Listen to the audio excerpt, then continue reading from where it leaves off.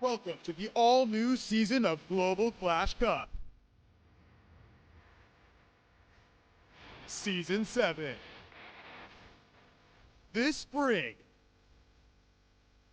a format of your preference. 14 weeks of battle. Expect to be thrilled beyond your wildest imagination. Siya, nadali pa niyo. Okay, ano po kayong lahat? Assemble your crew for a mission. To the land of champions. Because a huge treasure awaits those who dare to be great. Join and compete for a chance to win a share of the total prize pool of $15,000 and 65,000 gems. Parang tornado trigger yan, tumata. Join the top teams. Hindi sa bulbo, siya nagka-chan bulbo. Ito ko nga tao, no, lahat, gusto ko nito. Sabi na mo, besides. And prove to the world Let me get this flip to move its way all the way across to that town hall and have raise of Fuching on the screen. that you are one of the best. Do it! World Championship on the line!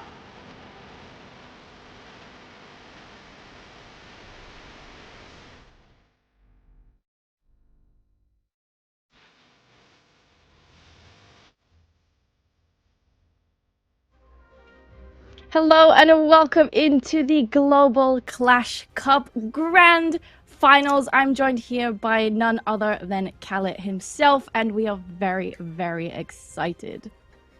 We welcome everyone who is joining us for today's finals of the Gothic division here in the Global Clash Cup. We will have plenty of action in store for you today. We have still 6 teams in this tournament and they will battle it out today in this double elimination bracket here. And I cannot wait to start, Coco. Yes, we had a lot of action already going on yesterday. We had a quick sneak peek at a variety of different teams playing to make their way through. We had 302 teams go through that qualifiers, 5 matches that they played each to make it through all the way to the playoffs, where 128 teams went through to qualify. Then they go into the double elimination bracket, where 8 qualified teams will fight for that one championship title to seize the crown at the end of the day. And we had yesterday the first day of this double elimination bracket.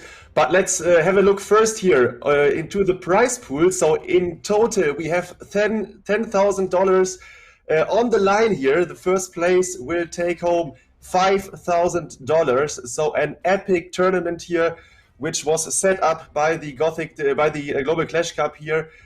We have many more divisions throughout all the town halls in the game right now. So this Global Clash Cup is surely one tournament of the best in this Clash of Clans esports scene. Today we see 6 teams has performed yesterday very well and are now on the final day. We saw in the lower brackets yesterday, Chessmake Gaming GS and Esports are out of the competition already, but 6 teams has made it to today. VN Esporting in the lower bracket. Tribe Gaming is still in, who beat Strut, which has, I think, the most successful hit rate in this tournament right now. Navi is still in, but in the lower bracket, Fuching #1 and Marcos Esports are in also. So we will have a look at the bracket soon. So yeah, I cannot wait until the first attack comes in. I think we are starting in the lower bracket, Coco. Yes, we said goodbye to 2 teams already, unfortunately, but as you said, there are so many really good teams still left, a lot of really good matchups. Honestly, I can't wait to see what the whole day brings. We've got a whole day full of action for you guys. And I think we can have a look at some highlights of the current double elimination bracket here. Yesterday, there were some epic matchups. I think about 6 or 7 matches were played. And I think we have a little video in store with the highlights of day 1, which we can showcase you, where the best and successful attacks were shown. by those teams. Yeah, we saw some epic moments. Some yeah, maybe not expected teams are in this upper bracket right now. We saw Navi losing, we saw Strut losing. So yeah, incredible things happened. We can, I think we can have a look at some pictures from yesterday, the highlights of day one. But, yeah, I mean, the lower bracket's looking just as feisty as the upper bracket with a few upsets in there. I mean, Navi performed really strong in that first wall where they took the lead 12 stars to 9, but then somehow made it in that lower bracket. I mean, Strut versus Navi in itself is just a matchup that everybody wants to see. But unfortunately, we'll only be seeing one team push through. Yes, and I think now we are ready with the video. We can start with those highlights now. Yeah, you mentioned it. There were some really crazy matchups.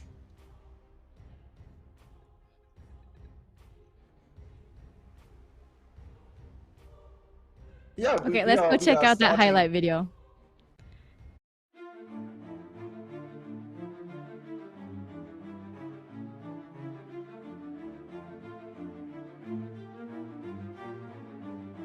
This is about to get real scary. We rage. Royal Champion deve bastante chingue, Cuidado, que tiene una bombardera ahí, si está baiteado. Poder do rei. Tem poder de... Spaccalo, aprilo come una scatoletta di Simmental!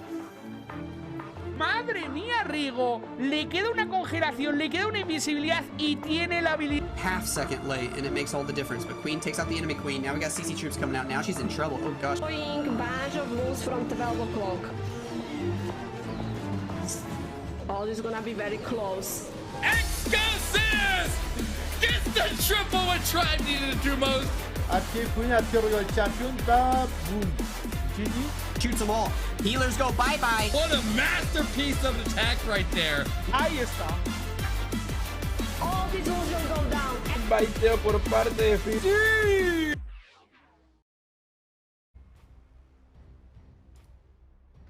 Yeah, I mean, that was epic, Coco. And those first wars yesterday showed how powerful those teams are. Especially, we saw Tribe Gaming going through in the upper bracket. Some unexpected teams for me. Marcos Esports always in the scene, but they are through also. So let's check out again here some highlights. Us, for example, of Strut with an epic blimp here, following up by Superloon. So incredible stuff to watch out for. Yes, I mean, this Super Archer clone blimp in the core of the base here, huge value that we can get on Illich's base, clearing out multi-infernos, monoliths, reaching all the way through to the town hall as we clear out the eagle artillery there as well. I mean, the value, there's absolutely nothing left on this base. Yes, and it is the first attack of today's lower bracket, so yeah, the start was a bit confusing here, but now we are live in the action, and yeah, Ast is taking it off for Strut, who lost yesterday against Tribe Gaming. They were defended to 10 stars, which is really epic, because you know, Strut, the former world champions, are a crazy powerhouse here in this COC esport teams, and this opener here by us is looking so strong. This blimp got almost everything here in the core, and now his hero dive is going for the last corners here, and then after that they were joined by the super loots, Coco. Yeah, being able to clear out that core, absolutely clearing almost everything, and then we still had a lot of value that we can invest in these heroes. They're still making their way around that north-hand side. We're starting to send in a few rocket loons to clear out some of those compartments on that south-hand side, just to assist there with the Queen pushing through, since we also have that Queen ability still. There's still so many rocket loons to deploy. We do have those hidden testers neighboring that scatter shot, as well as the enemy Queen to push through, but at the moment, as long as we can get it through, I mean, we have no spells to assist with that final compartment though. Yes, and in the final compartment there's also the enemy Queen, and we know that they that the loons will be getting thrown down here by the Queen if she is not taking out. He still has one headhunter, but he needs to time, oh yeah, and the Royal Champion, but he needs to time the Queen kill really patiently. There we go. The loons are coming in. Storming from the heaven here into the last compartment with the Headhunter and the Royal Champion. He's trying to take out the Queen, and she's down. And the last couple of loons are trying to take down the Expo. The Expo is down, and the scatter shot is also down. And this should be the 3-star if the time is enough, and I guess it is. Yeah, Ast is relieved here. You see in the bottom right corner the face cam of him from Finland. Ast is here and brings Strut the first triple with the first attack. GG. Dominating performance to start it off here for Strut, putting VN Esports in the hot seat, meaning that they have to triple it up now as well after that really nice Super Archer clone blimp with those rocket loons to clean up as well. Really nicely done. Yeah, and for everyone who's joining us, this is day 2 of the double elimination bracket here in the Gothic division. $10,000 are on the line, and we are right now in the lower bracket, round 2. VN Esporting lost yesterday in the upper bracket against Marcus Esports, but then won in the first lower bracket match against Chessmake Gaming GS. So now they want to go through the lower bracket here. But Strut, who lost against Tribe Gaming, is now also here in this lower bracket. So who of this both teams here will lose is out of the competition. And yeah, now Exodani is kicking it off for VN Esporting, Coco. We have a Queen Charge Lalo coming in here. I also spy that we do have a battle drill currently selected. We'll see if we use that to assist these heroes. We've got some nice pathing there for the Queen to reach in towards that north-hand side compartment, get some value with a bit of funneling from that King. We should be able to get into that scattershot compartment, clear that out entirely to help protect the loons, whilst the King is clearing up a little bit more towards the 9 o'clock side. We still have 3 more super wall breakers as well to gain some further access towards the core of the base. And look at this, he saw that there is one corner open of the walls, and he made it happen that his Queen walks in this small opening here. Incredible patient here by Exodani. Now the Queen is dealing with the enemy CC here. 3 ice golems are in the way of the charge. He will get the Town Hall and the core multi-inferno, so he decided to start already with the Lalo into the Eagle Artillery. With the Warden ability, it should clear all the current buildings here in the core. The Queen needs to get down in the core. She's targeted by the Headhunters in a rage spell that was perfectly made here. The Queen is dealing damage here in the core, will get the Town Hall soon. And I hope that these these 3 loons here will take down the scatter shot, and then it should be done here for the space. Yeah, these loons will fly directly over the range of that scatter shot and finish that off there. The Queen managing to push all the way through. She still has her ability here with over a minute on the clock here. With that Queen ability, a little bit more cleanup. Unfortunately, we will lose all of these loons there towards that air defense, but with that minute and the Queen ability, nothing can stop the Queen at this point. Really nicely done from Exodani. Yeah, incredible. He supported the Queen charge with this early Lalo push here through the core, taking out all the important defense buildings. So in the end, he should have enough time here to clear the base. Of course, his Queen need to take down some walls here to go through. He uses the ability here from the Queen because he knows there is not much damage to kill this Queen walk here. In the end, it can be decided by time here if both teams have in the end the same star and percentage count. But yeah, he is tripling this base, and now VN Esporting is catching up after the first attack. 3-3 here after stars, so great job by Exodani. Yeah, at this point, it could be anybody's war. 2 really strong stars from both really good hitters. I mean, being in the position that they are now, it could go either way. They're both in the best position possible to try and make their way back in to get towards that grand finals. Yes, and as we mentioned, it is the lower bracket, so if you lose, you are out. I think they will set up their best bases for this tournament and hope to go through here. You see, again, here the bracket. We are in the lower bracket right now for an esporting against Strut. After this match, there will be Navi playing Fuching #1 here. Both teams went down from the upper bracket and needs to fight their way through the lower bracket. So we have some incredible matchups here in front of us. In the upper bracket, there is still Marcos Esports from India facing off against Tribe Gaming later on. So many more to come here, and I cannot wait for the next attack by Strut. Yeah, we'll see if they manage to get another triple on board and push it back over in VN Esporting's favor. Strut have been doing pretty well recently as well, and we have Philip coming in. And I see some Electro Titans in here. You usually see some Electro Titans with some Zapquakes. This time, looks like we may be doing a Queen charge from that south-hand side with a bunch of wall breakers to gain some access to the deeper compartments. Queen can get that first multi-Inferno down. As she continues through this compartment, she can get some nice value from here, getting that Eagle Artillery as well, reaching directly over. We need some Coco Loons in here. We are finding some Seeking Air Mines, which will be picking off these healers. We need to make sure we protect them.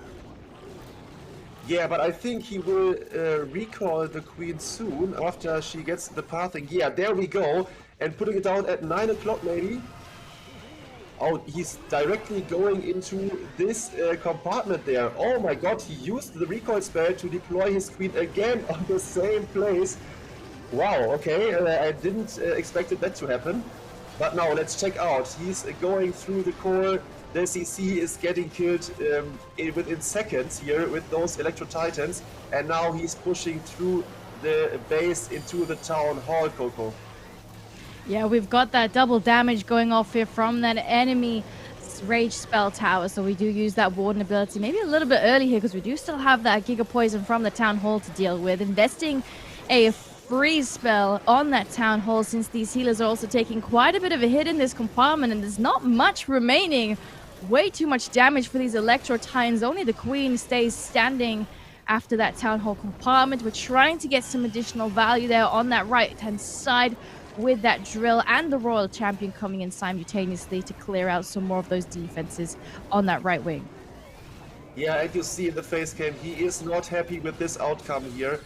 In the end, when pushing into the Town Hall, behind the Town Hall, there were all the enemy heroes, which pulled all the troops of him directly through the Town Hall and into the enemy heroes. So nothing survived the Town Hall. That is unfortunate here for Philip. In the end, it was a good attempt. I don't know exactly why he used the recoil spell to deploy his Queen directly in the same area as he recoiled her. So, yeah, maybe he expected some spells there. Some free spells nearby the Town Hall would have helped his troops a bit more, maybe. But yeah, in the end, it is a good 2-star here with 83%, 83. I guess. In the end, for Philip here for Strut. Yeah, the Queen was she already had the pathing. She was trailing along those buildings around the outside, so she already had the pathing to go in towards that scattershot compartment. So the recall spell was quite interesting. Whether or not that was a change of plan on the get-go, we don't really know. Yeah, that could be possible. But first, let's welcome again everyone who is joining us here in the live stream. So yeah, you are at home, hopefully enjoying the show today. We have 7 matches queued up today. We are going through until the finals of the Gothic division here. We have a prize pool of $10,000 on the line. This here is match number 1 of 7 of today. So I hope you have enough time, some snacks beside you, and can yeah, watch those legendary attacks here together with us. So we saw already 2 attacks by Strut. One was a triple, one was a 2-star. In the end, it was okay. I looked it up.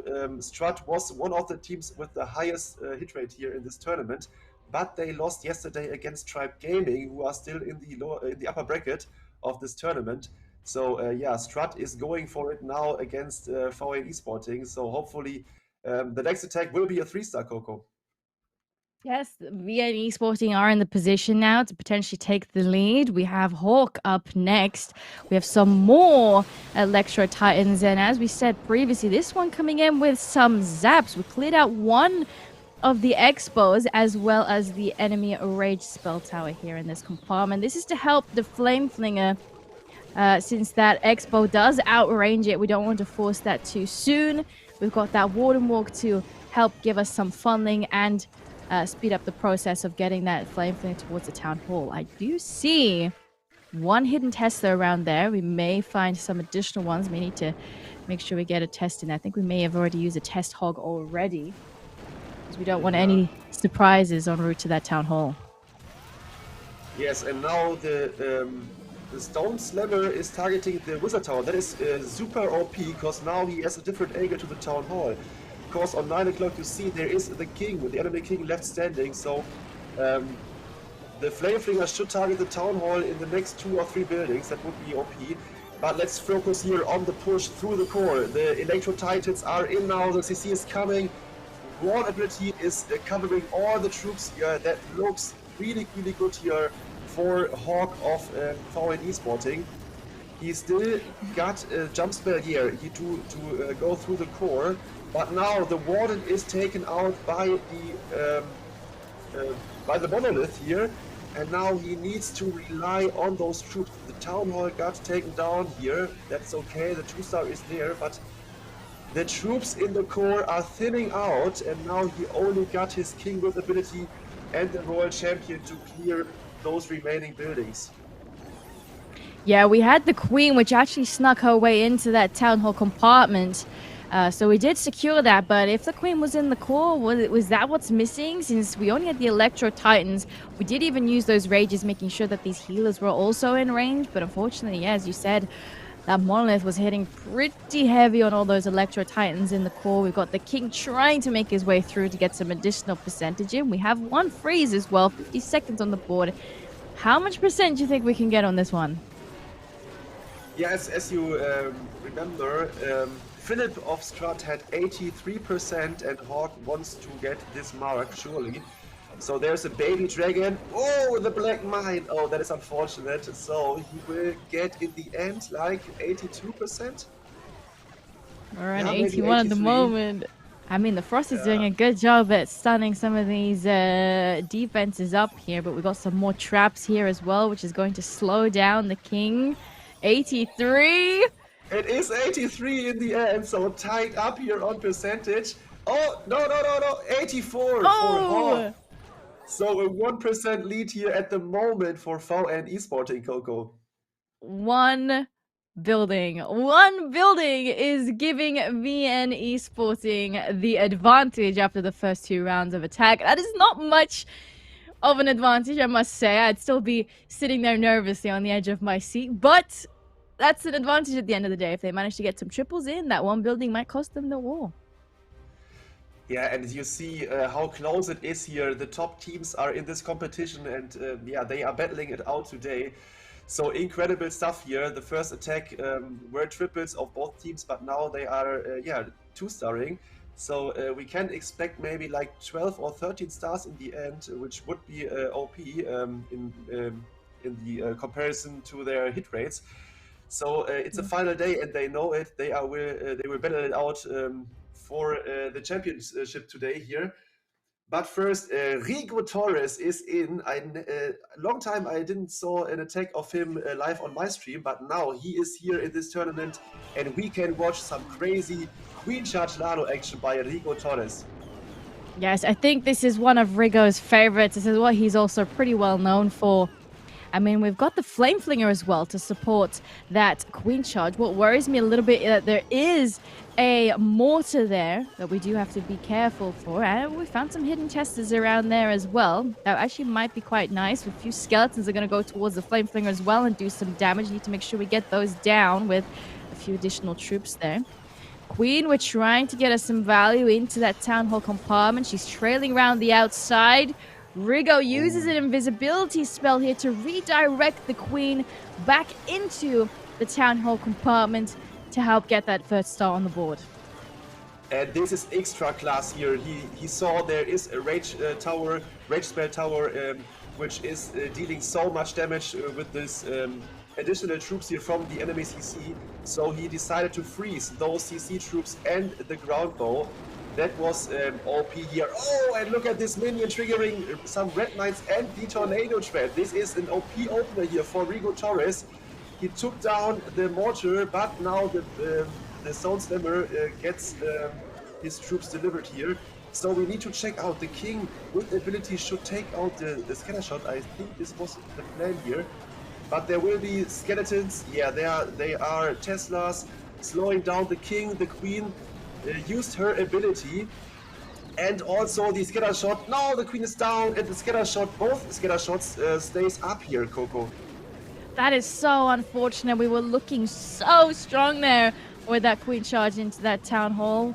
With these healers distracting, we sent in a few loons, maybe a little bit too late, but they will bypass that scatter shot damage. Should hopefully get some more damage on the scatter shot and finally take it down.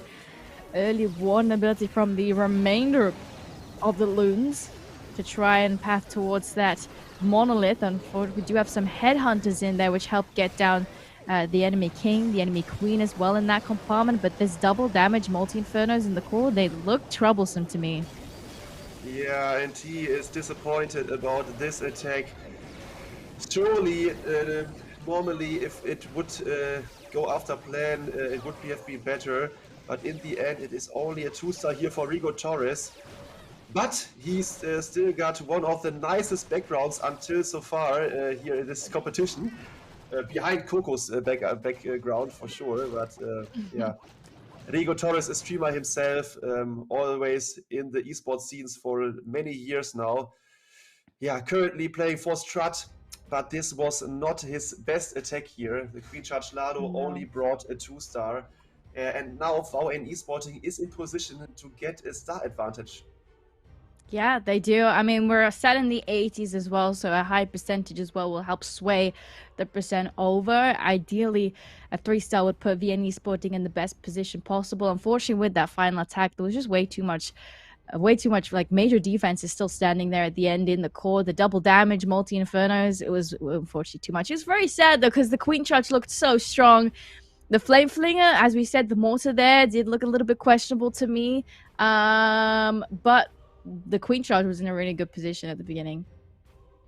Yeah, and base building wise, this base was OP. So most of the teams or most of the normal players are using some poison towers or invisibility spell towers.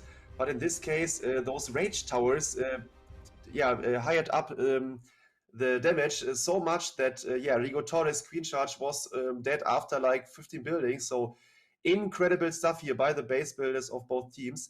But now iPro is in for VN Esporting, one of the attackers with the best hit rate so far in this tournament, and he's doing a Queen Charge, but followed up with by Hawks. That is nice to see here. We saw already in the sneak peeks for the next update, the next Super Troop will be the Super Hawk Rider. So maybe iPro is also practicing here for the future those Queen Charge Hawk attacks. So I guess, this drill here took down the multi-inferno and is luring the CC troops, so his Queen Charge into the town hall can deal with the clan castle troops really early in this hit, which is nice to see. And now we need to take down the Hound of the CC, Coco. Yeah, dealing with those clan castle troops early is going to be very beneficial because there's only one major defense currently locked onto our queen here with the poison spell. This will help deal with these pups very, very rapidly. With the funding as well into that town hall compartment, I do see that we have an invisibility spell neighboring the town hall as well as a rage spell tower, so we'll see how that affects iPro. We do have freezes, may have to freeze that invisibility spell tower once we get there. Let's see how this goes. And what it's really nice to see, he doesn't brought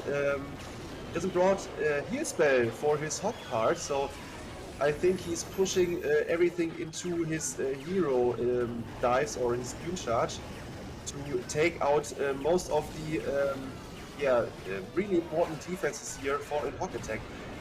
But there we go, the Hawks are coming in together with the Royal Champion and the Warden really early at home of the Warden. Yeah, there we go, taking out the enemy King and the enemy Royal Champion. And now he needs to push through all these defenses in the core, Coco.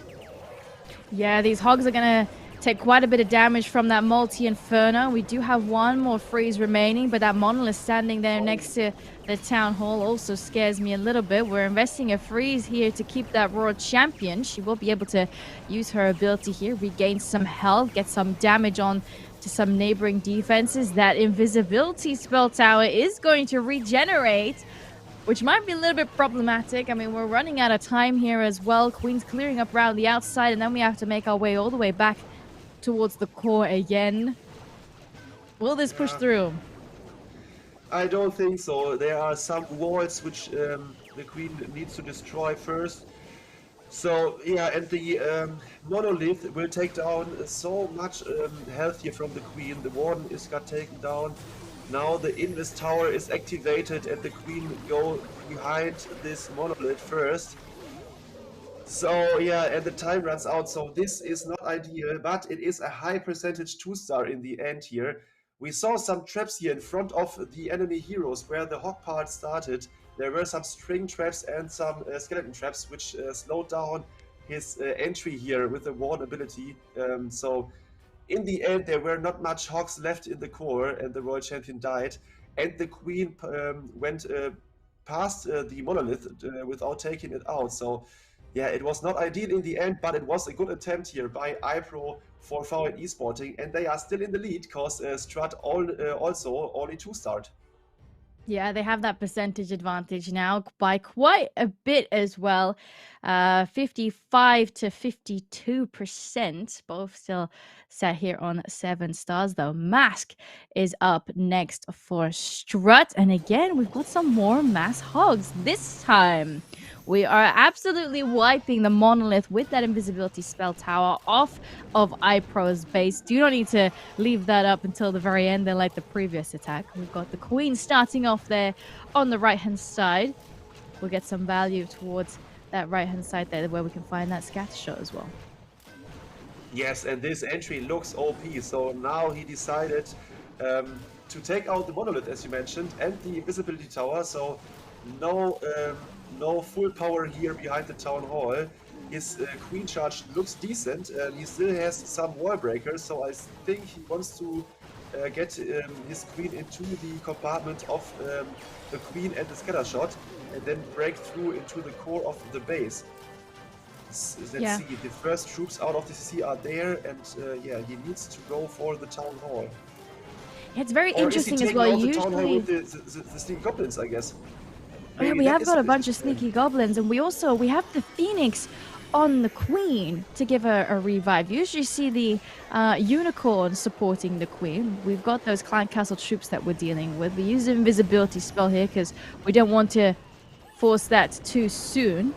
Wall breaker coming in, double beautiful wall breaker from Mask, opening up the core of the bases so we can actually reach all the way through and get that eagle artillery down. We can't reach that multi-inferno, but the royal champion will jump all the way through, stunning it as well as getting that down. The king using his ability, the drill, supporting the hero dive portion as well towards that northern side with that warden ability to get some nice value here to get down a lot of the splash damage building off of iPro's base.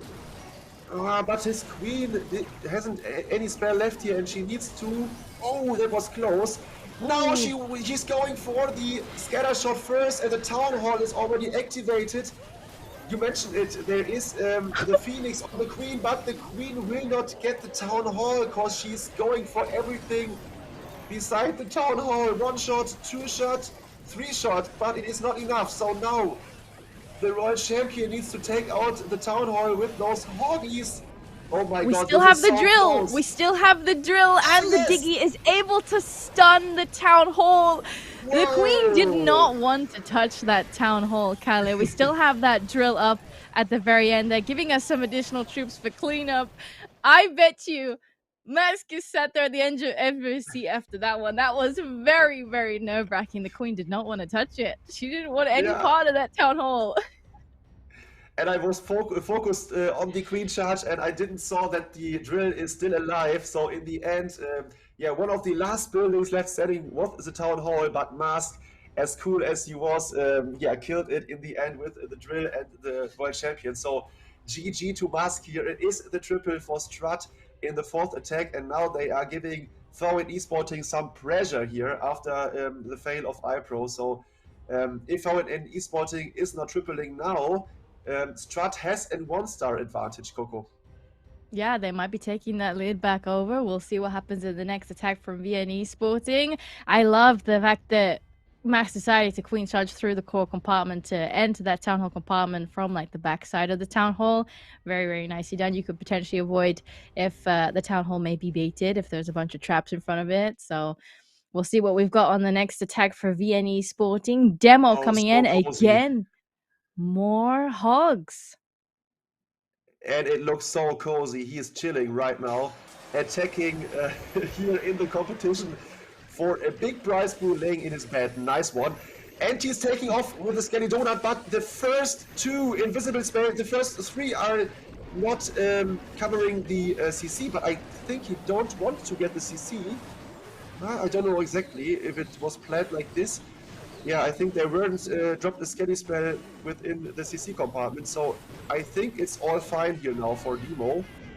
For now, a safe win for the Town Hall, Coco.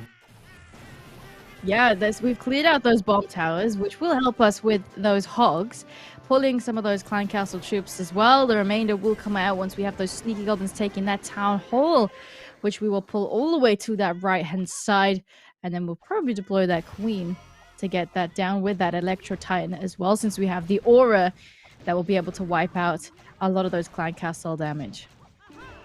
So yeah, if we assume that the splash damage buildings are highly important to take out for a hog attack, he already take down those both scatter shots here in this base, but there are still 2 ground bows and 3 multi-infernos here with 2 enemy heroes left standing, or 3 enemy heroes left standing.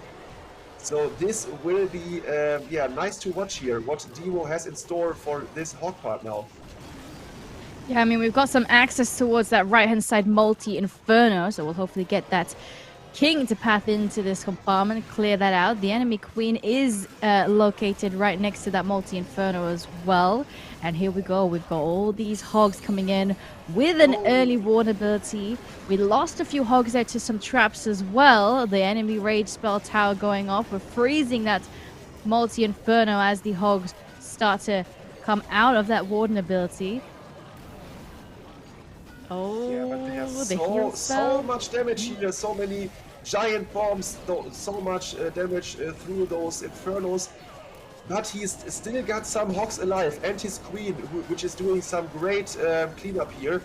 His world champion is going through those arch towers, and in the end there is only 1 expo and a 1 left standing. So let's check if he can overcome this. The time is ticking down here, only 30 seconds left in this attack.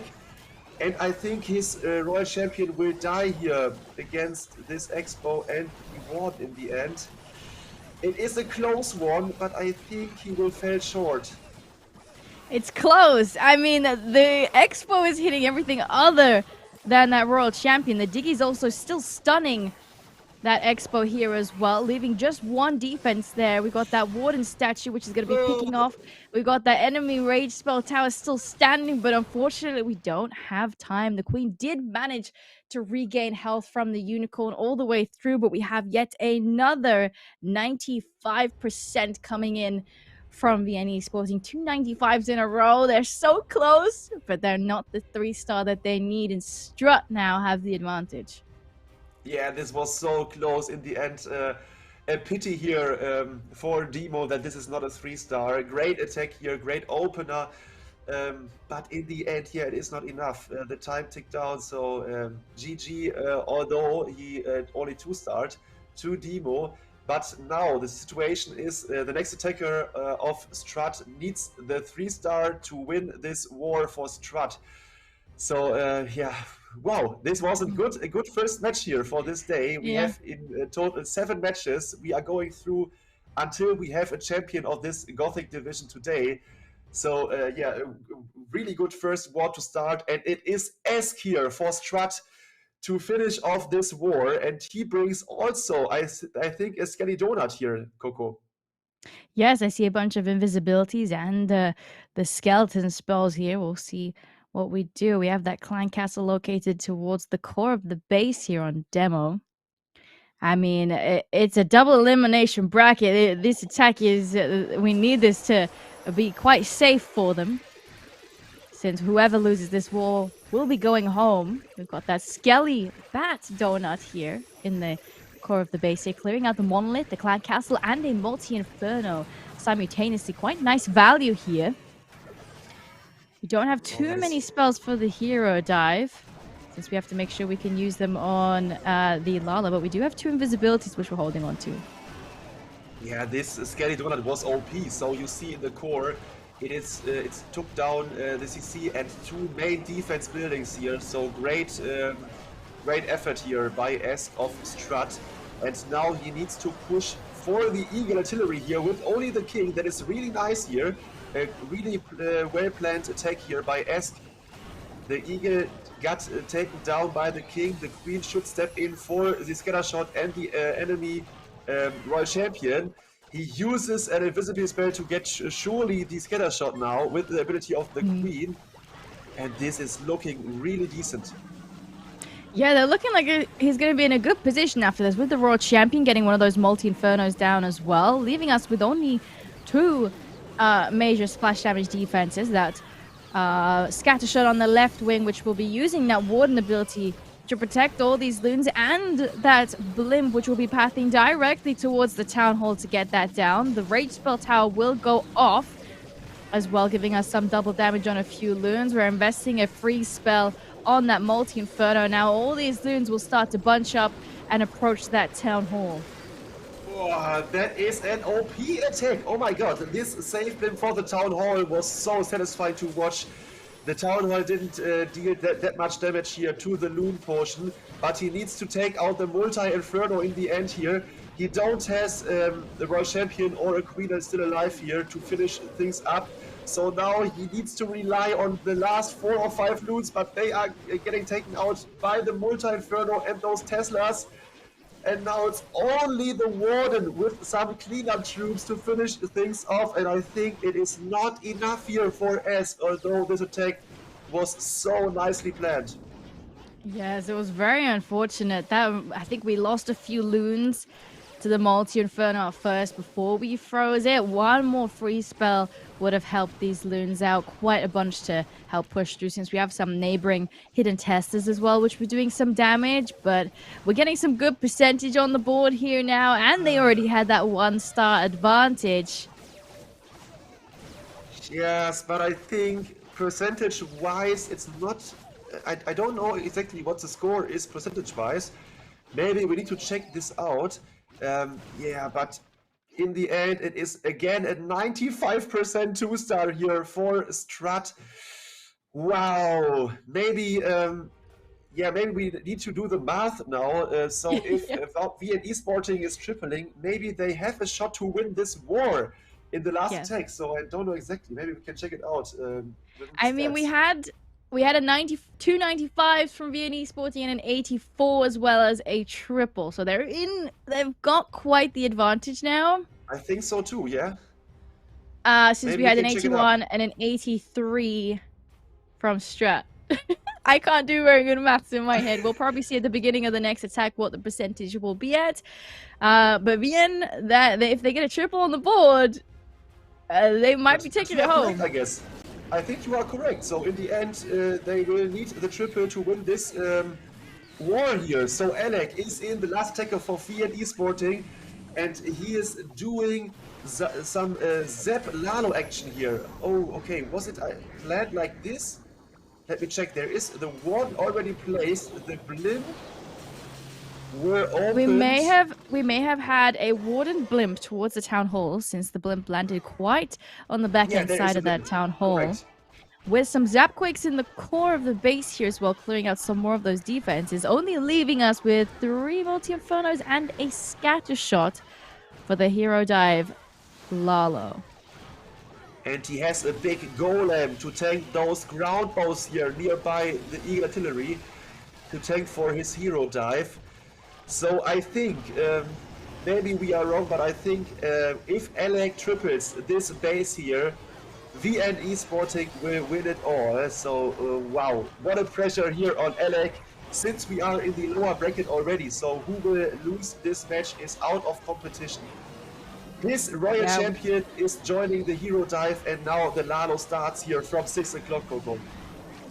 Yeah, I mean, we've got some nice pathing as well. The loons can go in towards that, where the Town Hall used to stand there on Rigo's base, and they'll path towards that 9 o'clock side. We've got a Hound pulling some traps en route to that 9 o'clock side. The Royal Champion still trying to get that multi-inferno down. She does still have her ability, which we can use towards that scatter shot. The poison is deployed on the enemy Royal Champion, but unfortunately we're taking too much damage here. Oh, the scatter shot stays up just. Yeah, and he turned off his camera already, so this is not ideal here for Alec. It is only a 2-star, and this is the victory here for Strut with 12 stars to 11 stars. Wow, what a finish here. Alec in the end isn't able to triple out this base here built by Sir Iron, I guess, for Strut, the main base builder of this team. So yeah, OP base building here by Strut. In the end, there were some close attacks by VN Esporting, but only 1 triple after 5 attacks, which brings Strut Esports here the victory in the lower bracket match, and they will go into the next round, Coco. Yes, unfortunately, we'll be saying goodbye to VN Esporting today. I mean, they had some really good percentage hits. They had 2 95s there on the board, as well as that opening triple. I think that was from Exo Danny. But yeah, unfortunate ending there, since they had the advantage as well. And there we are, the winners of the first match of today in the lower bracket is Strut. Congratulations, but also a big GG to VN Esporting, who battled it out through the whole tournament and are also here on the last day of this competition. So yeah, congrats to Strut, but also GG to VN Esporting, and yeah, I think we will have some more fun with those Strut players. Yes, I mean, Strut will be moving on to the next round of the lower bracket. Since this is a double elimination, they can still make it all the way through to the finals. You can see Strut are now sat there in round 3 of the lower bracket. We do have Fuching number 1 and Navi sat there still at round 2. So whoever will be winning that will be facing Strut to try and fight all the way to get back into that grand final. Since we have Tribe Gaming and Marcos Esports waiting for these teams in round 3 of the upper bracket.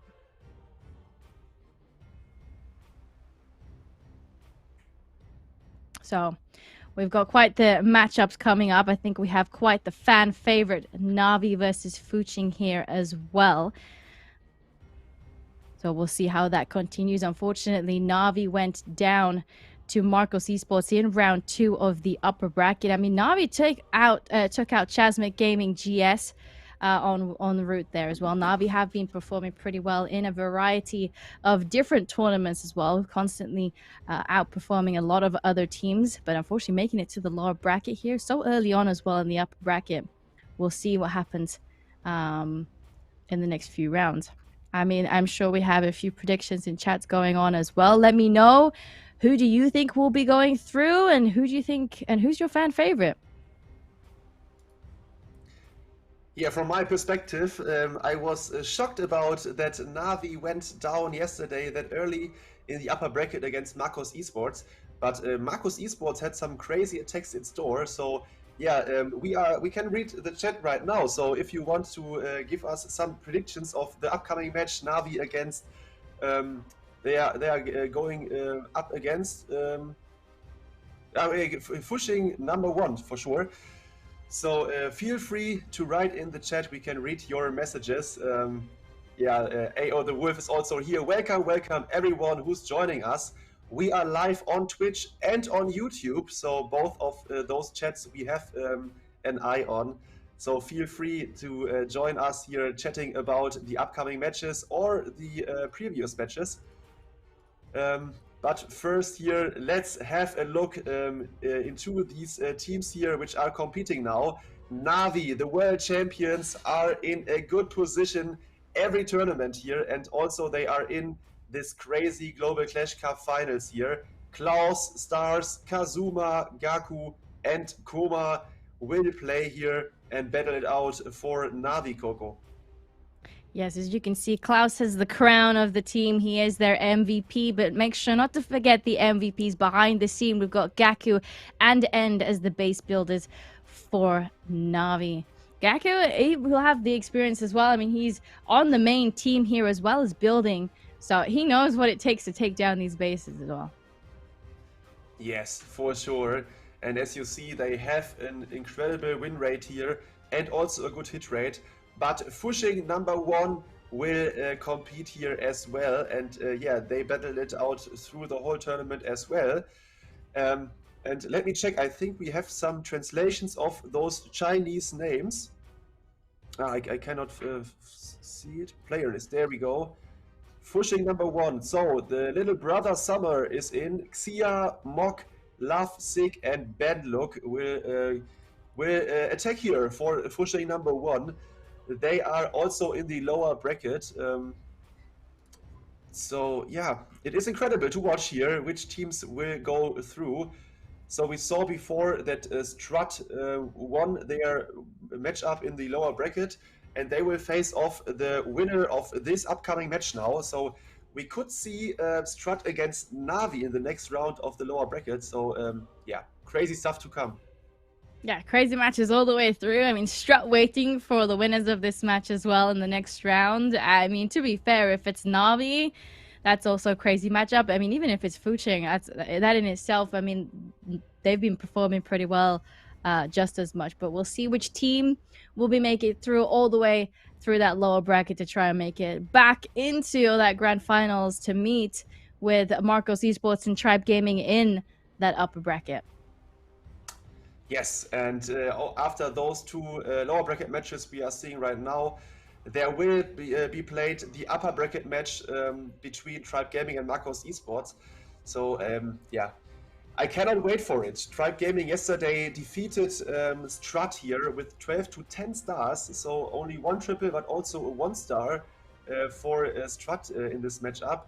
So one shout out for sure we will have to give to the base builders of the teams. We saw already that Strut has a strong bases here prepared, defeated VN Esporting to 11 stars. So shout out to Sir Iron for sure. But yeah, now we can focus here on Navi, and I think for Navi they have several base builders, but the main base builder is Navi and for sure also Gaku is building some crazy bases here. So we can hopefully we can see some really strong bases here by Navi, Coco. Yeah, I mean, we've been saying this a bunch over the past few seasons. Like, base builders, it feels like their time to shine with the fact that every defense does matter. And even if it's just that one building advantage, just like we saw in that last war, it could be the deal breaker at this point, since Town Hall 15 is quite strong and it's quite hard to push through. So base builders have been performing pretty well. We'll see what bases that Gaku and End are bringing to the team for Navi. We'll see what happens. Yes, and I think the first attack will come in shortly. So from my point of view, I always love to see those world champions from Navi in action, and I think they have prepared really well here for this tournament as always. So I think I would go with a 13 to 12 in favor of Navi, Coco. How about you? Ooh, we're putting your whole prediction in. I mean, Navi have been performing well, and they've been very consistent throughout a variety of different leagues as well, and the qualifiers for golden tickets. So I would be in favor of Navi as well. And here we've got Gaku opening it up here on Mok's base.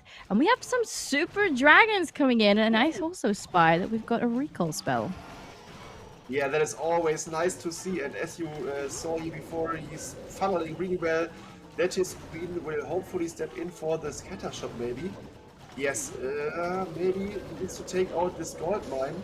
Oh, there are some red mines stacked up and a black mine which hits a healer here. Now he drops another healer which you were held off to place down after the recall spell. He wants to take out the world champion, which is the queen is able to. That is nice. There is the recoil spell, and I think he got everything he wants here. So now, onto the other side of the town hall. Again, the same queen charge here, because the base is symmetrically, or kind of symmetrically here. And now the super dragons through the town hall, Coco. Yes, we've got that queen, which will be giving us the funneling on both sides of that town hall compartment for these super dragons to path directly into that town hall compartment. Unfortunately, we don't have too many loons as well to scout for any potential traps in here, since we did have to use a few for these healers, which also did fall quite a few traps there. We got a bit of pathing there. Some of the super dragons pathing a little bit further away from the town hall. We use that warden ability to protect every single one of these dragons. Unfortunately, that warden ability will wear off, and these super dragons will take damage from the Giga Poison. This is not looking too good. And his queen went into the channel where the end is a wall. She's now beating the wall, and the queen, the ability is too late. Maybe the eagle is. Oh my god, this is not ideal here by Gaku. What a pity. In the end, there were some air skeletons nearby the town hall, some Tesla, the tornado trap, CC with witches inside. So everything was here protecting the town hall against those dragon attacks. That is unfortunate here. The first attack by Navi is only a 2-star in the end. Yeah. That is quite unfortunate. I mean, we have some additional troops there. We've got that additional super dragon coming in from that northern side to help get some extra percentage. It's all about how much value the heroes can really get in the remaining 20 seconds. World champion just misses that eagle artillery. Unfortunately, that will stay up, but quite unfortunate. The super dragons, it was too hefty of a compartment to push through. We're in the 80s at the moment, 7 seconds left. These healers are still alive, this time trying to keep the king alive to get some extra percentage, but no more time was going to set. We're still sat here at an 88% 2-star to open it up here for Navi, which means Fuching #1 could take the advantage now. For sure, yeah, and what I want to mention is that this base looked like they expected some kind of this attack here. So at the 3 o'clock corner where Gaku started his queen walk, there were some red mines and some black mines to damage those healers. So he lost early one healer. And here in front of the town hall, there were so many traps against those dragons. So after the town hall kill, almost every single dragon died. So yeah, GG to the base building team here by Fuching #1. But now let's check out this super archer blimp here by the attacker of Fuching #1. I think it is, the transition is Lovesick. Okay, so he is in and wants to take out the whole core here with the super archer blimp, Coco.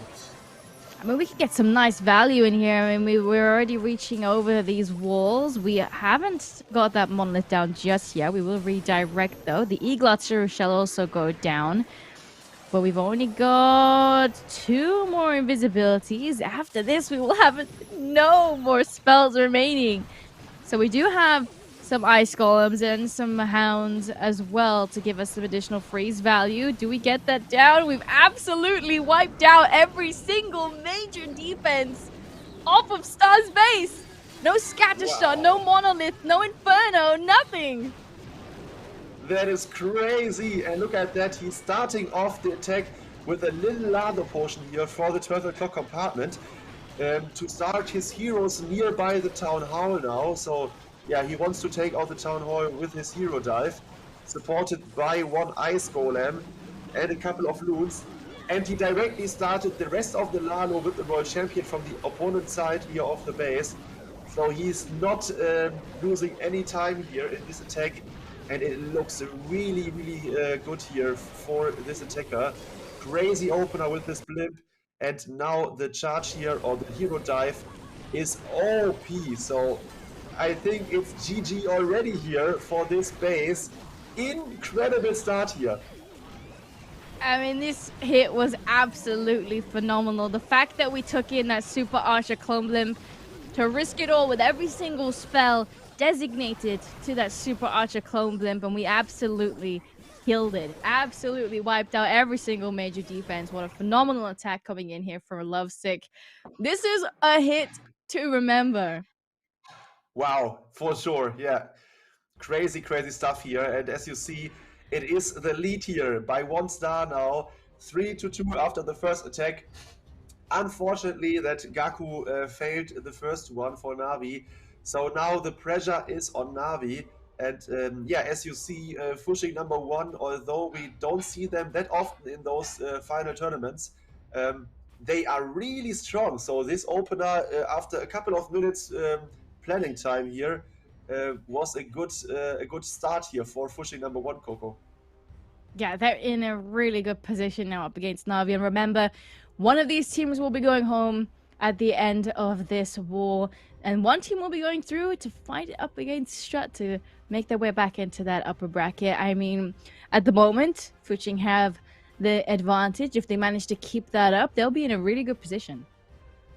They are, and yeah. But we know also that Navi is a team which is consistent. So although maybe 1 or 2 attackers don't have their best attack in a war, the others catch them up, and yeah, they always delivering like 12 to 13 stars in the end. So it is for Fuching #1 for sure a good start, but they need to concentrate and to go through with this type of attacks to beat teams like Navi. So yeah, maybe the next attacker of Navi will triple their first, or they will get the first triple for Navi in. So the pressure can be surely back on Fuching #1, but yeah, in the beginning for this war, it is OP. Yeah. I mean, it can still go back over in Navi's favor, as you said. Anything can happen as well at Town Hall 15. We'll just have to wait and see. I mean, the previous attack, unfortunately, from Gaku was a little bit baited for the type of strategy that he did use, which was quite unfortunate. We still managed to get it into those 80s, closer to the 90s, which is quite valuable since every percent matters. But we've got stars up with the next attack. I also see that we have another clone and some more invisibilities. Well, we're going to be doing another Super Archer clone blimp. Let's see what we've got. We're actually sending in the blimp towards that Town Hall compartment. I see some super minions in here, which we're going to be cloning up, since I was worried that if it was going to be Super Archers, we've got those blimps there. Got a nice value. We're going to clear out some of those neighboring defenses. The scatter shot will go down. We find the tornado and a bunch of traps. Look at how many traps are located in this Town Hall compartment, Callie. And I think they are expecting directly these type of attacks here by Navi. So the blimp was baited. There were some black mines behind the walls where the Hound couldn't trigger them. After that, there were again some air skeletons here protecting the Town Hall area. So the super minions shot here, fired some shots onto these skeletons and did not hit those defense buildings. After that, there was the tornado trap and some black mines. So in the end, the base builder messed up here Navi Star's plan completely. So in the end, the Town Hall is still left standing here, and it's not activated as well. So wow, I cannot wait to see how Stars will deal with that. Yeah, it's this is very troublesome at the moment. I mean, we've lost the Ice Golem, the Queen's gone down, King's trailing around the outside now, which means we're going to have to send the Loons into the Town Hall. And look how many Clan Castle troops are here as well. The King will go down. I don't know how we're going to deal with this, because we don't have a poison spell to help us out here with some of these troops either. I don't know what's going to happen. We're at 1 minute 15 seconds on the clock. We do have the warden, so we will be able to warden these Loons to the Town Hall, but I don't think this will be able to push through.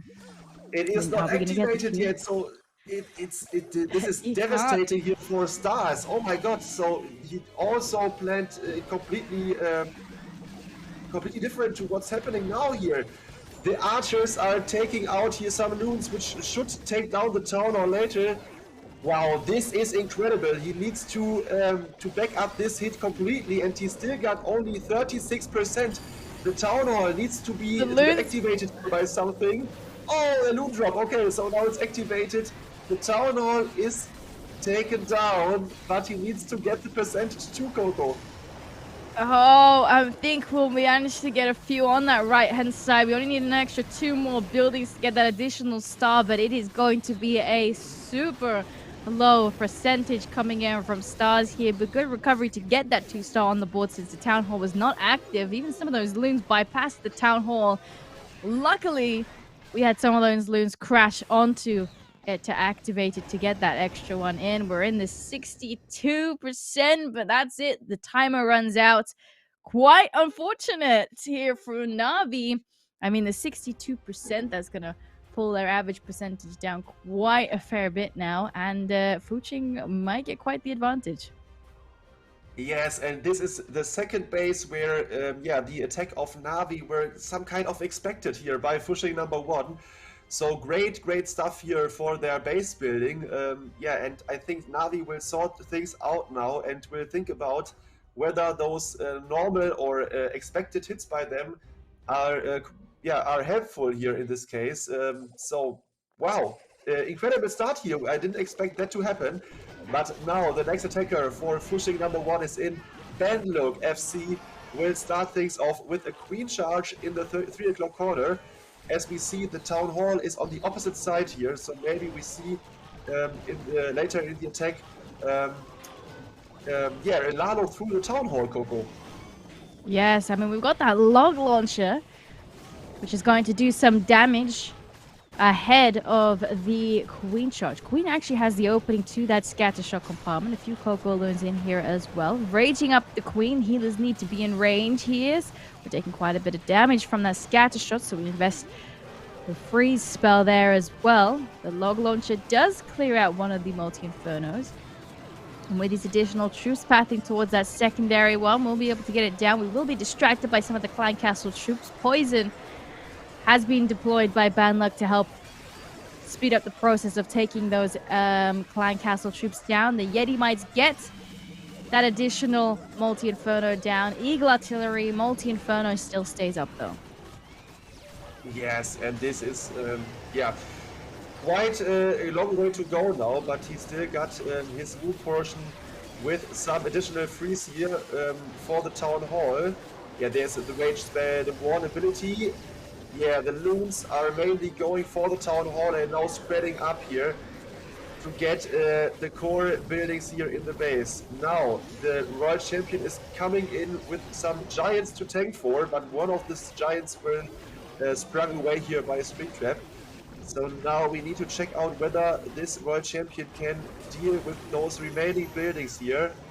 Nice in this spell, and he still got his queen ability here. And the walls are open. Oh no, the Expo is left standing here after some loons were dropped on him. So maybe if the Expo is going down, the queen has a chance here to survive. Yeah, we use that queen ability here to get the scatter shot down. Few more loons coming in for that Expo that did manage to stay up. We got some more traps, but this one loon does get it done. 40 seconds on the board. The healer is still keeping that queen alive. The owl is now supporting her as long as we can get these last 7 buildings down in time. We've got another triple for Fuching, which puts them 2 stars ahead of Navi. That is incredible here. So I guess neither us expected here some kind of that to happen. So after 2 hits, already a 2-star advantage here for the Fuching #1. This is devastating here for Navi. So the remaining attackers needs to think about their strategies here. After we saw some baits against those entries by Navi. Wow. This is interesting. Yeah, I don't think we had the builders listed on the roster, so I really want to know who these hidden builders are because they're doing a phenomenal job already. 2 attacks from Navi, the world champions as well, got absolutely baited. Now they're taking the 2-star advantage. I mean, they're doing a fantastic job. Yeah, but we still got 3 attacks by by those both teams left here. So it is possible to change things up here for Navi for sure. But they need to start tripling out those Fuching #1 bases. And yeah, maybe they are struggling with finding the way to do this because of this great base building here. Wow. Yeah. I mean, it's not only just about the stars. I mean, the percentage advantage is heavily as well in favor of Fuching as well, since they're set at 30% there for Navi. We've got Koma coming in now with the next attack for Navi. Let's see how this one pulls through. Hopefully we don't get too baited on this one. Queen charge Lalo coming in. Queen is pathing towards the scatter shot. We've got the enemy royal champion that will go down. Early raise to help us push through, keep that queen alive. With a flame flinger coming in from that north hand side, there is a mortar there which we do have to be aware of. It's currently locked onto our queen. Our queen's currently reaching in towards that north hand side compartment. Yeah, and now there is a wall breaker opening up here the way to reach out for the multi-inferno for the queen. The CC is dealing so much damage and the queen is down. Oh my god, what is happening right now? Navi is completely out of order here. Another big surprise here that Koma let his queen die against a super middle CC. That is not what we are used to see from Navi. Wow. Yeah, and not only does the queen just go down, we didn't manage to get in to get that mortar down, and the flame flinger is super low there, which means we won't get any of those shots onto those major defenses. We'll get that eagle artillery, which is hitting heavy. We've got a few additional troops, which will help clear out some of those defenses, but the flame flinger won't be up anymore. King's pathing towards the town hall compartment. We've got a few more traps around there. Look at these hidden testers popping up one by one. King does start to take the town hall down with a revive in here as well. Is it going to be enough? The monolith is distracted. I don't think. Is it going to be enough? The phoenix? Oh no! We're using a freeze. That way we can help get these loons a little bit closer. The phoenix does manage to take it down, but a bunch of loons do go down to that giga poison. We're trying to protect as many of them as they can towards that scatter shot on the left-hand side. The double damage multi-inferno picking off a bunch more of these loons. Unfortunately, Koma as well will not be pushing through with the triple. Wow, and it was again one of those rage spell towers which provided so much damage here for the defending base builder here. Incredible. So another low percenter or a mid percenter 2-star here. After 3 attacks, Navi didn't have any triple so far, and Fuching #1, we know it, they are 2 out of 2. So Navi has 2 hits left and bad percentage. That means that the last 3 attackers of Fuching #1, they only need the 2-stars with better percentage than the attackers of Navi. So they are in such a good position here. Incredible. I didn't expect that at all. Yeah, these bases, they're getting the better of the Navi players, unfortunately. I mean, the percentage is just not there. It's no time fails there. There's some good fails that these base builders are getting out of Navi. Was it predictable? Were they prepping these bases? I mean, Navi, they do have the spotlight on them a lot. Whether or not that would have cost them this war, we don't know. But at the moment, Fuching, they're looking very, very strong. Yeah, I cannot believe it until now. So GG until now for the base building by Fuching #1. So defending Navi is quite difficult, but they are doing an incredible job right now. And Little Brother Summer is the next one here, which attacks the base of Navi here with a Queen Charge opener, which is directly raged up here against those Expos and the enemy king, which worked well here for the attacker.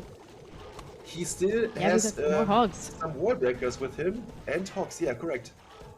Yeah, we have seen quite a few hogs coming in today, but as you pointed out previously, we have no heal spell for these hogs again. So we're looking to protect all these hogs all the way through and get a lot of these major defenses down with the heroes as well as the flame flinger, which we currently have deployed on that southern side as well. Yes, and now we need to point out if the Queen can survive this heavy damage here. Some CC troops are there, the Monolith is shooting, the X-Bow is shooting, and now the Town Hall gets activated. She is raged up, but... Oh, he let some healers die. There's another Black Mine, so only 3 healers remaining. And now the CC troops are coming. He's using another freeze so that the Queen will take out the Monolith first, hopefully. The Eagle is shooting. Oh, she needs support mobility. But the Queen is alive. And now the Flame Flinger is taking out some defenses on the right side. So we can, hopefully see some hot action soon. Yeah, nice wall breaking for the Queen. Once we do get that Monolith down, we do ease it a little bit off towards the core, but there is that Warden statue doing quite a bit of damage, so we invest in invisibility spell. We're investing a lot of time in these heroes in the Flame Flinger. I was about to say I'm worried a little bit once that Flame Flinger steps forward, since we have 2 mortars there, which we do manage to clear one of them with a Yeti that we deployed. Found a few hidden testers as well, so the Flame Flinger can continue to push forwards. The enemy Royal Champion, though, will open up that Flame Flinger. And these hogs are going to start to push through towards that Multi-Inferno. Or Warden ability will wear off here, so we do use that final freeze in here, but then we're going to take quite a bit of damage from that Multi-Inferno. But look at that here, from the Stone Slammer, there came out 3 super minions, which takes out the Royal Champion and the Scattershot, and in the end, this is another triple. I can't believe it. Fuching #1 is attacking in such perfection. Wow, I think if the time isn't running out here for him, no, it isn't. This is surely a triple.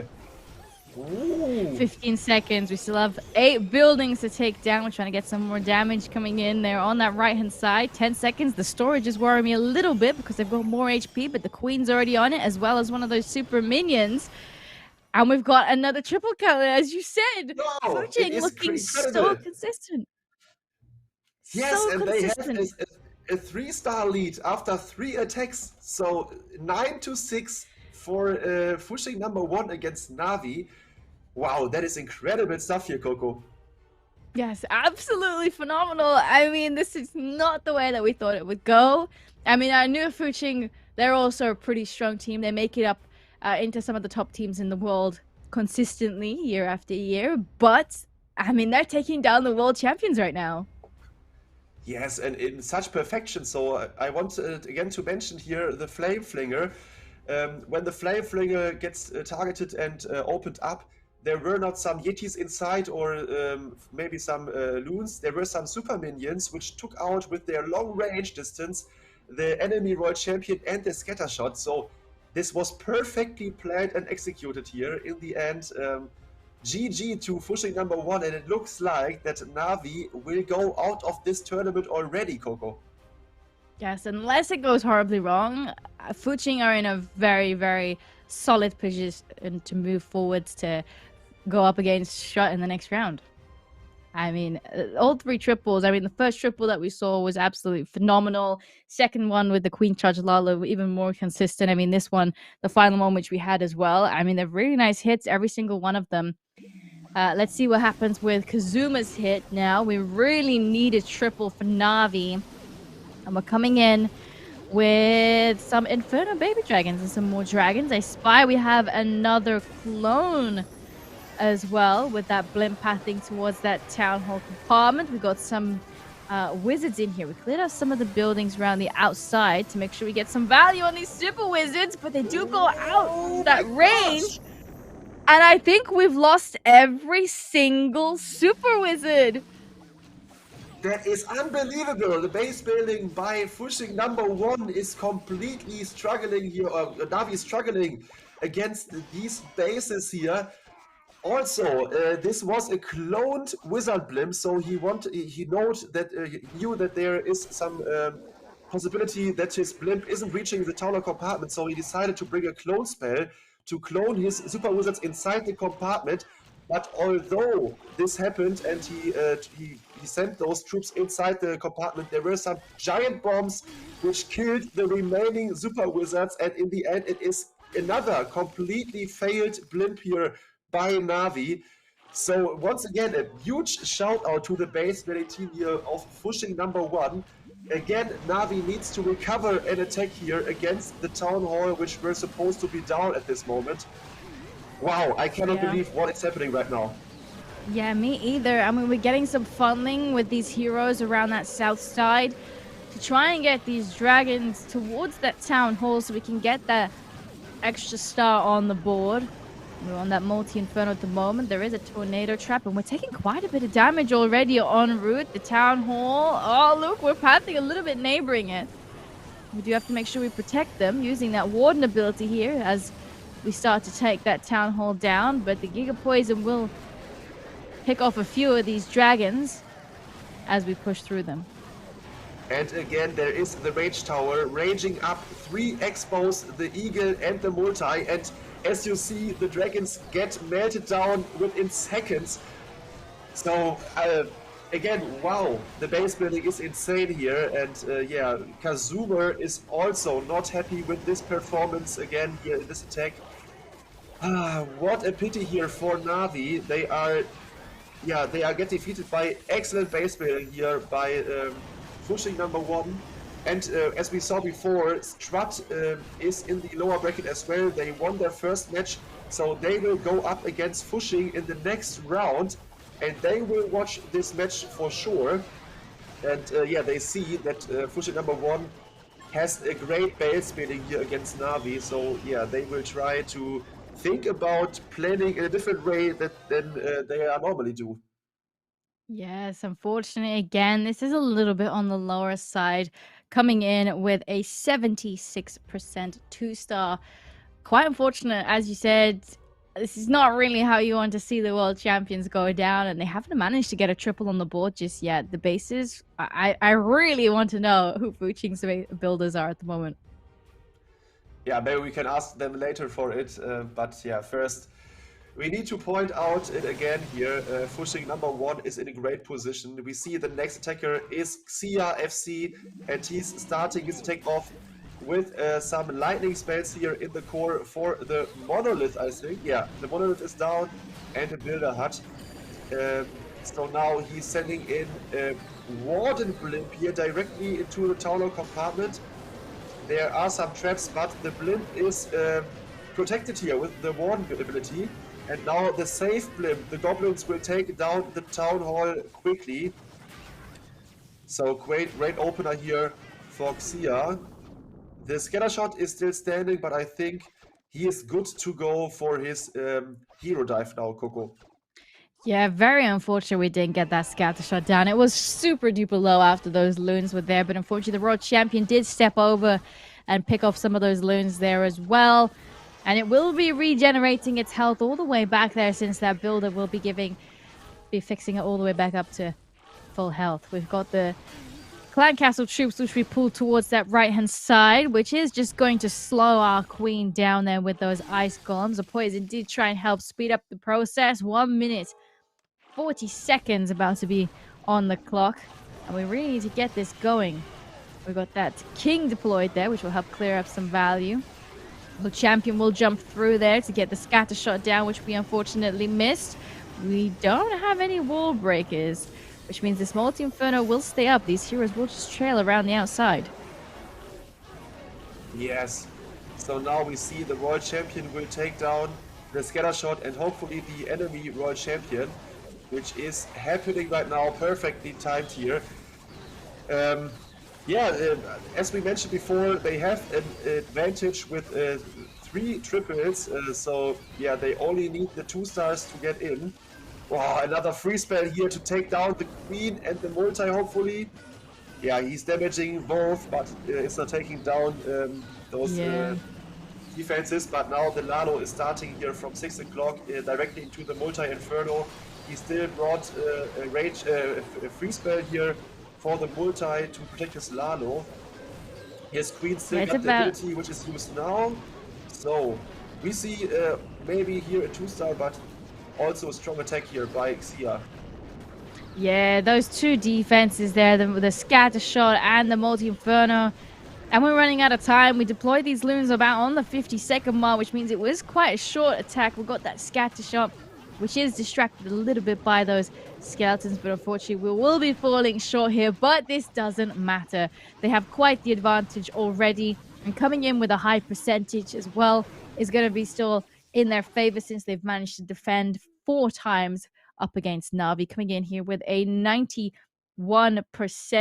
which is higher than any of the attacks coming in from Navi. Yeah, that is correct. So Fuching number 1 is in the position. So if they are not 0-starring, I guess they will have it in the end here. So yeah, maybe the next attacker could be Klaus, I guess. I think he will be disappointed about this performance here by Navi. But they know it already.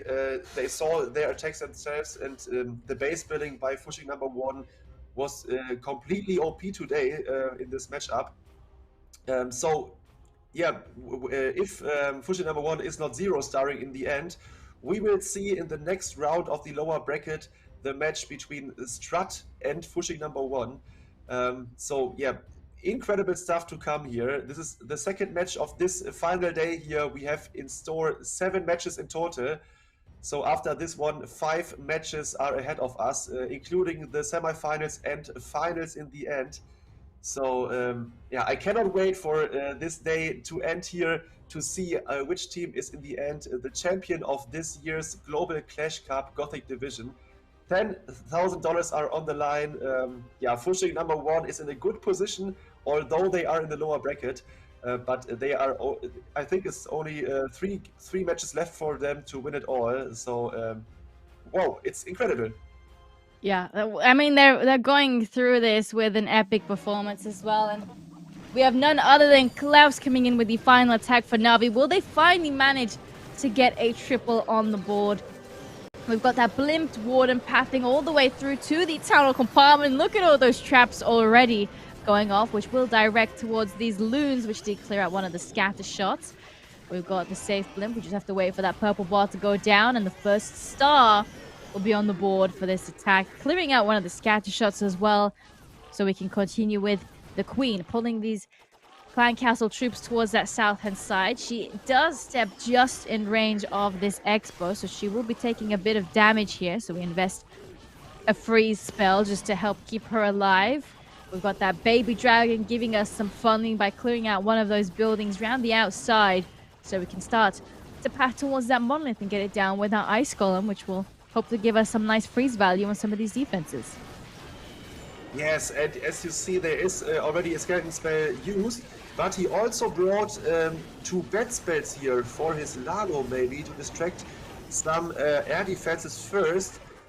Let's see where he will use these bat spells here. But this hero dive looks OP here. The queen has ability, is full life, and will go for the Eagle Artillery and those both multi-infernos, which are opened by the jump spell here. Crazy opener by Klaus.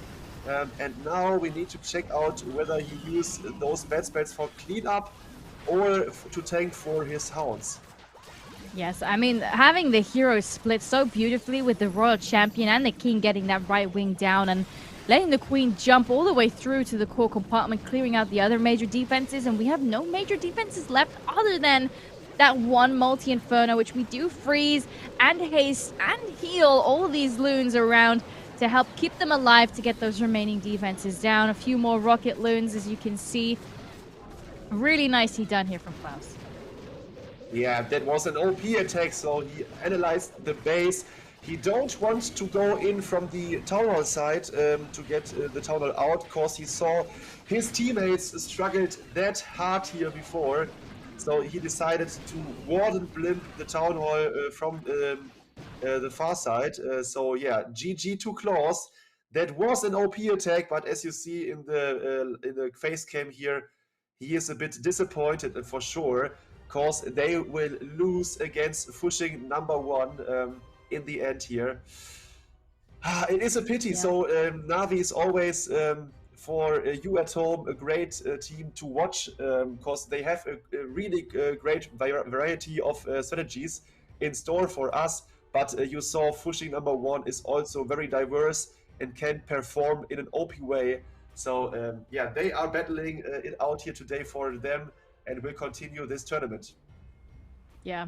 I mean, it's nice to see them end strong, but it's quite unfortunate to say goodbye to Navi as well here going out of the lower bracket. I mean, they did pretty well in that first war, I think 12-9, but unfortunately going down into the lower bracket a little bit earlier than expected did cost them the entire tournament. So we'll see what happens in the next attack. See if we can get another triple on the board for Fuching, since they've been performing really, really well, and I can't wait to see them face up against Strut either. That is correct. But first we see the next attack, or the last attack here by Fuching number 1. As you see on the right side, we have a score of 11-11, but there is the last attack of Fuching still left. So yeah, if he 2 stars, they win with 13 stars, or if he triples, they will get 14 stars against Navi, which is incredible. So he is going in with a queen charge into some kill spot action. Maybe he brought a golem, so maybe he will tank for his hero dive. And after that, he brought some air troops here, some dragon riders with him. Oh, a nice skeleton spell here to distract the enemy king and the enemy warden. That is a nice touch here by Mock. On the opposite side, we see the king got a place here to take out the eagle artillery, maybe. So again, a really, really good planned attack here by Fuching number 1 Coco. Yeah, it looks like it's very well thought out. As you can see, we've already deployed 1 headhunter. We still have 4 remaining, so we have thought out that we have quite a few heroes that, you know, we're going to be dealing with the World Champion now pathing towards the enemy World Champion. The enemy Rage Spell Tower will go off here, so we're investing a spell in here. There goes the headhunters to help get the enemy World Champion down. Will unfortunately not entirely do it, with additional headhunters coming in under that warden ability to protect the headhunters, the World Champion. We've got some nice value here towards the core. We're using the invisibility spell, but unfortunately the World Champion goes down. We do manage to still get that core Inferno down though. That is important, and he still got the queen ability. He's trying to head off with the queen ability until he's nearby the monolith. Now he's taking the monolith with a bad spell here. But I think the back end here with Tesla, multi-inferno, scatter shot, and the enemy queen is too much here to deal with. So in the end, it will be a 2-star for Mock FC, but he is he's securing the victory here for Fuching number 1 in this lower bracket match. And it's unfortunate, but we need to say goodbye in this tournament to Navi.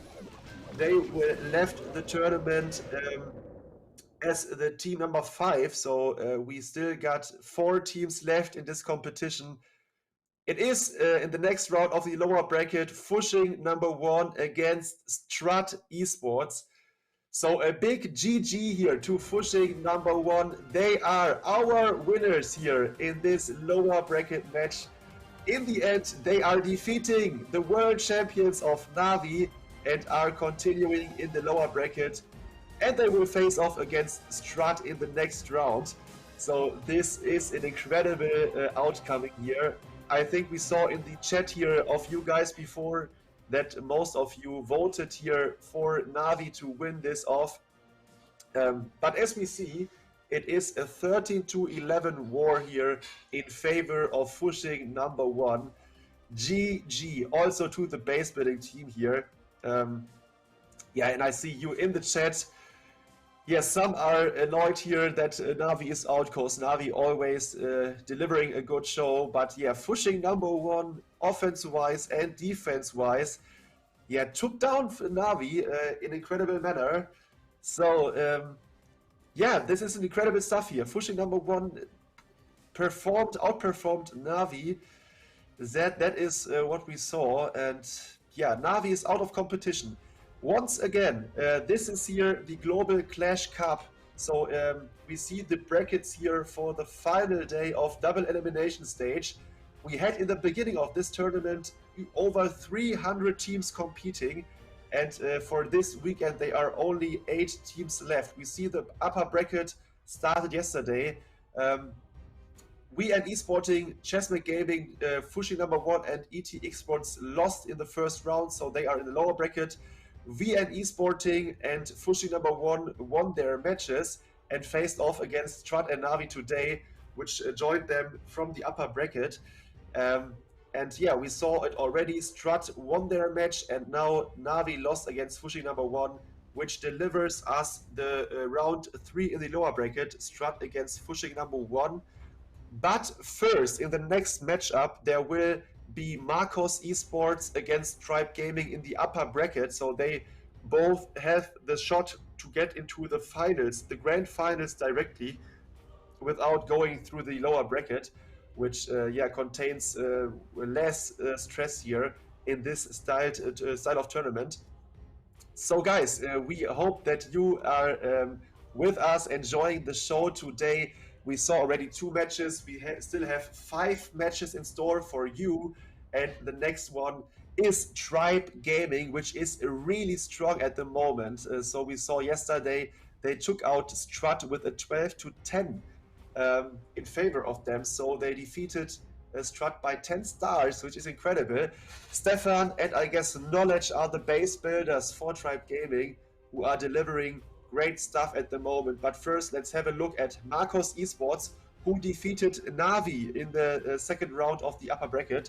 We see IND, MWC, Ama Gupta, British, Innocent Boy, and Kartik, who is also a member of this team here. And as you see, yeah, they have a good hit rate here. Not as good as the one of Tribe, which we will see later on. But we need to shout out for sure the base builders here of Marcos Esports, Raposh, Jack, and Ama Gupta, who is also in the lineup. But let's have a look here onto the lineup of Tribe Gaming, and we see the hit rate is almost 50% here of this team. The best hit rate is the team captain Exclusist here, followed up by Rikires, Yo-Yo23, Kronos, and Nebrax, who will kick things off here for Tribe Gaming.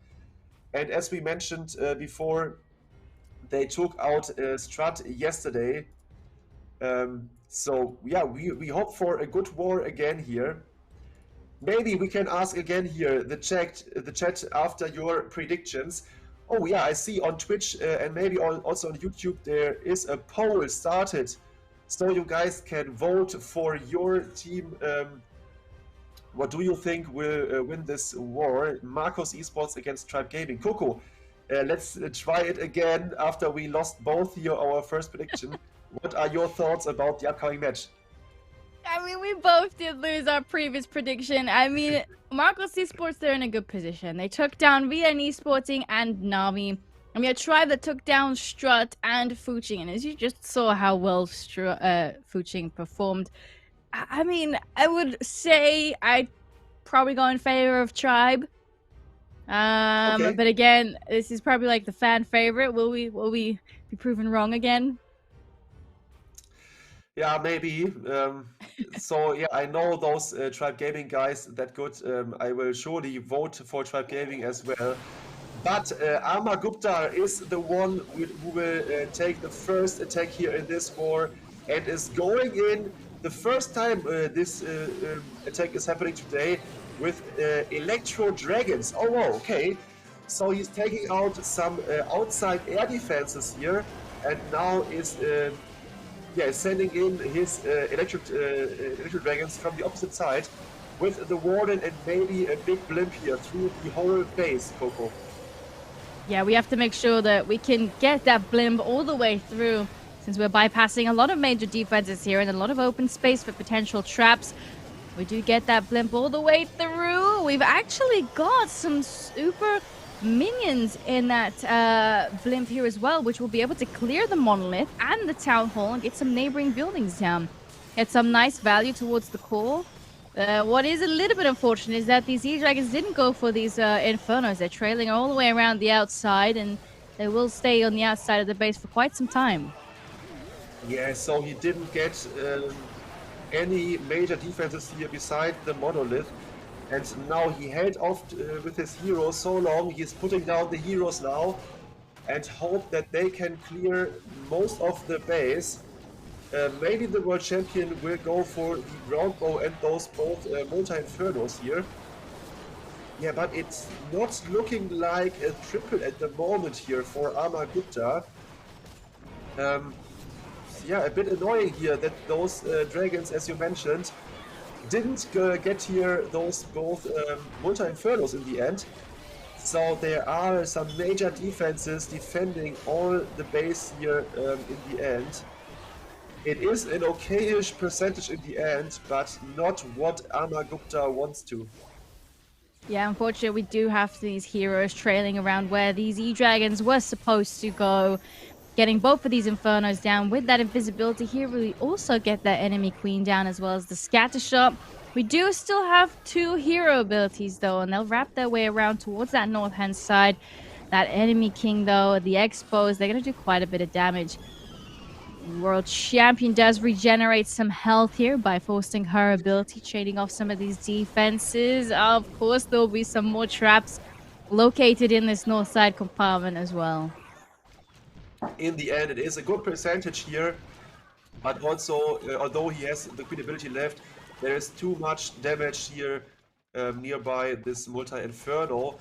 So he, in the end, will finish off things with 89% 2-star. So it is a good attack here in the beginning, but not a triple.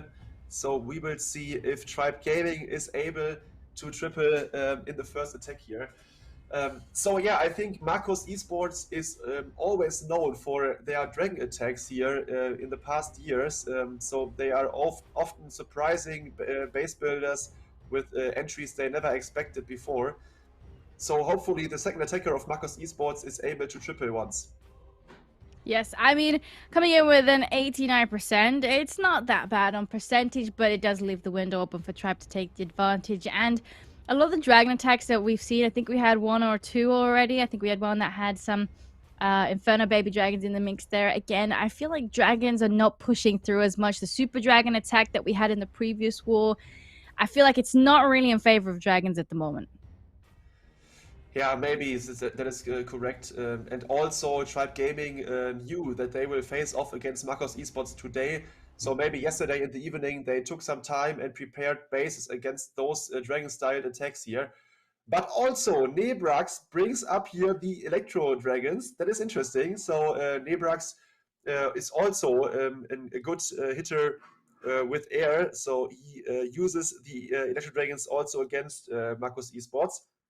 So let's check out. He brought 2 clone spells, but only 3 invisible spells. That is interesting. So maybe he also has some super minions in his blimp to clone nearby the town hall.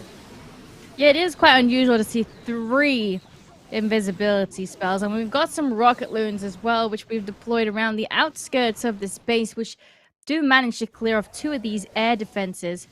And should give us a little bit of funding towards that eagletory compartment. As you can see, we've already deployed 2 of these Electro Dragons. There we go with the remainder of these Electro Dragons as we path towards this major defense compartment. We've got that enemy Rage spell tower going off, which will do some double damage onto these Electro Dragons. We've got a sweeper knocking back some of these dragons as well as the blimp. We need this blimp to make it all the way through, though, Kalle, to get through that town hall compartment. Wow, but that freeze was a nice touch here by Nebrax, and now he's cloning his super minions here from the CC, and this works perfectly. He gets down the queen as well as the town hall, and maybe the scatter shot here. That is an OP blimp here. So we need to check out where he deploys his heroes now, Coco. Yeah, really, really nice blimp, as you said, getting the queen and the scatter shot down as well. And we got a little bit of a split there. 2 Electro Dragons going to clear up around the outskirts there on the top, as well as these Electro Dragons getting that scatter shot down, where we're investing some freezes here since we've also got the enemy world champion trying to pick off these E-Dragons. Do we get that down? We do get that down. We've got the king with the queen, which are deployed around that warden, which will be able to get some nice value. And to be honest, we've got so many hero abilities still left. Yeah, that looks OP, and he still didn't deploy his royal champion. 1 minute left and only 20% of the base are left standing. So Nebrax is killing this base completely here. The king ability is taking every single damage here nearby the town hall. The queen whip ability, the world champion is going through. This is a triple all day here by Nebrax, and yeah, I think he will be happy about this outcome here. A strong blimp here, perfectly cloned super minions, and yeah, that was the key of this attack, Coco. Yeah, really nicely done. I mean, having the Raw Champion still at the very, very end. I mean, look at the amount of hero abilities that we used around the edge just for cleanup as well. And this is putting Tribe in a very, very good position now, taking that 1-star advantage as well as percent. And they'll be up that 1 star. I love how I just said that I feel like it's not in favor of dragons. And Nebrax comes in and says, hold up, let me show you how it's done. And we get a first triple with dragons. Yeah, that was incredible. So both attacks were kind of in the same way. So first, they both took out outstanding or nearby the outside standing air defenses, and then coming in with a big E-Dragon push with ward ability and the blimp with super minions inside to clone nearby the town hall. So yeah, nothing to mention about, but in the end, the base of Tribe Gaming defended that kind of attack. And the base of Marcos Esports, yeah, failed after this attack of Nebrax. So a good start for Tribe Gaming here, and now British is in for Marcos Esports, and he brings up a nice Inferno Dragon attack, Coco. Yeah, we've got some more Rocket Loons coming in here again, doing the same thing as Nebrax also did, clearing up some of those air defenses, and we've got some hidden testers here as well, which we've already identified. We'll be able to clear them nice and early.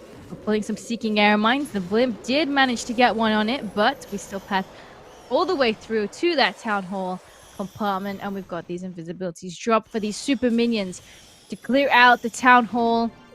We've got that multi-inferno there as well. We're finding some more traps. We do have that Giga Poison in here, which the Tornado Trap pulls some of these troops towards. We get that Inferno down. Some of these hidden testers do stay up, and we'll be regaining some health. Yes, and he still have the clone spell in store, so we can let us surprise where he will use the clone spell instead of cloning super minions from the CC.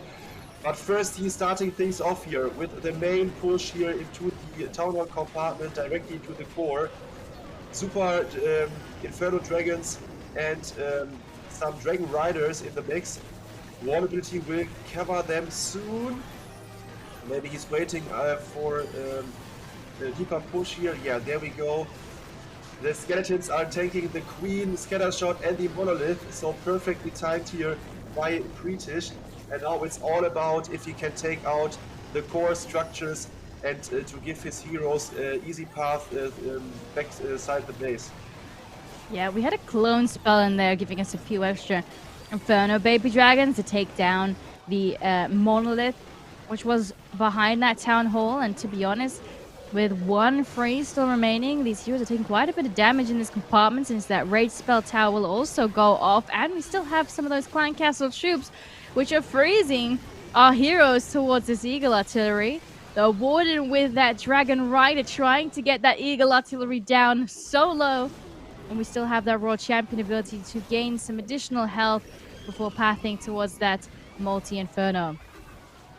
Yes, and the shield takes down the air defense, and now the Inferno Dragon can take down the last Archer Tower and is supporting the Royal Champion in a perfect way here. So the Royal Champion should take down the cannon soon. And yeah, this is a triple here for Marcos Esports. British with those Inferno Dragons is able to take down Yo-Yo 23 space. A great job here by him, and yeah, this clone blimp from the Town Hall side worked this time. In the last war we saw Gaku of Navi failed this kind of blimp, yeah, but Tribe Gaming didn't expect this to happen. So a big GG here to British, and yeah, Marcos Esports has a triple on the board and needs now a defense against Tribe Gaming, Coco. Yep. Anything higher than an 89% 2-star, though, will still be giving Tribe Gaming the advantage. That's the mark that they need to be on that second attack, since they did come in with the defense on that first attack. So, I mean, Tribe are still in a good position. They could be still holding that 1-star advantage if they come in with yet another triple. They did perform quite strong with that first opener attack from the Brox. All they're going to do is do it again. Yes, and there we are. Excursist is in, and he's also bringing the Electro Dragons here. Another super loon snipe here for air defenses in the beginning of the attack. There we have his face cam is shown on the right bottom side. So he is again using the Electro Dragons here. Maybe this is the way Tribe Gaming thinking of taking down those bases of Marcos Gaming. So maybe they don't expect that their bases will get hit by their strategies. So maybe a good mind game here from Tribe Gaming. Yeah, it might be a good strategy. Yeah, nice board. He's going again with the ward ability for his blimp. Yeah, we do find the tornado trap, so we don't quite successfully make it all the way through, though. So we do have some of these super archers in the core of the base here, which does mean we get that monolith down. But the problem is now we have to make sure we get these heroes into this town hall compartment. With a lot of these E-Dragons being picked off by some of these major defenses on both sides of the base here. Let's see how these heroes are pushing to this compartment. We've got a freeze spell since this Expo almost forcing our Queen ability here. We want to hold on to our ability preferably as long as possible, but we do have to use it here since we also had that double damage coming in here. We can use another freeze to freeze the town hall to keep as much as alive as possible, but the problem is the King's going around the outside with the Queen already going down, all these Electro Dragons falling from the sky. We need that backup world champion to come in from that right hand side to path towards that town hall. Yes, and he still has one invisibility spell. He is using it so that the Royal Champion is targeting the Town Hall, and the Town Hall is going down. But this was not ideal, and as we saw, the blimp were opened really early, and the super minions, which were cloned nearby the Town Hall, got taken down by some red mines. So there were a red mine farm, which took down all the minions who were not able to take down the Town Hall then. So this blimp here was not ideal for Exquisite, and yeah, the Town Hall compartment with the Rage Tower was so stacked here. There was so much damage that the heroes didn't get into the compartment. And in the end, it is only a 2-star with less percentage than the first 2-star of Marcos Gaming, Coco. Yes, I mean, getting the 2-star on the board, but yes, we didn't get up to that 89% mark that they needed to. And now Marcos Esports will have that advantage going into the third round of attacks. They do have the first hit as well, so will they take advantage of it early? We'll see in the next attack. It's very unfortunate. I still love how we're seeing dragon after dragon attack after I just said we haven't really seen too many of them. So this might be the dragon attack war. We'll see what their other attacks bring us. I mean, it would be interesting to see if, as you said, these bases from Marcos, it is their favorite strategy to use Electro Dragons per se, but unfortunately they did bait that blimp all the way through since they know how it's done. That is correct, and but yeah, that is what we like here in this level of competition right now in the Global Clash Cup finals. They are the best teams of the world at the moment, and you see how creative they are, how yeah, they try to snipe several buildings first and then go in with some unexpected blimps, but yeah, it is in the end always a mind game if there are baits against those attacks or not. So yeah, we need to watch out for the next attacks, and this is again a hawk attack, so this is awesome. Although Zinti went out yesterday with his team ET Esports, there are some other players who are using the Hawk Riders, and Kartik here is in for Marcos Esports, and he is bringing the Zap Hawk attack, a hero dive followed up by a Hawk attack, Coco. Yes, we got those zaps coming in around that town hall compartment. We do leave out those expos. We still got the 2 Infernos down here on that southern side. Oh, look, we've got that Flame Flinger deployed, which is got that mortar to deal with still. As you can see, we're deploying some of these barbarians one by one to distract that mortar so we don't take too much damage, since the mortar outranges that Flame Flinger. And we've now deployed these heroes on the north side. We've got a golem to help support the hero dive into that town hall area. We've got a few more hidden Teslas popping up here, which we just have to deal with, slowing down the hero dive into that town hall area. Baby Dragon making sure that we have these buildings down and we don't walk all the way around it, since we need that first star on the board for Marcos Esports. Yeah, and here you see with the king there is a Valkyrie, which is brought up here to kill all the skeletons here, which are in the Tesla farm, trying to defend the town hall. So a nice touch here by Kartik. And now the queen is here nearby the town hall with the ability. The town hall got taken down here. The tornado trap isn't placed ideal. Would it have been placed one tile more to the right, the queen would have struggled to kill the town hall, but in this case Kartik is lucky here and his queen kills the town hall. During this, the Flame Flinger is taken down a good chunk here of the base, but now it's targeted by the mortar. And now, yeah, there is coming out the Electro Titan, which can kill the enemy Hound, which is really helpful here. Yeah, the early warden ability on these hogs, since we have these double multi-infernos doing a heap of damage here. We do invest some freeze spells here. The Royal Champion's trying to help us out, and the Diggy's doing a good job at stunning the remaining multi-inferno, but unfortunately the majority of these hogs go down on that south side. The last few hogs going for that scattershot compartment on that left side with a freeze spell here, as well as a heal to keep them alive, since the monolith is also still standing in the core of Exorcist base. Royal Champion does take quite a bit of damage, and unfortunately I think this monolith will stay up. Yeah, it was too much damage here at the 6 o'clock side, so most of the hogs died early in this raid. But yeah, it is a good percentage here for Kartik. So we are again tied up here on stars after the triple in the first attacks of both teams. They now are tied up. But now Tribe Gaming can get the 1-star advantage if they are tripling within the next attack. So yeah, nice try to Kartik. It was not the triple in the end, but it was a good attack, and we all love Hog Riders, Coco. Yes, we did see quite a few attacks coming in with Hogs, I think, from the Strut versus VN, and they did perform pretty well in that one, but unfortunately this one fell ever so slightly short. We're in the 80s again, which I would say is still okay, but ideally we want to be pushing closer to that 90% as possible.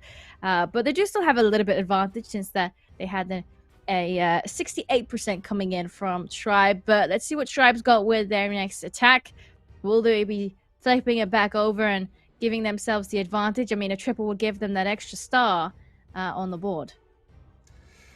Yeah, and as always, Tribe is one of the powerhouses here in the Clash esports scene, so they have an incredible hit rate, and I'm sure they will get some triples in.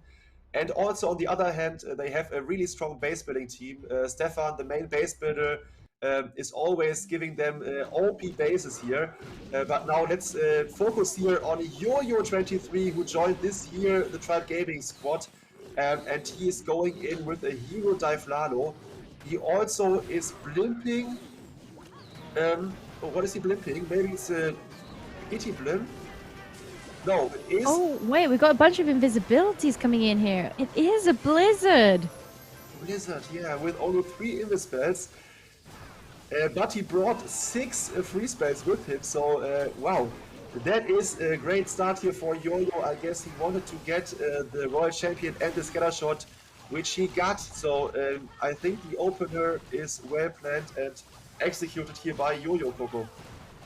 Yes, I mean, we've cleared out a lot of the neighboring buildings with the blizzard. It is quite interesting. Since we had a whole blizzard to clear out that one compartment, we did get the enemy Royal Champion down in the process. But we've got a bit of funding now, so we can get that queen to wrap all the way around this wall here and enter that town hall compartment. We have got 6 freezes, a bunch of freezes in here. I assume we will be using one here on the town hall, as well as that invisibility spell tower. Oh, maybe not, which will actually redirect the queen a little bit further south. We're using the invisibility here to protect our queen. We do use that ability here as well to make sure we get that star on the board. And in the meanwhile, the world champion has cleared out some more of these defenses on the south side to help get these loons in towards that scatter shot. And we'll see if we can use that warden ability to protect these loons towards the core of the base. Oh, he tried to freeze up the rage tower. Now with the second freeze, he's able to provide that his loons can go through without taking that much damage here by those splash damage buildings. But there is a tornado trap and some red mines, so he's struggling a bit to get into the last compartment. But the Royal Champion is on the way to help out here, and he can constantly freezing here the buildings. So this is, in the end, an overkill here by Yo-Yo23, and as you see in the camera below, he is smiling, he is happy about this outcome here. What an attack here. A little blizzard in the beginning, then a hero dive for the Town Hall, and an overwhelming freezed Lalo here for the rest of the base. GG to Yo-Yo, and that is one attack, one of the best attacks so far, I guess. Yes, that was a very clean attack. Very interesting as well, since we had that blizzard with the 3 invisibilities, which gave us actually some really nice funding for the heroes. But absolute overkill, as you said, and so many loons still remaining at the very, very end. I'm still surprised we didn't freeze that town hall initially to make sure that we can get that queen to get the town hall down without the invisibility spell going off, but it didn't even matter. We had so many invisibilities still all the way through until the very, very end. Yes, and that is what I meant before. Tribe Gaming, although some attacks maybe fail, most of them are so detailed, planned and well executed that they are always perform good in such clan wars here in those tournaments. So they are always a team to watch out for, and they are still in the upper bracket. So they didn't lost a single war in this playoffs here of the Global Clash Cup. So yeah, Marcus Esports is one of the best teams at the moment here for sure, but they need to catch up here with Tribe Gaming, because Tribe after this triple has a 1-star advantage. Yep, and we've got Innocent Boy coming in from Marcos Esports with the next attack. Again, I see a bunch of invisibility spells. We've got 4 coming in here. We've got a few loons with that warden coming in already. Found some hidden Teslas. We'll get some more loons dropped so we can get that blimp down with that warden ability to get that blimp to the town hall, and as well as getting these loons to that scatter shot. We can get some additional value around the outskirts of the base. We do have the poison spell tower going off right next to that town hall. We're using these invisibilities here around that town hall area. What worries me is the poison spell tower. These blizzards troops are going to take so much damage here. They do stay up here, but they're one shot away from going down. Redirecting these invisibility spells so we can clear out all the neighboring defenses first, then getting that town hall secured. I mean, that poison spell tower made me super nervous, but we did manage to get the town hall down. If we had a little bit more health, potentially getting some extra value in that compartment. Me too, that was clutch here, but the placement of those invisibility spells were perfectly timed here by Innocent Boy, and perfectly placed as well.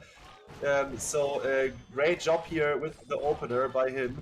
And now, yeah, he is going in with his hero dive, supporting those heroes with a giant golem here. So yeah, it looks decent here. In the end, it will be a Lano attack. So the first attack of Marcos Esports, which is not based on the dragons here. Let's check out if Innocent Boy can continue this attack without dragons and using the Lano instead. So the opener is looking quite decent here. The king ability can be used now, so the king has a bit more value. But yeah, it is a good opener here for Innocent Boy. Yeah, we've got the world champion now supporting that king. The king does go down. We'll get a bit of a revive and hopefully get some additional value towards the scatter shot. And as you can see, the few little golems that we have here as well, still eating up the damage from that expo. And Queen actually regains a lot of health from the unicorn as she passed towards the core of the base.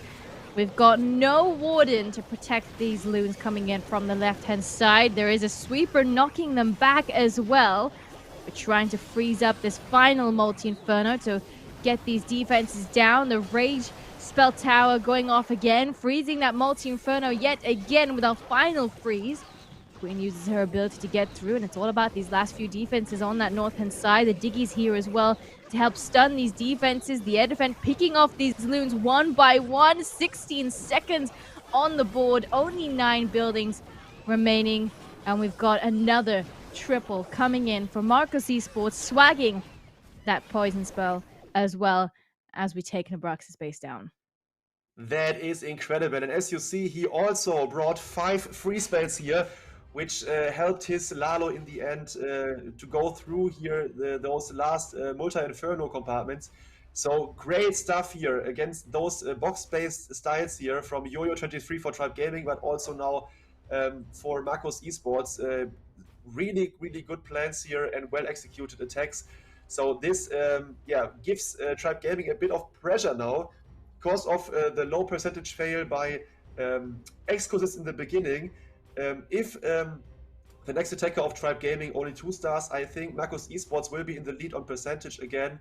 So it is another interesting and close war here, which we are getting seen now here in the final day of Global Clash Cup.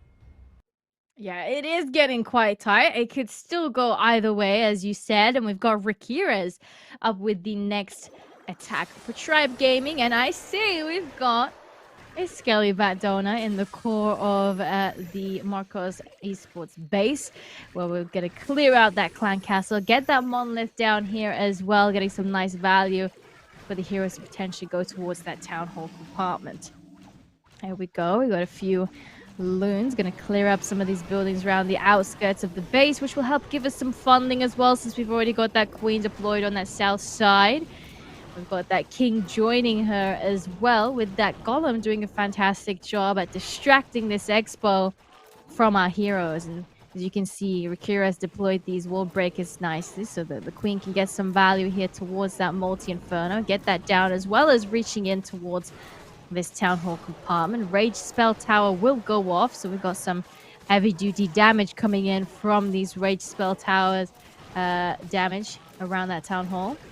Queen got her ability, which will help get that town hall down through these walls, and we'll get that first star on the board for Rikires. That is an insane opener here, so the hero dive worked perfectly for Rikires.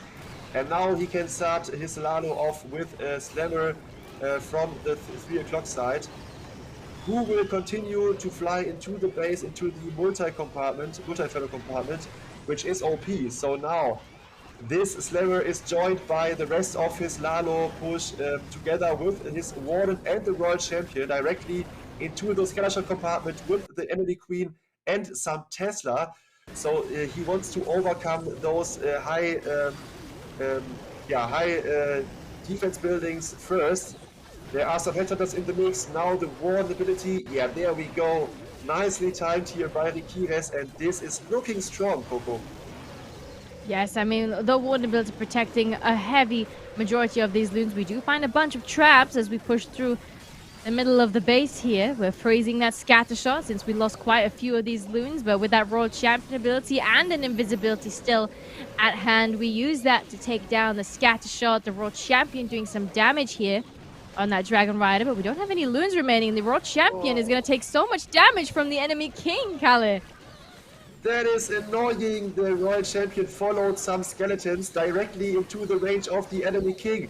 But the Diggy is stunning the air defense, and now the Warden with the Dragon Rider can take them out. So this is another triple here for Tribe Gaming, and they are keeping their 1-star advantage. Wow, that was a clutch ending here for Rikires, but he was able with a nice spell placement here to overcome this base, Coco.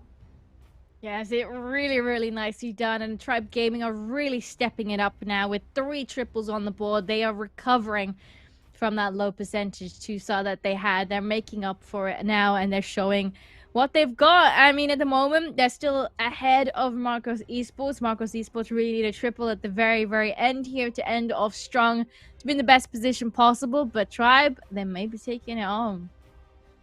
Yes, that is correct. So the pressure is on the last attacker of Marcos Gaming. This is a match in the upper bracket, so the winner is directly in the grand final for the shot for the main prize pool of $5,000. But the loser will go into the lower bracket, so it is not over for the loser of this matchup. But at the moment, both of those teams wants to go directly into the finals to don't have a hard way through the lower bracket in the end. But at the moment, yeah, Marcus Esports needs, or Marcus Gaming needs to get the triple in to tie things up here in the end on stars and win by percentage. Yeah, but it's a hard way to go. Yes, and we have another attack coming in from Marcos Esports. We got IND coming in on Kronos's base. Again, we're coming in with some more dragons here. We've got 4 healers on this one as well. As you can see, we've already deployed that blimp on that north-hand side. It doesn't make it to the town hall, but we've got a bunch of invisibilities in here for a blizzard. We can get some nice chains into that town hall compartment, but not quite onto the town hall itself, which means that monolith will go down. We'll get the enemy king down, a few more buildings around the outskirts, but we won't be touching that town hall just yet. The queen will slowly make her way into that town hall compartment, with a Yeti being deployed there around the 10 o'clock side to help give us the funding we need to get the queen to go into that town hall compartment and get that first star secured.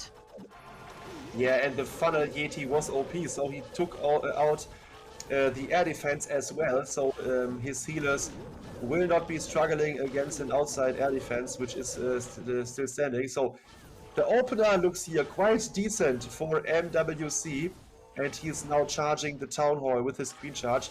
He also got one bad spell here to take maybe an air defense in the beginning of his dragon push. But so far, it is a decent opener here, Coco.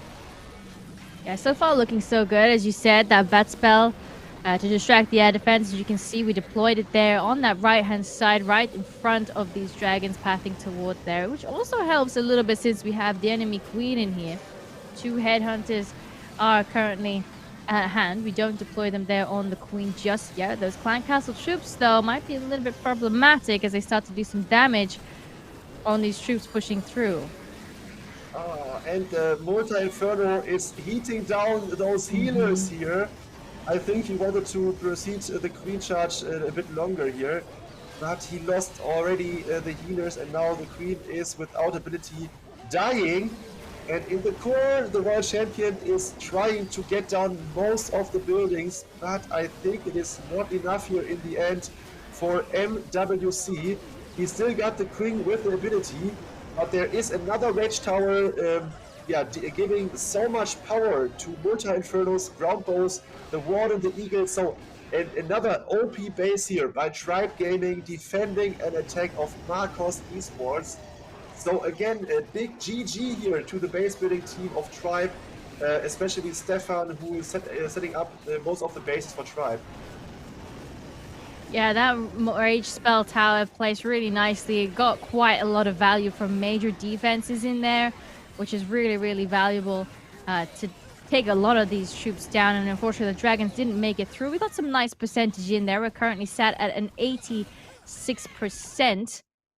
But unfortunately, as the time runs out, that's where we're going to be sat at. Yeah, and in the end, Tribe Gaming only needs the 2-star to win this war. So a crazy matchup here. 12 stars for Marcos Esports. We can remember yesterday Tribe Gaming defeated Strut to 10 stars. So a nice try here from Marcos Esports. They had great attacks here. But in the end, it is maybe not enough if the last attacker for Tribe Gaming will get the 2 stars in. So this is maybe the first finalist here of the grand finals of today's final day. Tribe Gaming can be in the finals, so great job here. And it is Kronos, the team captain, I guess, for Tribe Gaming with a queen charge hog attack, Coco. Yeah, we got some more hogs coming in, and again, I can see that we also have another drill, which is coming in very early here with the queen charge starting off on that north-hand side. We'll get some nice value towards the scatter shot with the drill, and the Queen makes her way to clear out those buildings and go en route to that town hall compartment. We'll see. She will actually trail in towards the scatter shot for the time being. We'll get that down really nicely with some additional troops. We've got a little bit of cleanup around that northern side there as well. Playing those Clan Castle troops for the Queen to deal with, as well as deploying that poison spell to help clear out those super minions quite rapidly. Let's see how this continues. We've still got... Actually, we have a jump. No more wall breakers, so we can jump towards that town hall in the core of the base here if needed. Oh. That was a great play here. He made those buildings invis and the Queen stepped outside around. And now this jump, I never expected to have this to happen here.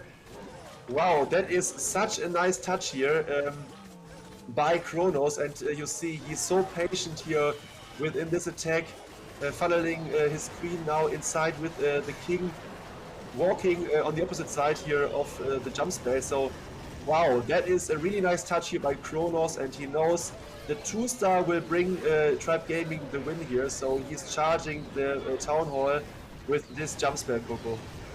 Yes, this is quite an incredible jump here, since we don't need to entirely jump into that Town Hall compartment. We can just jump into the neighboring building and just reach over, and as you can see, we'll get that done and get that first star from the Town Hall. As you can see, these hogs are also coming through with that warden ability on them to protect them as we make our way through to the Eagle Artillery. The Monolith will start to pick them off one by one, but we still have so many hogs remaining towards this multi-inferno, but it's doing so much damage here since that enemy rage is still standing in here. We lost almost all of our hogs there in that compartment. Nice freeze there on the Monolith to make sure the Royal Champion can get that done. We get some additional health as well from her ability that we had there, getting the scatter shot down, which leaves us with only a few more defenses here on that south-hand side for the Warden and the Royal Champion to clear. And he's scratching his head, thinking about, is it enough here to finish off the base? 25 seconds, there are 2 storages. The Royal Champion is still alive and is helping, and I think this should be the triple here for Kronos and Tribe Gaming. Yeah! Oh my god, the Digi stuns the Archer Tower and the Royal Champion survives. And this is the triple here in the end for Tribe Gaming. They will end up here with 14 stars to 12 stars of Marcos Esports, and they are destroying base after base, Coco. Yes, Tribe Gaming are absolutely crushing it up here, and we've got that triple on the board, securing the victory, and Tribe Gaming will be now going through to the grand finals. They'll be waiting to see who makes their way, joining them in that grand final, since we still have some epic teams there in that lower bracket, but they'll be sat there waiting patiently to see who their opponent is. We've got the match statistics on the board here as well, absolutely dominating, hugely in favor of Tribe Gaming. As you can see, they've really recovered all the way from that 2-star, 68% from Exorcist. That was quite unfortunate, that attack. It did fall quite short, low on percentage, but every single one of their other attacks that they had was absolutely phenomenal. And unfortunately, the Dragons from Marcos Esports only getting them 12 stars. I think we had a really nice Blizzard in there as well from Innocent Boy, but unfortunately that one was one of the triples that they got on the board. But those 2 stars holding them back. But we'll see what happens with them. We don't just say goodbye to them just yet, since Marcos Esports will be going down to the lower bracket, since we had Tribe Gaming and Marcos Esports in that upper bracket. As you can see, Tribe Gaming making it through to the grand finals, waiting to see what will happen. Next up, we've got Strut versus Fuching at number 1, round 3 of the lower bracket. Whoever wins this will be facing Marcos Esports, and then we will know who will be going through to the grand finals. Epic matches still to come. I mean, Fuching, they did take down Navi, so they're in a very strong position at the moment as well. So let me know who your fan favorites are. At the moment, we'll be waiting to see what happens. Strut versus Fuching number 1 will be up next. I mean, Strut have been performing very well as well. I mean, we had a really nice war from them, 12 stars to 11 versus VN Esporting from the beginning of the day here. We do have a few more matches still to come, so make sure you have your popcorn ready. We still got some really nice matches for you guys to watch. That is correct. And yeah, we are back here with the lower bracket. Next up, it is Strut. With the lineup, we saw already Musk, Ast, Rigo Torres, Philip, and Esk for this squad, Coco. Yes, as you can see, Mask holding that crown.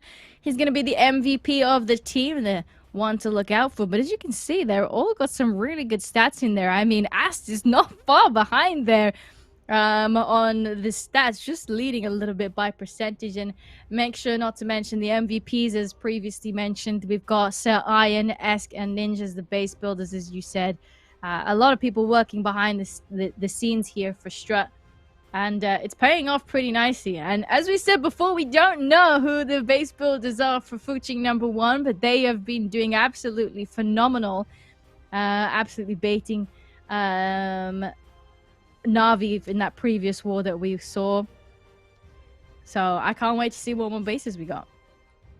Yeah, that is correct. And yeah, Fuching #1 is a threat in here to all those normally OP teams here like Navi or ETX Esports. So yeah, they are going in with really nice bases here and OP attacks. So Strut will be the next opponent here of Fuching #1 in the lower bracket. The winner of this matchup will face off against Marcos Esports. We already saw lost in the upper bracket against Tribe Gaming. So Tribe Gaming is at the moment in a good position, waiting in the grand finals. And yeah, they will watch here the last matches of the lower bracket for sure. So in the end, yeah, maybe we can see a rematch between Tribe Gaming and Strut, or maybe Fuching #1 will go through. Yes, since it is a double elimination bracket, do make sure that Tribe, if they do unfortunately win that first match, they do get revenge potentially, since they haven't taken a loss all the way through the entire playoffs. That is correct, yeah. And Fuching #1 is one of the most dangerous teams at the moment. So Strut is now in the position to maybe stop them here in this next matchup. And as we know, Strut is one team with the best hit rate so far. So we see the first attack is already live, and it is Rigo Torres here for Strut, opening things up with a big blimp entry here. I think it will be a ranged Yeti blimp or Loon blimp. Oh, it is Blizzard. It is a Blizzard coming in here. Yes, we got some nice value in here since we've got all of these expos in here, but let's see what happens with these wizards. They are slowed down in here a little bit since we had those ice golems come out of those clan castles. We do get those neighboring defenses down, but only... Oh, we do get that final one down there. One expo still remaining after that Blizzard, but we've got some nice value. Eagle Artillery goes down there as well. Yes, and in this base, we know from the first match here by Fuching #1, Kazuma tried the Blizzard, the clone Blizzard, into the tunnel compartment and was totally destroyed here by the traps of the base builders of Fuching #1. So now Rigo Torres maybe knows some traps here of this base and wants to avoid them. So now he's sending in his hero dive directly into the Scattershot compartment with the enemy Royal Champion, tanking those heroes with an Ice Golem and supporting the hero kill with a Headhunter, Coco. Yes, we got that nice opening to give us access to the Scattershot. King's gonna clear up a little bit around the outside to make sure we do go in here, and there we go. As you said, we got that jump connecting that Scattershot compartment to the Town Hall area with the Royal Champion, clearing up the defenses around the outskirts as well. We get some nice value towards that Town Hall compartment. Queen jumps through. She has her ability as well to make sure we can get that Town Hall secured. Oh, Town Hall does go down. We lost the Royal Champion in there as well, and there's a bunch of traps pathing towards our loons here as well. That is correct, and we saw again those traps against the Blizzard by Kazuma. So it is the same base, and maybe Rigo Torres expected all the traps which are now showing up here in front of the town hall. A nice freeze value here over the scatter shot and the wizard tower. He still got 3 freezes here for the rest of the base, and this looks strong here for Rigo Torres. We need to have a look on an eye on the time here, but I think 30 seconds with this big group of loons and the warden followed up by cleanup troops all around, and he still got 2 loons to put down where it is necessary. This is the first attack for Strut and the first triple from Rigo Torres. GG in the chat here for this nice attack. Yeah, really nicely done. We had a bunch of loons still remaining. We did manage to take into account with all those traps that are located in that town hall. Really nicely done. As you can say, we had those spells at the end, all those loons still standing. I mean, the jump that connected to the town hall, it did get a little bit nerve-wracking, but these heroes did pull through and get that town hall down. As you can say, we managed to avoid a heavy amount of those traps which were originally located in that town hall compartment. Yeah, totally correct. And this is what Strut is aiming for. So they don't want to get fooled by Fuching #1 like Navi, like it had happened to Navi before. So yeah, Strut wants to get into the finals and to get part of the prize pool. $10,000 are on the line. The first place will get $5,000, the second $3,000, and the third place will get $2,000. So it is a huge amount of money here, and the teams are aiming for that prize pool. And at the moment, Fuching #1 is a good team to watch for, but Strut is starting the war off with a triple. Yes, really strong start. Let's see what Fuching #1 have got for their openers. You can see we've already got that Warden Blimp pathing all the way through to that town hall area. We've actually got it on the monolith neighboring that town hall, which means that will absolutely go down. We've got some nice value by opening up these walls, getting the eagle artillery down, and these archers can reach all the way through. We got some damage onto that multi-inferno. Haven't got it down just yet. Town hall is secured as well. One more invisibility going off here. Getting some additional damage down. Oh, we're waiting to see that inferno go down. Here we go. They step forwards. We're on the bomb tower. We're not on the inferno just yet. The inferno stays up. I think it's about 1 HP from going down, but luckily there are no builder huts neighboring that multi-inferno, so it will stay low for them to take down. That is correct, but now we need to watch out. We have still got 3 multi-infernos and 2 scatter shots on the field, and yeah, he's starting his hero dive nearby the scatter shot compartment at 9 o'clock. There are Teslas, and yeah, he can connect to the next compartments. Oh, his queen is still redirecting to the king walk here, and now his royal champion is taking out the other side scatter shot and the low multi-inferno, and now he already starting his Lalo attack here from 9 o'clock, 3 o'clock, sorry. Yes, we do have that additional Ice Hound, which is coming in here as well, which will hopefully get some nice value around that multi-inferno. Unfortunately, it does bypass it. But we'll be able to tank a lot of that air defense there on that southern side. Since we invested a lot of spells into that Super Archer Clone Blimp, we did have an additional freeze coming in through that Ice Hound, and with all these loons still remaining, oh, we do find that tornado trap, but no defense is still up. First hit for Fuching as well. Really, really strong here, and we've got another triple coming in from them. Lovesick outperforming really, really nicely. 2 Super Archer Clone Blimps coming in from Lovesick, and both of them pulling all the way through and getting that first triple for his team. Yes, and that was insanely important here. Within the first attack, they get also a triple here on the board.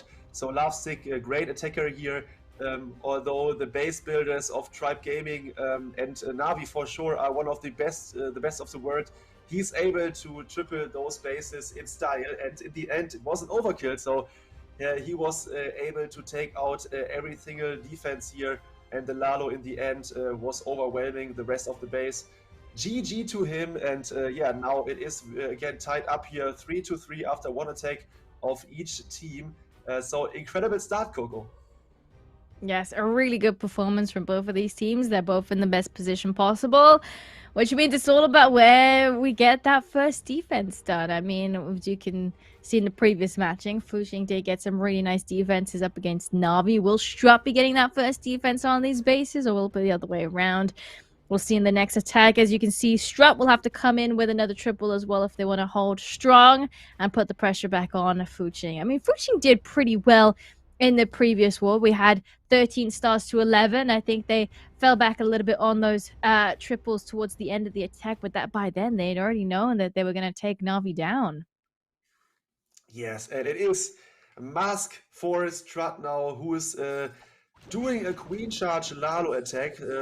First in the beginning, he's dropping his Stone Slammer at 12 o'clock and is directly charging into the base. Maybe I remember this base. Okay, maybe not, but let's see. He will charge the scatter shot first and then hopefully go into the town hall compartments or nearby the town hall to charge the town hall. He has 2 hogs with him to maybe lure some traps here for the Stone Slammers soon. But first, the queen charge looks decent. It is the same base, yeah, the same wall break.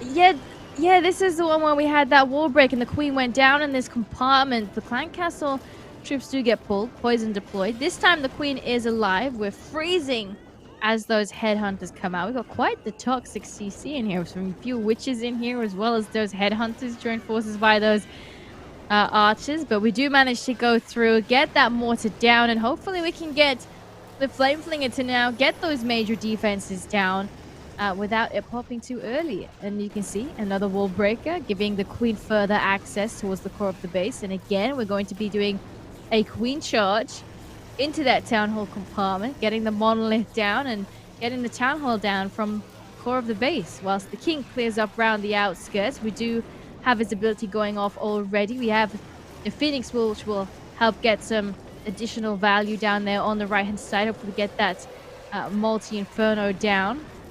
Queen is slowly distracted by some traps here, which were on our healers. We're forcing that queen ability here, and there's a lot going on at the moment, Cal. We've got these loons coming in for the scatter shot here on that left-hand side there as well.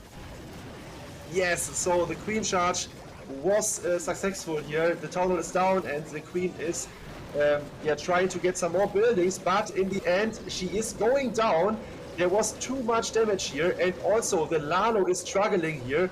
The Eagle artillery is still standing up. Now it's down, but it dealt so much damage here to the Lalo portion of Mask, and in the end there is the multi-inferno left standing, and he don't have that much power of Lalo, but the Royal Champion is still alive, and she could finish the base off here. Let's check out the cleanup. 30 seconds for 9%. That should be a GG here for Mask and Strut. Wow, he pulled things around here in the end, although the queen died and the Lalo didn't look that strong. In the end, he was able to finish off this base. GG to Mask, and Strut is 2 out of 2, Coco.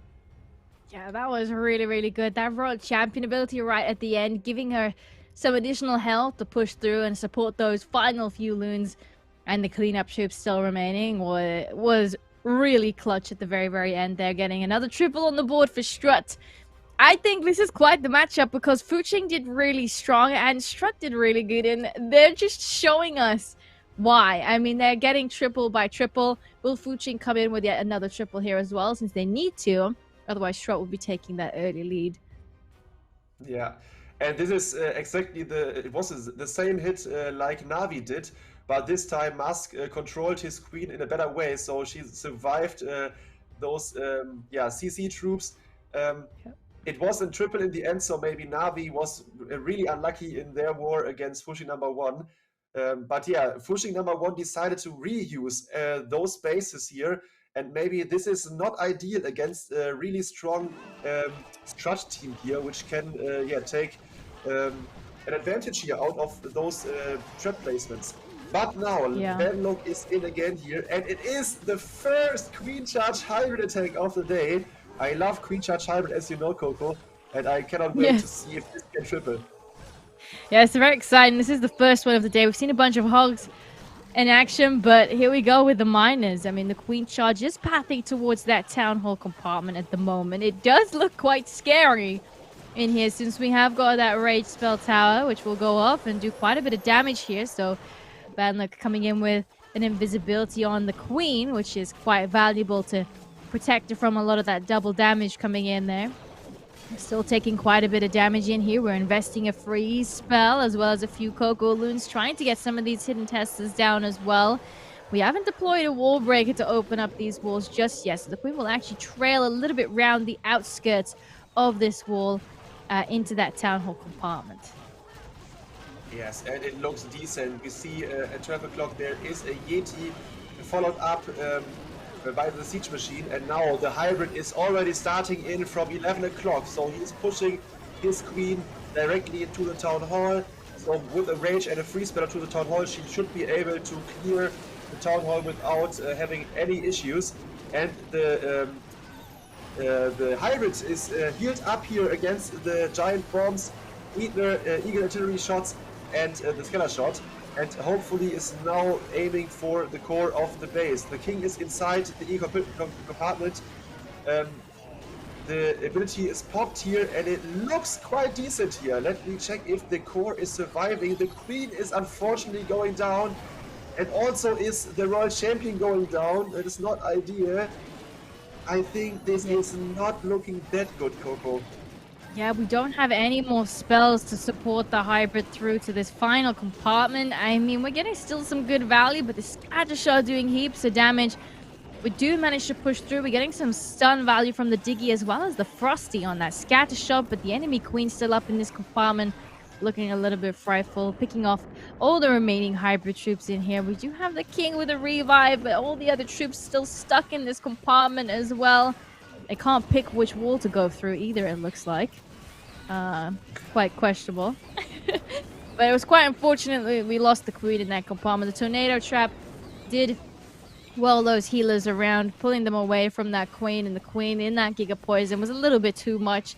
Only 13 seconds still remaining. We're getting some nice percentage done on this one, but very unfortunate that the hybrid didn't push through on Philip's base.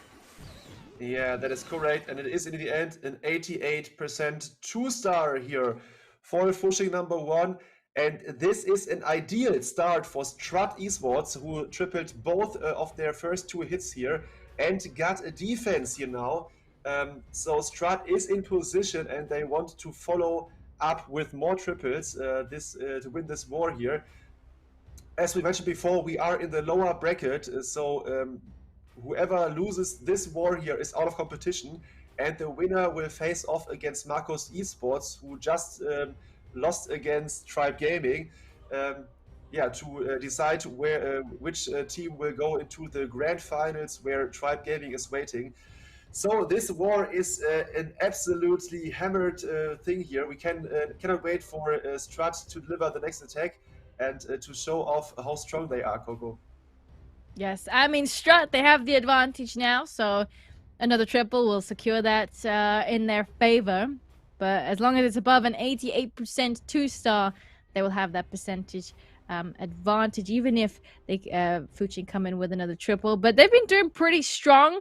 We got the next attack coming in from Ast. Ast did a really nice attack in the previous one as well. I think he did the opening for the previous one. We got some rocket loons protecting that blimp from any potential traps, which is bypassing that outer compartment, going directly for that Town Hall compartment. And we've got all of these spells deployed for a Super Archer clone blimp, taking down the scatter shot. The Town Hall will also go down. We're getting some nice value towards the core of the base here, a little bit around the outskirts as well. The Giga Poison is going off in here. I don't know how many are still remaining, but we're getting still some nice value. The monolith, does it go down? Oh, just the monolith stays up. I really wanted to see that monolith go down, because it's also going to just regenerate a lot of health here since those builder huts are neighboring it. Yeah, and I think the same wanted asked. So that was unfortunate. There were some super archers getting killed by the Giga explosion of the town hall. So it was not ideal here, the opener, but maybe he's able to recover it. He wants to dive with his hero for the dangerous buildings of the Eagle, the Expos, and the Multi-Infernos, and then getting the other buildings with his super loots. That is interesting because he's not protecting those loots with a hound or something like that. So he's focusing on the superpower of those super loots. And there we go. He's starting off things with the super loots for the multi and the monolith. But the monolith stays up. That is unfortunate.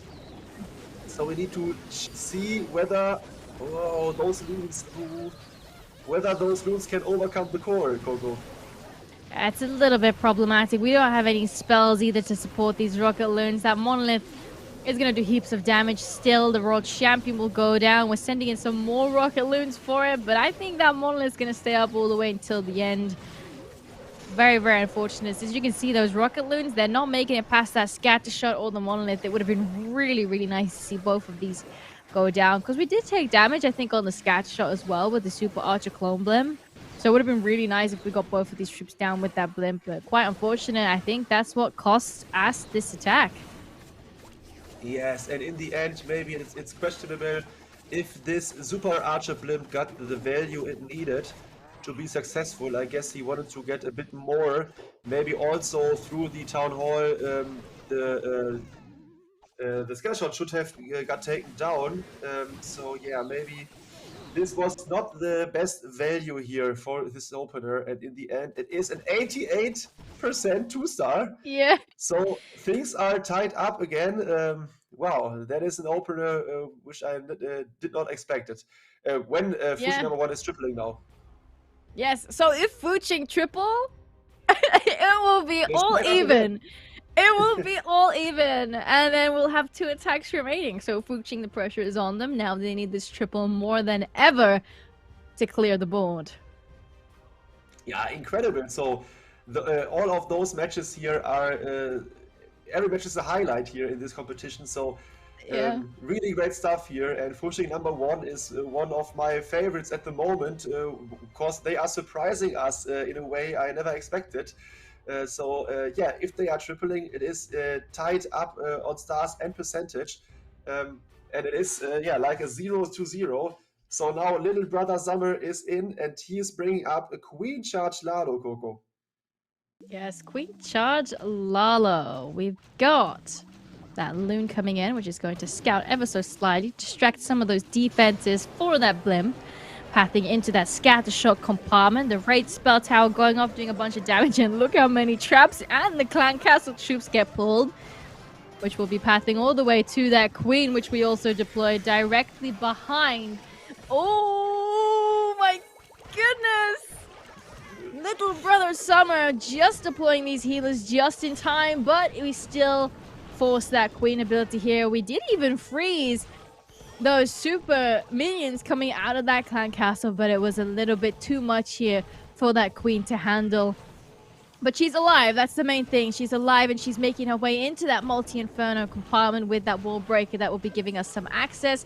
We got a bit of funneling on that north-hand side just to ensure that she does take the pathing into that compartment. Rage spell tower, rage from our side going off just to make sure that we can protect our queen, making sure these healers are also in range. We do take a little bit of damage from this multi-inferno. We still have 3 super wall breakers to get some further pathing towards the core of the base here, as that rage spell tower goes off on that expo, hitting our queen. Yes, but of course he struggled in the beginning and used those free spells. He already ran out of free spells, and mostly because he's charging far from the town hall, mostly in those attacks you need a freeze to protect your troops against the town hall later in the hit. So this is, now it's really annoying for him, because in the core the healers are getting targeted by red mines and the multi-inferno. And yeah, the queen will go down against the monolith right now. Oh, it is a difficult attack here by little brother Summer. Hopefully he can get it around. I mean, the town hall is not active just yet. We do get it active, and the tornado is pulling these loons. We do secure that town hall, though. I was worried for a second there. World Champion has also been deployed with the king on that southern side. We just have a bunch of hero value that we can use since we have those ability from our king still to use. But he's on cleanup duty at the moment, pathing towards that monolith. Yeah, and that is not ideal here in the end. It will be a low percenter maybe for Fuching #1. That queen charge, which were targeted in the beginning by so much damage, yeah, failed. And yeah, in the end, it is an 81-82% 2-star. But it is not more than that, and that means that Strut keeps the lead by 1 star here in this lower bracket match. Yeah, and they have the advantage, Coco. Yeah, they do. 80% 2-star coming in on this one. Quite unfortunate. It was, I mean, that queen ability that went off way too soon, that was just quite unfortunate. We would have really loved to see that later on in the attack, but it is quite close still. We still got some more attacks to come. But yes, we got Strut that take the advantage. Could be going through to the next round. We still got Marcos Esports waiting to see who will be winning this matchup, to see who they have to face to make their way back up into that upper bracket. That is correct, but Strut knows now they need those triples to win this war. So yeah, it always sounds that easy. You need only to triple to win, but it is not that easy to triple out such amazing bases here. Fuching #1 defeated Navi to 11 stars. That was incredible. So Fuching #1's bases are strong. And now Philip is in, and he again brings the Titan Smash with a recoil spell here. Maybe this time he will use the recoil spell a bit more far from the position where he recoiled his queen. No swag spells, please. Let's see if the queen can take out this scatter shout without getting supported by a rage spell, and it looks like this can happen. Yeah, perfectly pathed here by the queen. Now he will recall her, and maybe we'll get her to like 12 o'clock or 6 o'clock. Let's see. There is the recoil spell. I mean, 12 o'clock looks pretty good since we've not got too many defenses. We do have that double damage that can come in there from the expos around that the enemy rage spell tower. The king also does manage to path into this compartment as well. We have no wall breakers after this one that will give us a little bit further access, so we will be using a jump spell to give us further access towards the core base here. Lady Warden ability protecting everything from that double damage, as well as the multi-inferno is doing quite a bit of damage. The sweepers knocking everything back that they can, these Coco Loons as well as these healers. World Champion going to join the party in the core of the base here, clear out a little bit around the outskirts before pathing towards that town hall compartment. Here we go. The Electro Titans are making their way in here, and I can see we've also got an ice golem in here, which will be really nice to free some of these major defenses in here, get that town hall frozen up yet again. I think we just deployed one of our freezes in here as well as that one going off there. But we get some nice value through using an invisibility to protect them from that multi-inferno, keeping these healers alive, as well as the Royal Champion. Queen still got her ability as well in this compartment. 85% on the board with the Queen ability. This is looking pretty good. He's celebrating already. I thought maybe behind the town hall there's too much damage left, but he managed to get his troops through the town hall with those free spells and invisibility spells.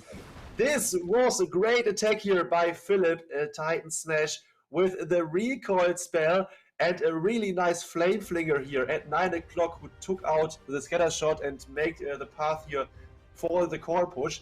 The king with the smash inside the core was also OP, so GG to Philip, who triples here for Strut, and they are now keeping their lead, although or even if Fuching #1 will triple, Coco. Yeah, they're in a really good position right now. They have 3 triples on the board, as well as that 88%. Unfortunately, Fuching fell a little bit behind. We really need to see them put another triple on the board if they want to try and keep up for the final attack. Otherwise, we might be saying goodbye to Fuching. And Fuching have been doing pretty well, as we said before. If you've been here from the beginning, they took down Navi quite strongly as well. They had really good base building on their side there up against Navi.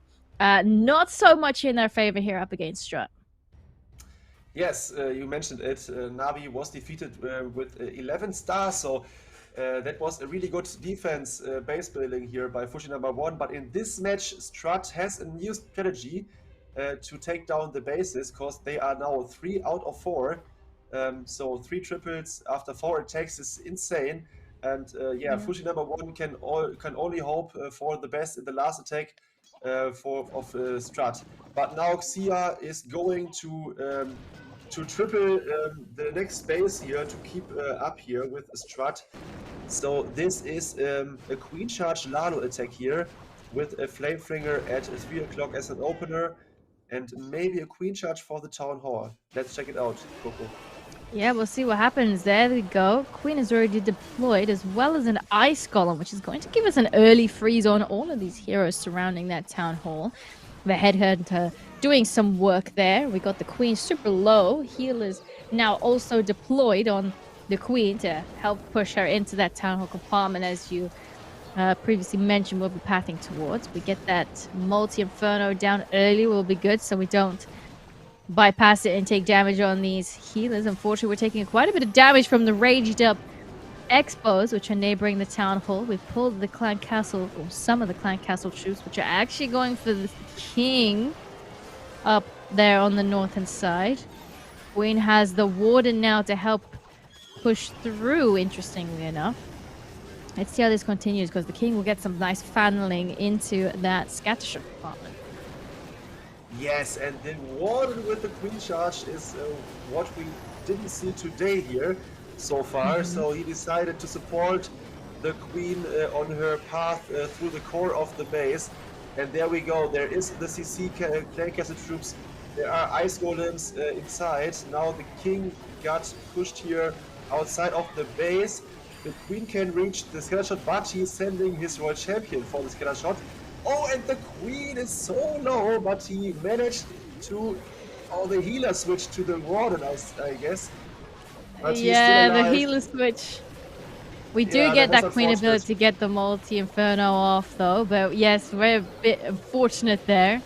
But, I mean, we're still looking pretty strong. We still have a free spell. There's not a lot of splash damage for these loons other than the Eagle Artillery. It is hitting pretty hard, as well as the Tornado going off in this compartment. But Royal Champion's going to help push through in this compartment. The healers do switch over to the Royal Champion after the Queen goes down there next to that multi-inferno. Does the Royal Champion get it done? She doesn't have to worry about these walls. It might still be in his favor. I think so too, and this is incredible. What an epic charge here through the base. And in the end, it is the triple here for Xia FC. Although the Queen died against a giant bomb in the core and didn't took out the last multi-inferno, Xia is able to triple this base, and they keep the pressure on 11-10 after 4 attacks. And now the situation is the Strut needs a 2-star with about 2 or with a bit. They can 2-star with percentage to win this war. But yeah, they need for sure, triple would be better for sure, but they need a high percentage 2-star to win this war, Coco. Yes, I mean, we had that 88, which kind of canceled it out between the two, so it's all about the next attack. If Strut come in with a triple, it should be secured in their favor, and we might be saying goodbye to Fuching. Very unfortunate. But if they get a defense, it will all be about the percent. And the final attack coming in from Fuching, we'll just have to wait and see. The pressure is on for both of these teams. We need that triple in from Strut if they want to make sure that they're going through to that next round. Yes, indeed. And now, yeah, Strut is in a good position, and I think the last attacker is aiming for the triple to not have any struggle by doing the math in the end here. So Strut wants to continue this tournament in the lower bracket, Marcus Esports is waiting, so they are looking who will win this war here and who will be the next opponent of them. So yeah, I think the next attacker should be in soon for Strut, and there we go, Coco. Yes, Esk is up with the final attack for Strut. We've got Queen. Oh, we're Queen Charge. Wait. We've got quite an interesting one on this one because we've got 4 healers. We've got Electro Titans, but we've also got some clones and some invisibility spells, which doesn't leave a lot of spells remaining for the Electro Titans. Interestingly enough, we'll see what happens on this one. The moment we're just scouting the base. Let's see what happens in the core of the base. There's quite a lot of good value for a Super Archer clone blimp around that Town Hall compartment. We got that blimp already pathing in there with that warden. We got that invisibility drop. We're actually dropping the blimp directly on the outside of this base. We're going in with the damage on that scatter shot since we're all in range of this multi-inferno.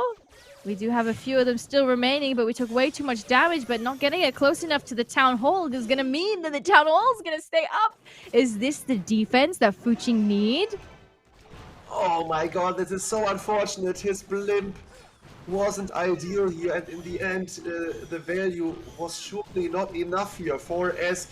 And now he needs to send his heroes in for the Town Hall. But as you see, in front of the Town Hall, there is the enemy king, surrounded by ground bows, the multi-inferno, the warden, and Tesla, where surely are some ground skeletons here. And he decided to drop in his whole push here to get the town hall down here. Oh my god, this can be a game changer here for Fuching #1. Let's check out if the troops can take down the Town Hall, Coco. Yeah, everything is being sent into this compartment. The nerves are on for Esk, and the Town Hall goes invisible here as well. The Titans are walking around the northern side. The Queen's gonna go down. Kali, the Town Hall is still gonna stay up. The Titans are still gonna pass around the outside. This is so unlucky. Strut looks like the winner of this matchup here, and now Esk needs to secure the 2-star here, but he still not got the Town Hall. He will get the Town Hall with his world champion, but he don't have percentage yet, so 44%, 45%, but I don't see whether in the 6 o'clock corner if there is enough to get the 4% remaining. Oh my god, and this is the chance for Fuching #1. Oh my goodness, we got that one archer just going down there on the north-hand side. We've got 2 buildings that need to go down. The one on the right-hand side will go down. We got one on the south getting us the additional star. I did not think that we'll be sat here clocking up the percentage to get that additional star here on the final attack. This is very, very unfortunate here for Strut. 50% 2-star from Esk. Wow, what a war, guys. And as we mentioned before, now Strut has 13 stars in the end, but for sure not the percentage here. And now the last attacker of Fuching #1 needs to triple. Needs to triple to tie on stars and get the win on percentage. So now it is all or nothing. The pressure is on the last attacker of Fuching #1. What a war here. And Esk, so unfortunate. He will be so sad about this outcome of this attack here. The Super Archer blimp didn't get anything here for Esk here, which was necessary. The Town Hall stayed up here and stayed up in the end. So incredible. And now we need to have a look onto the last attacker of Fuching #1. If they triple this last base, they will get the victory here against Strut. And it is Mock FC, Coco. Yes, we've got a Warden Walk. I think this is the first time we're seeing a Warden Walk today. Going in for that Scattershot compartment. Actually, we think we may have had one with a Flame Flinger. Raging up that Warden, since we're taking quite a bit of damage in here, just about almost forcing his ability here. But that Scattershot will go down, giving us some nice funneling. We don't need to worry about that Scattershot compartment. The Flame Flinger deployed on the 3 o'clock side will also continue to do some damage there, giving us some more funneling. We're distracting them more for the time being, and as you can see, that jump that we deployed early will be giving everything some nice access in towards the Eagle Artillery, the Multi-Inferno, and we can hopefully get these Titans into this compartment, as well as the Flameflinger doing some more damage towards that Multi-Inferno. And also look at that, he brings some super archers here in the mix, 5 of them. And the pathing looks really, really great here for Mock FC. An early warded at home here to protect all the troops here, getting inside the core of the base. And yeah, now he's aiming to power through the core, getting the town hall in the end. The Stone Slammer did an amazing job here. Now he releases the troops from the Clan Castle. And in the core, the super archers are trying to get behind the king and the queen to take out everything. The last rage is down. The super archers are going down one after one. The queen ability got used here. And now it is all about, can the queen get everything down here with the help of the Royal Champion? He only got 1 freeze left, Coco, and I don't think that this is enough. It's a bit unfortunate. We have got some giants in here, which were a little bit behind to tank that king, but unfortunately, the enemy king's going to be a bit of a problem to push through. The healers do swap over onto the Royal Champion again, but they are in range of this Multi-Inferno, and they're going to do way too much damage. The king's still alive, even after deploying, and unfortunately, we were so close on this one, but it is not going to push through, and unfortunately we will have to say goodbye to Fuching #1. They did so well, but Strut will be victory, taking next round, waiting to make their way back into that upper bracket. Wow. But it was a nice run here by Fuching #1. But as you see, your winner of this lower bracket match here is again Strut Esports with a great performance, 13 to 12 stars here in the end. Wow, what a war here. In the end, it was that close, but the last attacker wasn't able to triple this out here. So I loved that he brought some super archers in the mix, but I guess those super archers didn't help at all. In the beginning, they were behind and didn't do any damage. And nearby the town hall, they got taken out that quickly from the town hall. I don't know. In the end, it was a close attack, but it was a bit unlucky. The king defended here every single building, and as you see, 13 stars by Strut, 12 by Fuching #1. And here you go, you see, the final is now here of the lower bracket. Strut will face off against Marcos Esports. And one of those teams will be in the end in the final against Tribe Gaming. Yeah, that is incredible here. Strut is going through the lower bracket. They have 2 more matches than Tribe Gaming in the end. But yeah, they are aiming for the big final, Coco. But yeah.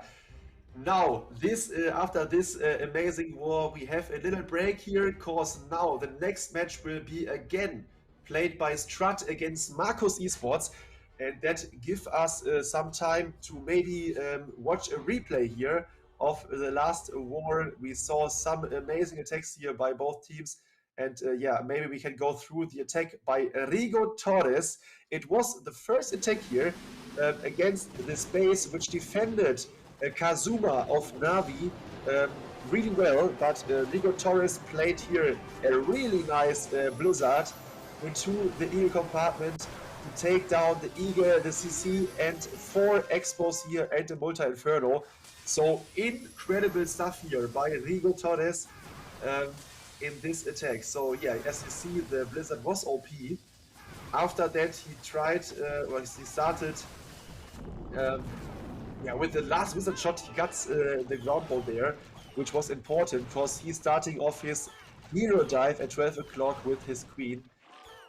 So yeah, we can enjoy this attack again, and I want to welcome again everyone who's joining us here live on stream in this broadcast, whether you are watching us on YouTube or on Twitch here. Feel free to comment here in the chat. What are your opinions here of this war or on this war, or If you have any questions, you can reach out for this in chat. So I welcome everyone also here on Twitch. There are some famous names here inside the chat as well. Everyone wants to know who will get the victory in this Global Clash Cup final today. Even Eve Airhage is here. Welcome, welcome. So this hero dive was so insane. Look at the value. The jump spell connecting the compartment where the heroes are to let them into the town hall. The ability is pushing everything out of the way outside, and the queen with ability here taking out the town hall.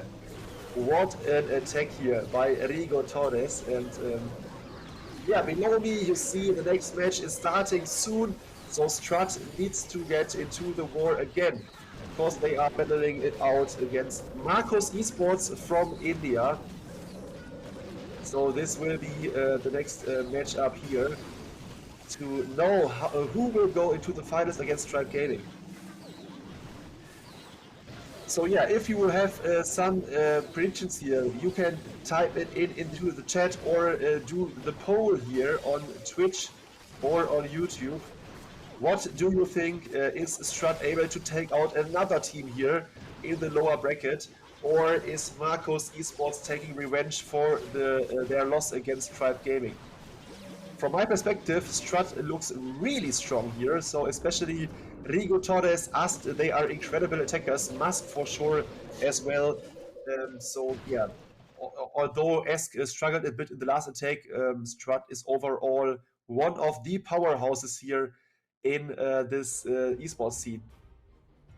So this was one replay here by Rigo Torres, and maybe Coco can go through an attack by Fuching #1, which surprised us today.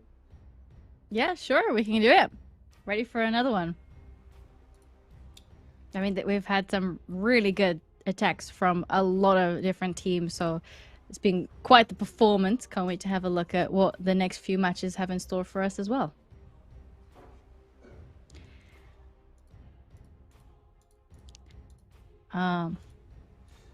Okay. So yeah, maybe we need one more seconds for the replay to be shown.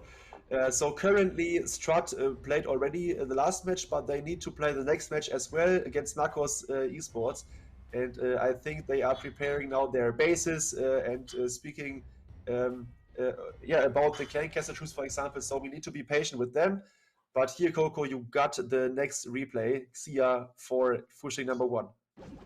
Yeah, so we had a really nice attack as well from Sia. We had these healers as well for the Queen Charge Lalo. This is the one where we had that Flame Flinger clearing out that right-hand side. As you can see, when you deploy a Flame Flinger, usually you want to avoid the mortars, you want to avoid the monolith, as well as the Expo, since these are the defenses that usually outrange them. And here we deployed the Ice Golem really, really nicely to freeze these enemy heroes, so we can get some nice value here before deploying those healers on our queen. We got that enemy queen down, as well as that warden statue. Road champion will also go down here on approach to the town hall, raging up the queen as well. When you rage up the queen, keeping these healers in range of the rage is quite vital to make sure that we can get as much health as possible as we push through. The Flame Flinger does continue through on that southern side. There are some little traps there that you can see that do path towards it, and Zia dealt with them perfectly. We did have a baby dragon to help us out there, even though we did take a little bit of damage there, since you can't just deploy that Flame Flinger. But as you can see, it did go in range of that mortar, and unfortunately took a little bit too much damage, which forced those troops out a little bit earlier than expected. But we got those rocket loons, which will get some nice value. And as you can see with that Queen Charge, we got some additional value by deploying that warden with that queen pathing towards the core of the base here. We got some nice value, but unfortunately the healer switch was a little bit problematic, almost losing the queen here. So we do force that warden ability maybe a little bit earlier than ideally wanting to, but we take that down. Queen forces her ability, gets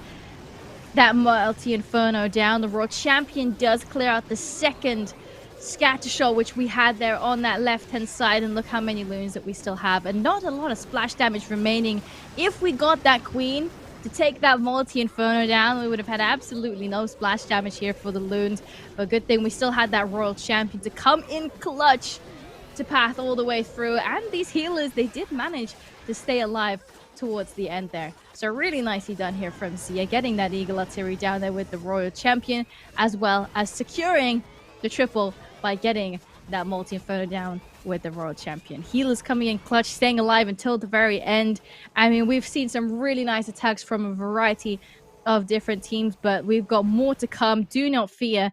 Let us know in chat which matchup that you're most excited for. What attack strategies are you waiting to see? Because we've had quite the variety as well coming in from all of these teams. We've had dragons, e-dragons, super dragons. We had a hybrid, hogs. We've had so many different type of attack strategies throughout the entire playoffs. Yes, and that is what this Clash of Clans esports scene is known for. So variety in every team is highly important. So the opponent should not expect what your teammates are planning here on their bases. So it is crazy to see how those pro players are executing and planning their attacks here. So yeah, next up, Strut is again in this lower bracket final here against Marcus Esports, and there we go. We can prepare the match here. We see the lineup here for Marcus Esports, who lost in the upper bracket against Tribe Gaming. We have MWC, Amagupta, Pritish, Innocent Boy, and Kartik. And they will try to battle it out against a really strong opponent, Strut Esports, who won like 3 matches in a row now in the lower bracket. So they are aiming to get the victory in the lower bracket today, Coco. Yeah, it'll be really interesting to see how, if they switch it up towards the end. We had quite a few dragon attacks coming in from them up against Tribe. We had some E-Dragons, Inferno Baby Dragons. I think we had one attack that may have been ground. I think that was Hogs from Kartik. So it'll be really interesting to see how that plays out towards the next attack. I mean, we've got some OP base builders again, which need to be mentioned. Ruposh, Jack, and Amar Gupta, which will be good since, you know, Amar Gupta is also in the main squad to get as much value as we possibly can. So they've got the experience from attacking, but also base building. So it might give them a nice edge going into the next round. Totally true. And yeah, Strut Esports also have a great lineup, as we see here. Mask, Ast, Rigo Torres, Philip, and Esk are the players who will try to win it all today for Strut Esports. They got supported base building wise by Sir Iron, who is insane. Since years, he's in the top base builder league of Clash of Clans Esports. Esk and Ninji, they are trying to defend now those dragon attacks here of Marcus Esports. And hopefully those 5 guys can perform offense-wise as they did here before with 13 stars against Fuching #1, which was a good performance here. Unfortunately, in the end, Esk made it a bit nail-biter, but they were able to overcome those attacks here of Fuching #1, and they are for sure in the right spot here in the finals of the lower bracket. And they are aiming for a revenge against Tribe Gaming in the grand final here for the prize pool of $10,000. Yeah, I mean, as you can see, Strut did get knocked out, as you mentioned, Kale, in round 2 of the upper bracket. So, I mean, Tribe took down both of these teams that are currently trying to fight to go to that grand finals and face them yet again. So either or, whoever makes it through, it will be a revenge attack for Marcus Esports and for Strut, whoever makes it through. I mean, Strut have had quite the run as well, taking down some good names, but as you can see, Marcus, I mean, they took down Navi as well and VN Esporting, and VN Esporting did also go down to Strut as well in the lower bracket, interestingly enough. Yeah, that is true, correct. So I think it will be again a close war here in this lower bracket final. So once again, we need to shout out here the Global Clash Cup. So you guys at home, if you want to participate in such great leagues, go and check out the socials here. on Twitter, on Instagram, here on YouTube or on Twitch. Go to the Discord server of Global Clash Cup. There is not only this 5v5 Town Hall 15 league, there are many more leagues also for lower Town Halls. So if you are Town Hall 9, 10, 11, 12, 13, 14, you can participate as well with your team. Find us here. You can see it above us on Twitter at Global Clash Cup, or go to the homepage globalclashcup.com and check out everything. There are gems on the line, prize pools over all leagues. So this is for sure the King League here, Town Hall 15 Esports division, but also there are prize pools for those mixed breakdown leagues. So go ahead and check it out. Yes, it could be you up next on screen, where we'll be watching your attacks for you to seize the crown at the end of the day. That is correct. And we can show some more highlights. We can maybe see some attack. What was it? By Strut. I think it was us who tripled a base. Maybe we can rewatch the attack by us. We see the highlight videos. Oh, I see. So head of production, thank you for mentioning it. At some point, we need to stick to the order of highlights here, and maybe we can present now the video for the highlights.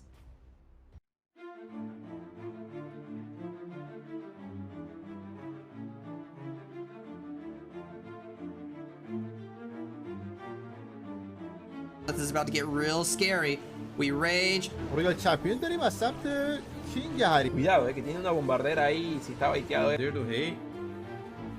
Tem poder de... Spaccalo, aprilo come una scatoletta di Simmental! Madre mía, Rigo. Le queda una congelación, le queda una invisibilidad y tiene la habilidad. Half second late, and it makes all the difference. But Queen takes out the enemy Queen. Now we got CC troops coming out. Now she's in trouble. Oh gosh. Going bunch of moves from the 12 o'clock. All is gonna be very close. Exclusive! Gets the triple what Tribe needed to do most. Attier Queen, attier Royal Champion, da boom. GG. Shoots them all. Healers go bye-bye. What a masterpiece of attack right there. Ahí está. All these moves will go down. Baiteo por parte de Fuching.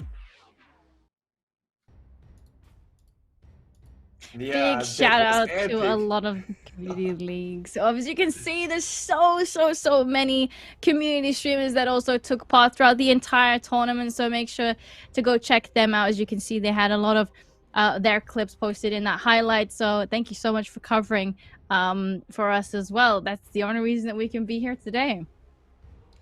Yeah, and if you want to be also on the big stage here, covered by those amazing streamers, or here in the mainstream, go for your participation in this tournament. So check out globalclashcup.com or join the Discord server for more informations. And as you see below, we have 1 minute 40 left until the first attack kicks off here in this final of the lower bracket here. Marco's Esports is going up against Strut in the lower bracket. So the winner of this matchup will face off Tribe Gaming in the grand final. So this could be named as the match around the match about third place, I guess. So whoever will lose this match here is the third place winner of the Global Clash Cup and will get $2,000. The winner will go up to the grand final against Tribe Gaming, and there the winner will get $5,000 and the second place will get $3,000. So all the teams which are remaining are in the money, Coco. Yeah, I mean, there's a lot up for grabs. I mean, we've got $10,000 up for grabs and a few gems as well for these players. So, and it's pretty nicely split up as well. First place gets to take $5,000 home for them and for their team. So we've got the split here on the screen here. 3,000 for second place, and we've got 2,000 for third place as well.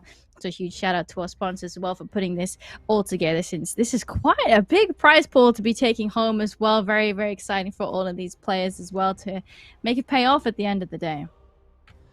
That is totally correct. And as you see below, we have 10 seconds left. Maybe we are going in now. Yeah, it is the first attack here of this lower bracket final. Oh, it is the same base which were attacked before with a Queen Charge hybrid here by Fuching #1. So, British maybe have seen some traps here in this base before. He is going in with a Town Hall Blind and followed up by those Super Inferno Dragons, Coco. Yeah, we're getting these super minions into that Town Hall compartment, as you said, with that invisibility spells going one by one, securing the Town Hall. Unfortunately, there is a tornado trap, and we do lose a few in here, but we still get the Inferno down, neighboring that Town Hall, and a little bit more value from the outside of the base with that Electro Dragon, which will help clear out some more defenses there. Queen gave us some funding there on the north-hand side for these Inferno baby dragons, with the Dragon Riders to enter that Scatter compartment on the northern side. Yeah, this looks decent. So he's pushing in all into the core. The Sweeper is pushing them back, but yeah, maybe he can freeze it together with the Multi-Inferno or the Monolith. The CC troops are coming out.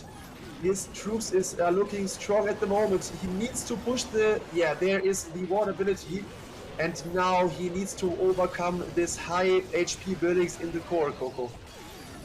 Yeah, with this Monolith still standing, we're trying to get it down with the Dragon Rider, but unfortunately it will fall short. We're making everything invisible that we possibly can to protect us from the Multi-Inferno, but I think one by one they're going to go down here towards the core, since we've got the Eagle Artillery still hitting heavy. The Rage Spell Tower would have regenerated there as well, doing some extra damage. But unfortunately, it's all about how much value we can still get. Queen is now joined forces there with the Warden in the core of the base. The World Champion is starting to get some value in that Eagle Artillery compartment. We have one free spell. We're investing it on the Expo and the enemy Rage Spell Tower to try and get it in time before it regenerates, but unfortunately it does regenerate. Queen ability goes off to get some additional value, but again, everything's just getting picked up one by one. Low percentage coming in here to open it up for Marcos Esports. Yes, and that base is incredible. So it defended already Fuching #1 and now again also Marcos Esports. So if you have a Town Hall 15 account and you need a new base, this is one to look at. So great base building here by Strut Esports. Maybe Sir Iron put up this base, I don't know, maybe we can ask them later.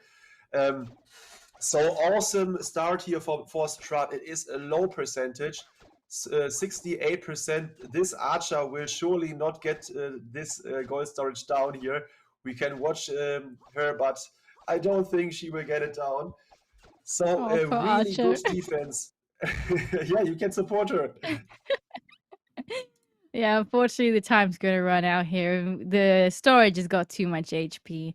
We got 68% to start. Opened it up here for Marcos Esports. A little bit on the lower side. Would rather see a little bit more percentage for a defense, but this could be going quite in favor of Strut after the first attack. I mean, 68 should be okay to beat, but no jinxing over here. Yeah, and maybe Rigo Torres is again the hitter #1 for Strut, and he showed us before that he can deliver. After a short time of planning, he can be able to triple out a base. So that would be the ideal start here for Strut. They get a nice defense here, a low percentage 2-star, and if they can triple themselves, that would be an awesome start here to kick things off in this lower bracket finals. So the main goal here for all the teams is to get into the grand finals. Tribe Gaming is there already, so they are waiting for their opponent, which is deciding now here in this matchup, Coco. Yes, and we've got Philip as the opener for Strut as well. We'll see how this one goes. We've got some Zap Titans in the mix here. One of my favorite attacks in here. I know, I've been waiting so long for a Zap Titan attack. We're going to Zap Quake that Monolith and the Expo out of that Town Hall compartment. Really nice value here by getting both of them down. And once we get this mortar down, this Town Hall should be free for the Flame Flinger. That is correct, and he is taking here the multi-mortar with some variants and an archer, and now it is taken out here. So the Flame Flinger should be good here to go. He also tested for ground skeleton traps here with a sneaky goblin, which got to the gold storage here inside, but there were no skeletons, so I think the town hall kill is now for free here for Philip. Really, really well planned here, and now he can push in with his main push into the eagle compartment. Yeah, we've got that warden pulled with our queen. The first Electro Titan dropped. As you can see, we also had the wall breaker opening up the walls to the Eagle artillery. We don't have the funneling just yet, just to make sure we do go in. There we go. King's deployed now, which will go around the outskirts of the base, clear up some more of those buildings towards the north-hand side. We've got a jump, which shall connect the Eagle artillery compartment towards the core of the base. We can hopefully get some nice value towards the multi-infernos, which we can find here. We do still have rages as well. Usually you tend to rage up these titans as well as the eagle, the healers to protect them. Without the Eagle artillery on here as well, we don't really have too much to fear. Let's see how we push through. We got the queen where we're using a freeze, so we don't take too much damage here as well. We've got the Royal Champion coming in from the northern side to support the king, since we unfortunately can't get through those walls. The Electro Titan's looking pretty good at the moment. Yes, and it is a decent attack, but look at the back end here. In the last compartment with the scatter shot and expo, some archer towers, and there are the Teslas too, so maybe there are some ground skeleton traps here. The queen is beating on the wall with some Electro Titans. The ability of the World Champion is used here, and now it's all about if those troops can overcome the last compartment. The Diggy is dialing the scatter shot, and this should be looking good here for Philip.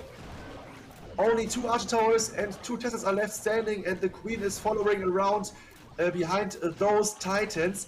18 seconds for Philip. He is not... Oh, you don't know if it's a triple. He's smiling. It is the triple, surely, for Philip, and he is relieved now. The first attack is a triple, and now Strut is in the lead, Coco. Yes, that was a really nice Zap Titan attack. We had, I think, all the Titans almost alive towards the very end of that attack as well, so very, very well thought out. We protected those Titans very beautifully all the way through the core of the base, keeping them at maximum health so that they can do as much damage as possible to the defenses on that base. So they're in a very good position now. They've got quite a bit of percentage in their favor, as well as that first star. Yes, and the first attacker is now following Coco's advices here and brought up the Smash Titan here, the Titan Smash with Zap spells in front. So maybe, yeah, you should give them more advices, Coco. I mean, my advice, I mean, I love watching Zap Titans. It's fun to do them as well in Legends, but none of mine ever look as beautiful as that one did. Let's see how this one plays out, though. No Zap Titans from Amagupto, of course. We've got some more dragons. We've got some Inferno baby dragons with some dragon riders in the mix here as well. A few rocket loons as well to snipe off that one air defense there on that north-hand side. Scout a little bit for the blimp, which is making it all the way through to the town hall compartment with these super minions coming out here. Again, we're keeping them invisible to try and get that town hall down, as well as that multi-inferno. Yes, and this looks decent here. He's taking out everything. Oh, what was that? The last invis wasn't placed that good. Was it even a... It was the clone spell, I guess, so maybe it was swagged now. The multi-inferno stays up here and is dealing damage here to the inferno dragons, which are placed now. The town hall is down, but maybe the traps are still there. Let's check out whether those troops can get into the core or not. First Black Knight, maybe. No, the skeleton spell is a bit too late. The queen is targeting a dragon rider, but she's going down. That is okay, so... It's a little bit problematic. And it was quite... I think we did swag that clone spell in there. And we've got this skeleton spell trying to distract in here. One ability trying to protect these Inferno baby dragons as we push towards that scatter shot.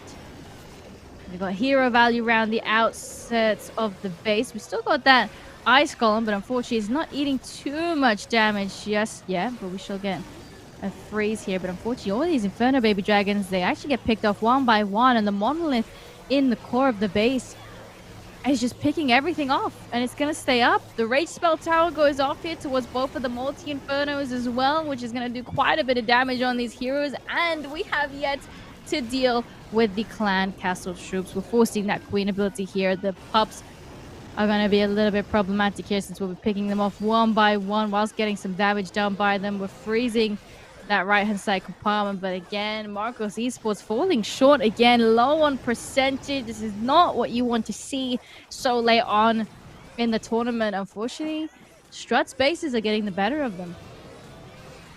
They are, and that is what Strut is also known for. Their base building team is incredible. So yeah, Sir Iron is in the seat since years, and he's always bringing up high-class bases. So if you want to check them out, go to his Twitter page, for example. At some point, they are publishing some bases there to copy them. So really great base building here again by Strut. Esk is also a base builder, so make sure to follow them on Twitter and to check them out. So this is the key here for or to consistently win the wars. You need a good defense. So yeah, both teams have great bases here, but at the moment, Strut is dealing more damage here to Marcos Esports. Yeah, the Strut, I mean, if they come in with another triple, they are going to be hugely in the lead on percent, as well as getting that extra star on the board. That's ideally what they want to do moving through to the next round. So we'll see what they've got, because as we said previously multiple times, this is a double elimination bracket. This is the finals of the lower bracket, and the winner of this match will be facing Tribe Gaming yet again, since Tribe Gaming knocked out both of these teams from the upper bracket. So this might be their chance for a revenge and maybe getting that title in their favor. Totally correct, but as you mentioned here, Tribe Gaming is in the grand final already, and they got the last the last gold ticket which were played. So it is an incredible team here waiting in the finals. But first, one of both the teams here need to perform good here to win this war, and it is now Rigo Torres for Strut with a Queen Charge into Super Dragons here this time. So normally he's playing the Queen Charge Lalo, but this time he decided maybe the Lalo isn't strong enough here. We see again a nice Rage Tower covering some multi-infernos, the Monolith and the Eagle. So he decided to bring some Super Dragons, and maybe he's recalling his Queen Walk when he got the enemy Royal Champion and the Scatter Shot. Oh, he's using the ability that early. Maybe the Queen wasn't supposed to walk that high up here. She was supposed to get the air defense, I guess. Yeah, we use that invisibility. Yeah. So we try and protect the Queen. We do use the recall. She did push up quite high, as you mentioned. We get some nice chain value there with that Electro Dragon there on the north-hand side. We'll see what happens when we redeploy the Queen here now, because usually you'd see the Queen to get some additional funneling. This time we're sending in a blimp which will path towards that Town Hall compartment to secure that star on the board, as we've got a skeleton spell to try and distract that Monolith. This one's quite an interesting attack. I'm not sure what's going to happen with the Queen either.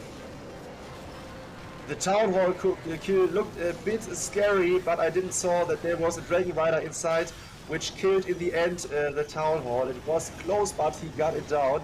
And now we need to check out whether those two Super Dragons can overcome the core of the base. He's using his free spells here really early. There is much left standing here in the back of the base, and he only got one Super Dragon left here. His Queen died, he still got the King ability and his Royal Champion to deploy. But there is the Scatter Shot, the enemy Queen, and yeah, the Town Hall compartment is really stacked here with Tesla, Ground Bows, and the Multi-Inferno. So I think Rigo Torres isn't able to triple this base here. Yeah, it is quite unfortunate. There's still quite a lot still remaining. The King does go for that Scatter Shot, will get it done. But these Clan Castle troops still standing are going to be a little bit frustrating. The Royal Champion's trying to get as much value as she possibly can towards the Town Hall compartment, but even around the outskirts of the base, the enemy King's there. And that's unfortunately the worst enemy for the Royal Champion. So unfortunately, this will not be pushing through. A little bit better percentage, I think, than the previous few attacks. I think we had a 76 and a 68%. So this is still in favor of Strut going into the 80s here. But they still have that 1-star advantage now. Yeah, that is correct. So it is all good here, although Rigo Torres wasn't able to triple the space. Yeah, the advantage is on the side of Strut 5-4 after 2 attacks. So now Marcos Esports needs the triple to get back into the action here and to tie things up against Strut. So until now, only 1 triple here in this final of the lower bracket after 4 attacks. That means the bases are quite strong here. We see a lot of box-based, box-style bases. So this is the way to go for the pros at the moment, I guess. Yeah, the box bases, they're quite popular at the moment. We don't see too much variety in the bases. I see a lot of people complaining about that, but there's also a lot of people celebrating that because they're getting a lot of defenses on these box bases. Yeah, and it's always a mind game. So most of those box bases are symmetrical, and you never know from which side something is baited. So let's watch here. Another one. Kartik is in for Marco Esports, and he's doing a super archer blip in front of the town hall. That is interesting here. But he still got some additional free space here. Yeah, so it's quite interesting. So we do have these super archers that get some nice value on the monolith. It looks like that was neighboring that town hall. What we could have also have done here is potentially a bowler bounce. You could have used a bowler, 1 invisibility, 1 rage. Would have saved us a few spells, but we would not have gotten nearly as many neighboring buildings down around that town hall. We've got the queen as well now with the king, which we get some really nice value towards that scatter shot. Get some nice value as well with the electro titan supporting the hero dive. Since any potential traps that might pop up in this compartment will go down to the aura from the electro titans. Will be nice value. Super minions coming out here, which is going to do quite a bit of damage. King already forcing his ability. It would do quite a bit of damage in here already. Yeah, but this hero dive here is OP. As you mentioned, the support of the Electro Titan was incredibly strong. So the Electro Titan took out within seconds all the archers, all the skeletons. That was the key, that this hero dive was successful here. And now we have to watch out this Lalo here. A nice ability here. The Hound is also covered by the one ability and can collect here all the mines here and tank a bit longer this air defense in the back end here. So now in the core there is the Loon Pack and it takes down the Expo. Yes, perfectly. And now we need to focus here on the Queen kill. The Royal Champion's ability is got used and the Queen is still up. Oh, that is not ideal. The Lalo is thinning out and this looks like a massive defense here again for Strut, Coco. Yes, another defense in favor of Strut here. The enemy Rage going off of that spell tower, doing way too much damage with these neighboring defenses. We got the multi-inferno that picked off so many defenses there. The enemy Queen was under there as well, and unfortunately not so good percentage here as well. Would like to see a little bit higher for Marcos Esports, but Strut are in quite a good position now.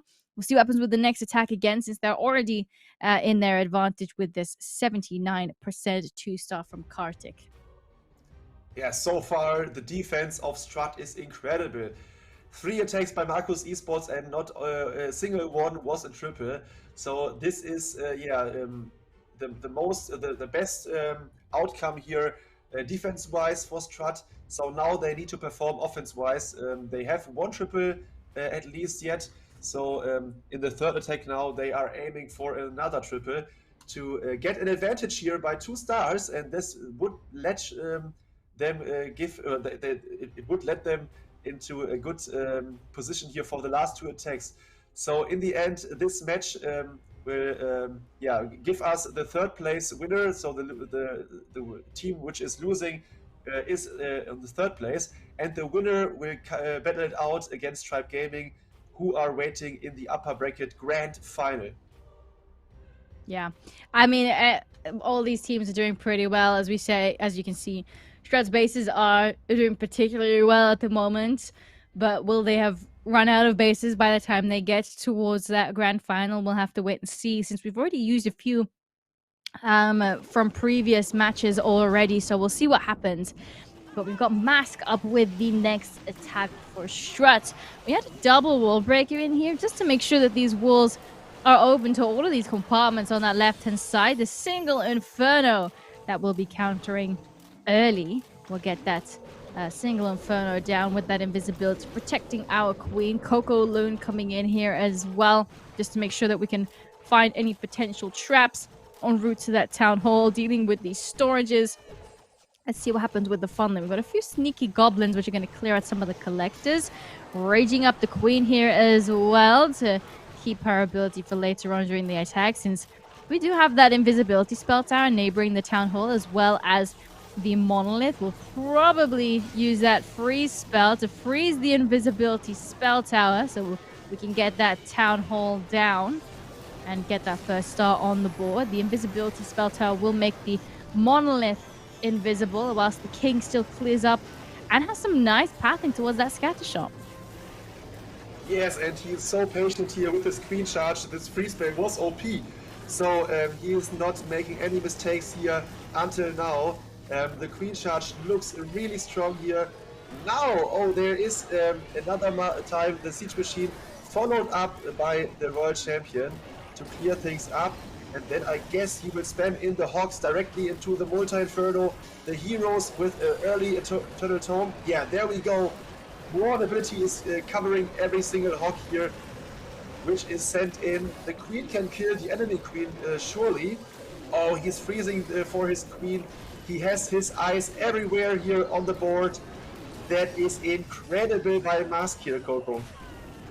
Yeah, really, really nicely done. Look how many hogs we still have pushing through. There is a giant bomb in there, but the drill has not even popped open, and it has quite a lot of health still on it as well. About a minute on the board. Queen still alive with these healers, as well as that royal champion still holding on to her ability. This is giving Strut a huge advantage now, getting another star on their advantage here. And there'll be 2 stars in the lead, as well as percentage heavily in favor of Strut. Yes, and this is giving the last attackers such a good position, so they will be relieved for sure that they, after 3 attacks, have a 2-star advantage. So that is incredibly strong. We saw in the last match, the last attacker could have got the win here with a triple, but he failed. So the pressure onto the last attacker is always not a good thing. So I think Strut is relieved that they are performing that well in the beginning of this war. And after 3 attacks of each team, they have a 2-star advantage, and this is incredibly strong. So now they need maybe another defense now, and can continue with 2 stars to get the victory here in this final, Coco. Yeah, they're doing really, really well, and they're doing consistently well in a variety of, the different rounds that they've had. Up against Fuching, they've had one up against VN, and again now up against Marcos Esports. They're just performing very, very well, and as you can see, their bases are performing well as well. And this one, they haven't managed to get a triple down. Up against Fuching, they managed to put up 12 stars and 11 up against VN, which means not many triples are going down.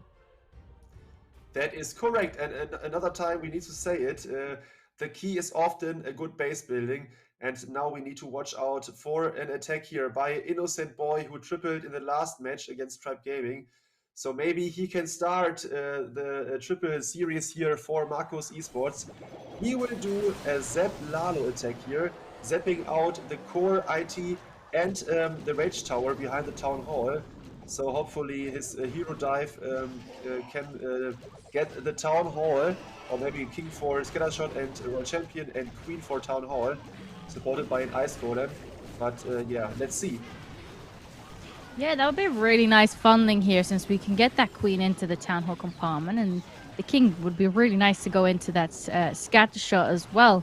As you can see, we'll just get that tested down. Let's see how these heroes split, and they split perfectly. King going for that scatter shot with the ice golem, though. The ice golem did follow that king into that compartment. We will be pulling those clan castle troops, which might be nice because we might get some freeze value there if the ice golem pops in time. We'll see what happens in there. Queen's still holding on to her ability. We're using an invisibility spell on her since that expo did redirect onto her after that king went down, clearing the scatter shot and using that queen ability to secure the first star on the board here for Innocent Boy. Yeah, and this opener is perfectly. So I think he got the value he needed. The schedule is down. Now he can start things off here with his slammer entry. He needs to push the slammer into the multi-compartment. Hopefully those Loom Parade onto the Eagle does this. Yes. And now the slammer is in the core and can take out at least one multi-inferno. There are headhunters aiming for the queen, and the queen is taking out.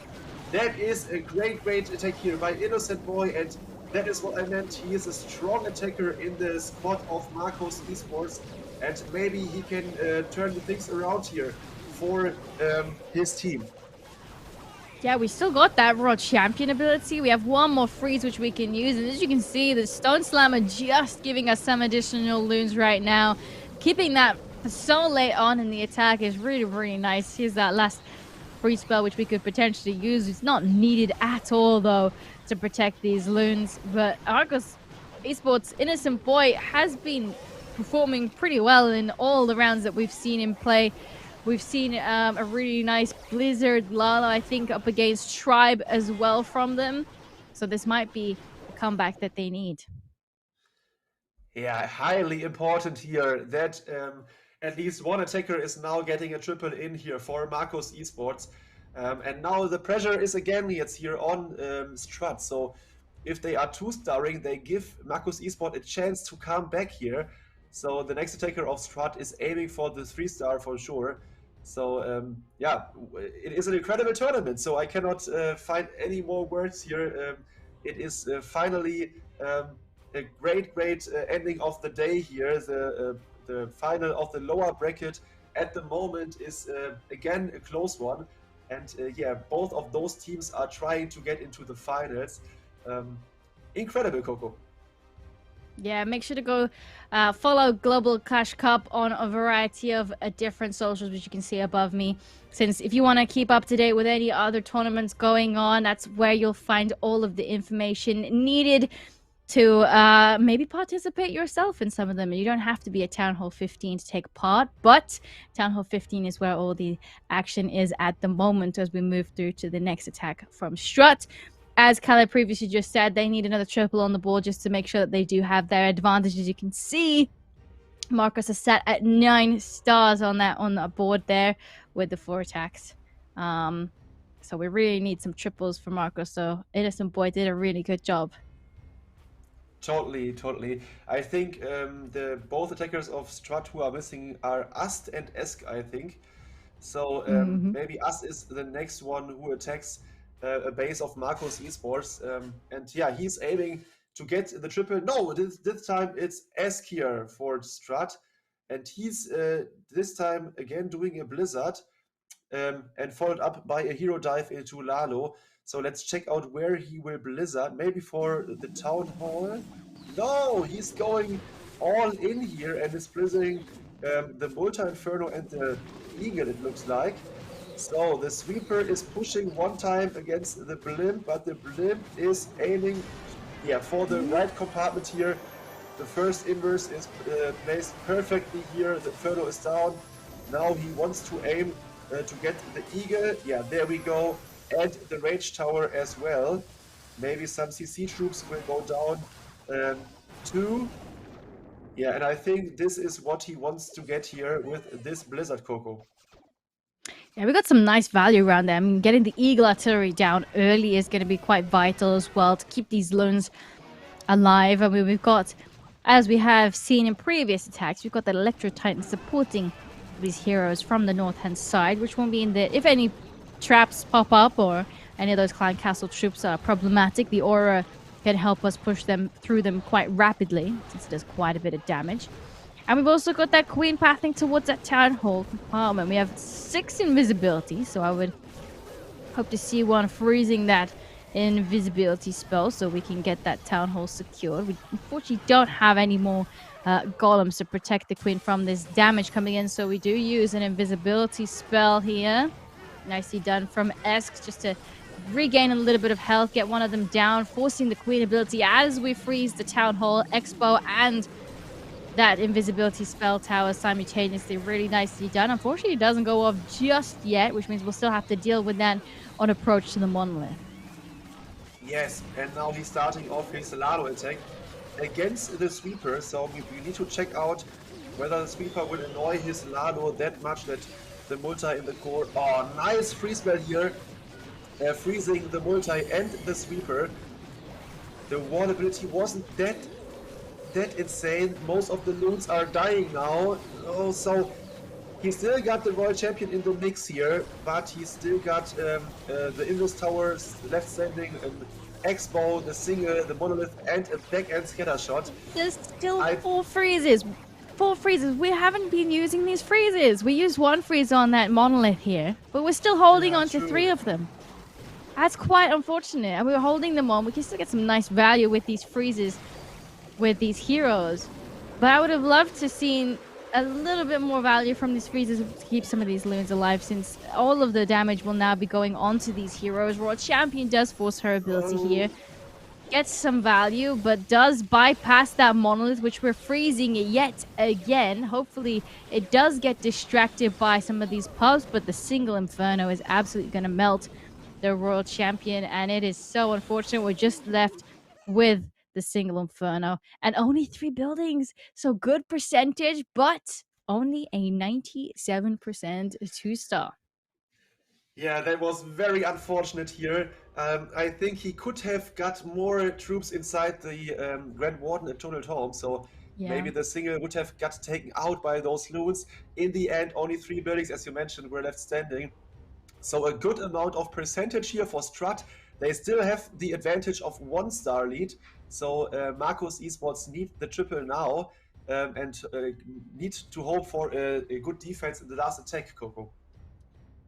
Yes, they really, really do. I mean, the Strut are in a phenomenal position right now. They have that 1-star advantage already.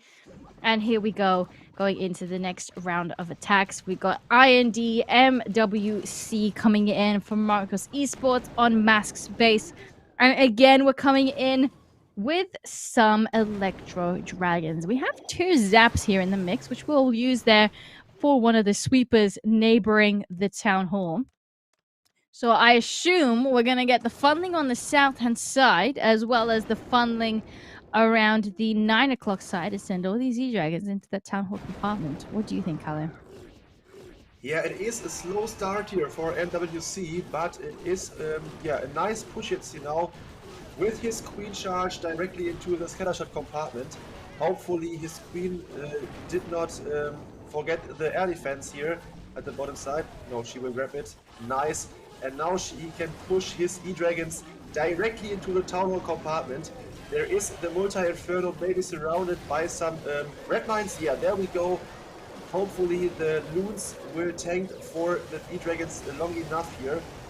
He freezes up the town hall already and the round bow. His queen used her ability, and now we need to check out whether those E-Dragons can survive the town hall compartment. The Eternal Jump of the Warden is already over, and the town hall is still standing, so they will hurt by the Gigabomb and the Poison Tower. So as you see, the E-Dragons are thinning out now, and there is a huge chunk of the base left standing. The Queen is also down. He still got his ping to deploy and the World Champion, but that is not ideal here.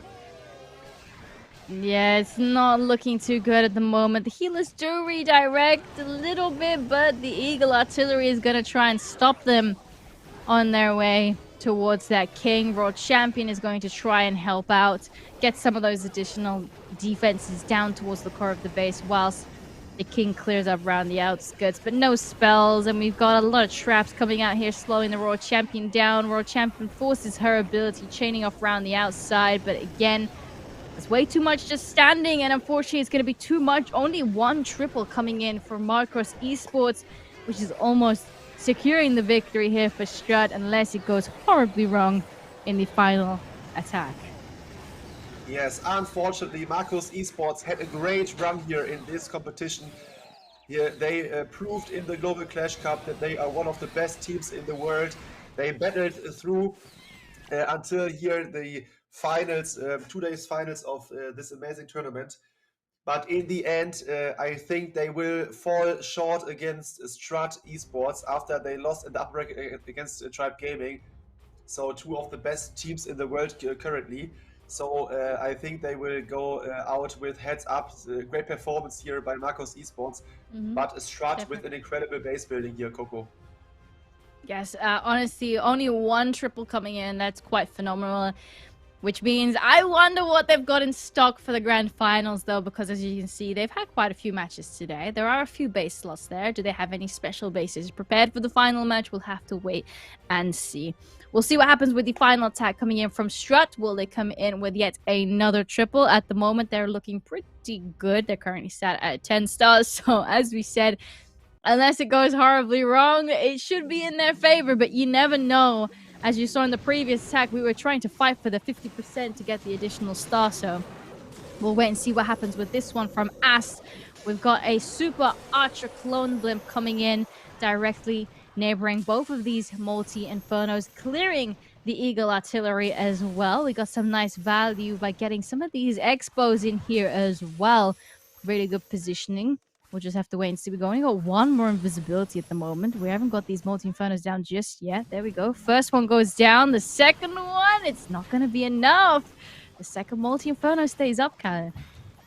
Yeah, and this is interesting. So Ast knows that he needs only a 2-star, and he's super blimping far side and starting also on the far side of the town hall with his hero dive. Incredible risky here by Ast. He only needs the 2-star here to win it for Strut, but he's going for it all here. Now he's sniping this multi-inferno here with some super loots. It is not enough here. The sweepers are pushing back the loots, and the multi-inferno is still standing here. Now he's aiming to get this scholarship compartment out of the way, and then we need to have a focus if the queen can get the town hall on herself. So the king is going down now, Coco. Yeah, we've only got one freeze as well. We've got a golem which is trying to eat up as much damage as possible. It does redirect the monolith though onto our queen, and we need to hold that ability for as long as we can. We have to force the ability here though to get the monolith down. Is it going to be enough to take the town hall down? The unicorn's trying to heal her back up. The town hall's going to do double damage. And it stays up, and it's going to regenerate health. And now we have to make sure we get these loons towards the town hall. Bear in mind, we do still have that warden ability. So we're sending in a bunch of them towards the multi-inferno, using the warden ability already as we take damage from the multi-inferno and the town hall. I'm scared it's going to wear off too early. Is the other loon going to crash? Is going to be enough? It's not going to be enough. The loons are not going to touch the town hall. We have to send... This is so nerve-wracking. 2 loons are on it, securing the town hall drop. I mean, you said it was risky from the beginning, and here you go. Oh, wow. But he still got the Royal Champion in the bag, so it was in the end safe, a safe 2-star, but yeah, it would have been more easy to go with the Super Archer Blimp for the Town Hall kill. But yeah, I think Ast wanted to triple out in the last attack to get a good hit rate here in this tournament. But he got the 2-star, and Strut is winning this final here in the lower bracket. 12 to 11 stars in favor of Strut against Macross Esports. And there you have it. Strut went through the lower bracket 3 matches in a row, and they are the winner of the lower bracket and will face off Tribe Gaming in the grand final to battle it out for this tournament here. Incredible stuff, Coco. Yeah, Strut have had quite the performance going all the way through, and they're just showing us one by one as they take down these teams to battle their way through the lower bracket to make it all the way back. That they want that championship title, they want to win it all, and they could do it, they might. We'll just have to wait and see what happens with the next match. Here are the match statistics from Strut versus Marcos Esports. Strut putting up 12 stars with Mask and Philip coming in with 2 triples each. We've got Marcos with 11 stars, 3 stars from Innocent Boy. That's unfortunately the only triple that we had of Marcos Esports, but he had quite the performance all the way through. But Strut looking pretty strong, as you can see. We had a 97 in there as well, which was close, but not close enough. Quite unfortunately, they just needed that extra push to get that extra triple on the board, but they didn't even need it. Strut going through. I mean, they are now going to be facing Tribe, who are waiting in the upper bracket grand finals. So we'll have to just wait and see what happens in that matchup. Strut have, as we said before, have used a lot of their bases already. We'll see if they have saved any particular bases for them. But they're looking pretty good right now. That is correct. And yeah, as you mentioned before, Tribe had only 1 match today. This was the 3rd match already from Strut. So they used a lot of bases until now, and they use maybe also their best bases here to get through this lower bracket, because every time you are playing, if you lose, you are out. So you are preparing in the best way. Yeah, you can see it here down below. We have now the grand final. Tribe Gaming, who went through the upper bracket without losing, is facing off in the finals against Strut, and Strut had a long way here through 3 rounds in the lower brackets. In the end, they defeated all of their opponents. So VN Esporting, Fuching #1, Marcos Esports, and now they are in the grand final. Marcos Esports is 3rd placed now, so they get $2,000 at least. And now Strut is aiming to get the victory. But in this bracket here, double elimination bracket, the winner of the upper bracket has an advantage. So if Tribe Gaming wins this upcoming match now, they win it all. But if Strut wins this upcoming match, there will be a deciding match after that. So at the moment, it is currently 1-0 in favor of Tribe Gaming. Who has 2 wins in the end will get the trophy. So yeah, it is up now to Strut to aim for the victory. Yes. I mean, Strut have had some beautiful attacks as well. I think we have some more attacks for you prepared so that we can have a quick look at those as well. Here's your first one. So we've got Philip, which we'll be having a look at. Philip did do a really nice attack here up against Marcos Esports on Pretish's base as well. One of my favorites, Zap Titans. As you can see, with Zap Titans, we previously mentioned you want to avoid placing the Flame Flinger in range of these Expos and the Mortars, since they do outrange the Flame Flinger. Philip did a fantastic job at Zap Quaking the Monolith, which also outranges the Flame Flinger, as well as getting the Expo down, and we dealt with the Mortar accordingly by deploying this Warden to tank it with a few Barbarians, and the Flame Flinger was able to do enough damage to take it down without taking damage from the Mortar. At this point, you just let the Flame Flinger work its way through these defenses. It's most importantly as well that you do see the Town Hall is active. The only reason why it's active is because we deployed that Quake. The Quake makes the Town Hall an active defense, which means the Flame Flinger can work its way and get that down as well. And we have to make sure we test around there so we don't pop that too soon. The Queen has been deployed to pull the Warden over towards the Eagle Artillery compartment. By clearing out some of these buildings, we're trying to get the funding we need into the Eagle Artillery compartment. And as you can see, all these healers will be able to heal up all the damage dealt to the heroes, but as well as these Electro Titans that are making their way in. The King gave us the funneling. The jump has been deployed to connect these compartments so we can get these major defenses down. The Flame Flinger, as you can see, did its job fantastically at taking down that Town Hall single-handedly. The Warden ability will try and protect these troops pushing through as well as getting the King in that Warden ability as well. The Warden took a little bit of an odd pathing there, but we managed to clear everything under that Warden tome, freezing the enemy Queen as well as we push through. And these healers, again, Philip did a really good job at keeping them in range of the rages that he's deploying, meaning we're getting as much health as possible. The World Champion supporting the King to jump over these walls and get these defenses down that the King can't reach. Well, Queen is going to help get through these walls to get that final compartment down, and the Flame Fling is just about to pop and give us some additional troops for cleanup. Really nicely thought out, really nicely planned out as well. All these Electro Titans still alive. The healers were able to stay up as well. We do find a bunch of traps there towards the very, very end, but we had enough Coco Loons to test in the beginning to scout for any potential traps to keep these healers alive all the way through until the very, very end. So very nicely done. One of my favorite attacks. I love to use it. As I said before, mine unfortunately never look as beautiful as this one, but it is not as easy as it looks. But Philip made it look super duper easy up against Pretish's base. Nicely done. And your favorite strategy is now 1 out of 1. So Philip was the first contender who used it, and he tripled. So GG to this strategy. But also the opponent Marcos Esports had great attacks, and one attacker is quite perfect today, I guess. So Innocent Boy of Marcos Esports tripled again here in this war, and maybe we can rewatch his attack as well. So yeah, in the end, Strut has an incredible base building team behind, and those bases look scary as hell. But Innocent Boy is one of those who could triple one of them with a nice Zap Lalo attack.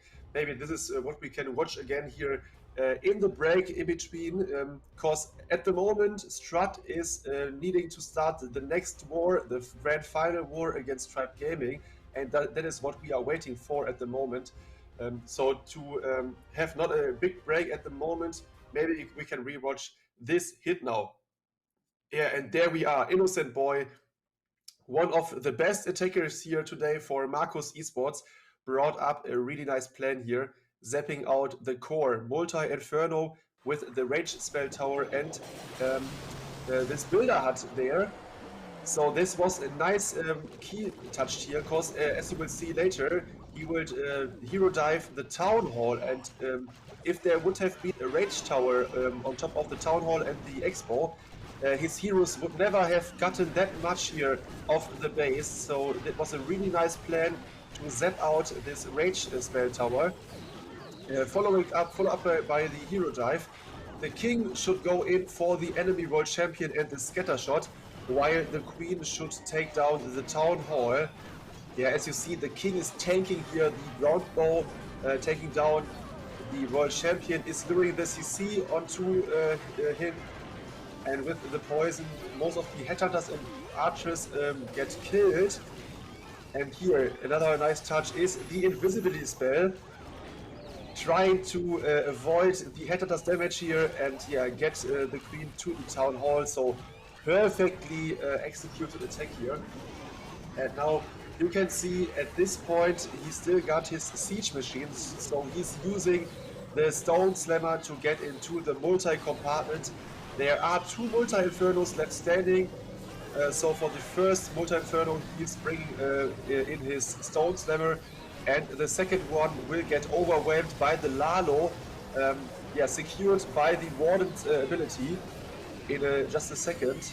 So a really nice attack here, and yeah, in the end it is unfortunate here for Marcos Esports that they only got 1 triple against Strut, but it is like it is.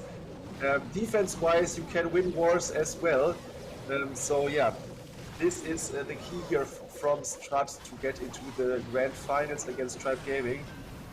As you see below me, there are a few minutes left, so if you haven't yet, grab some snacks, grab some drinks here. The grand final is upcoming, and it is the Tribe Gaming. You also got a golden ticket for this year's World Championship Finals. Is going up against Strut, so I cannot wait for this to happen, and I hope that you are hyped as well. If you want to ask us something or to get us some predictions, don't hesitate to type into the chat, and yeah, we can have a little chat maybe and predict the winner of this upcoming final match. So yeah, nice attack here by Innocent Boy for Marcos Esports, and yeah, to get some more replays in, maybe we can have a look at another one soon. So yeah, 6 minutes and 50 seconds left. If you guys have a prediction, go into the Twitch chat, YouTube chat, and put it down. Yeah, I cannot wait for this final to happen, Coco.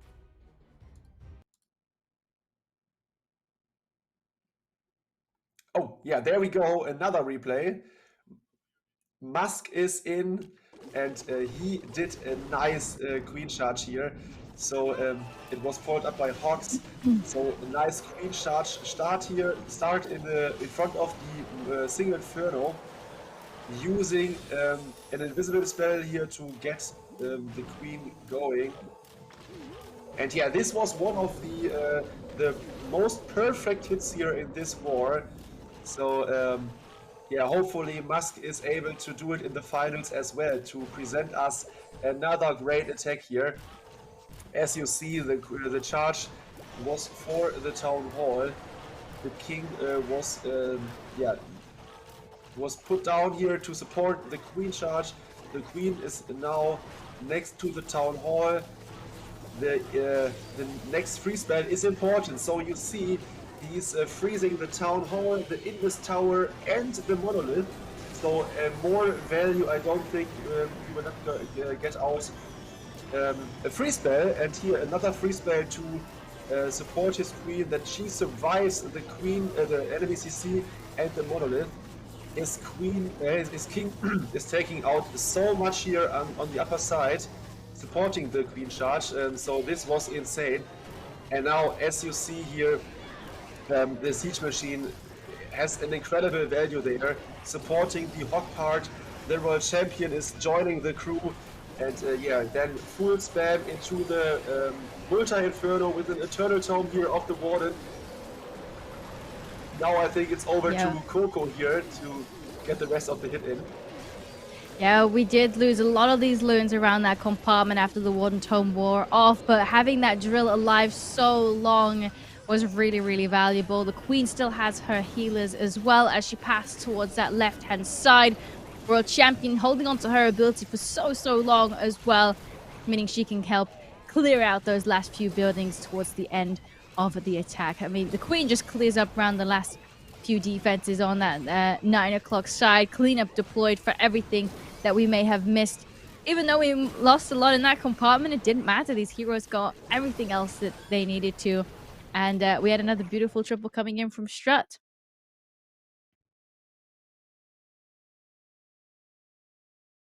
Really nicely done.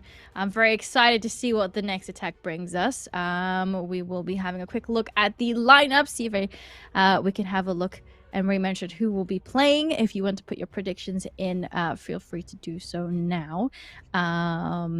But yeah, 2 epic teams. Strut have been fighting their way all the way through that lower bracket.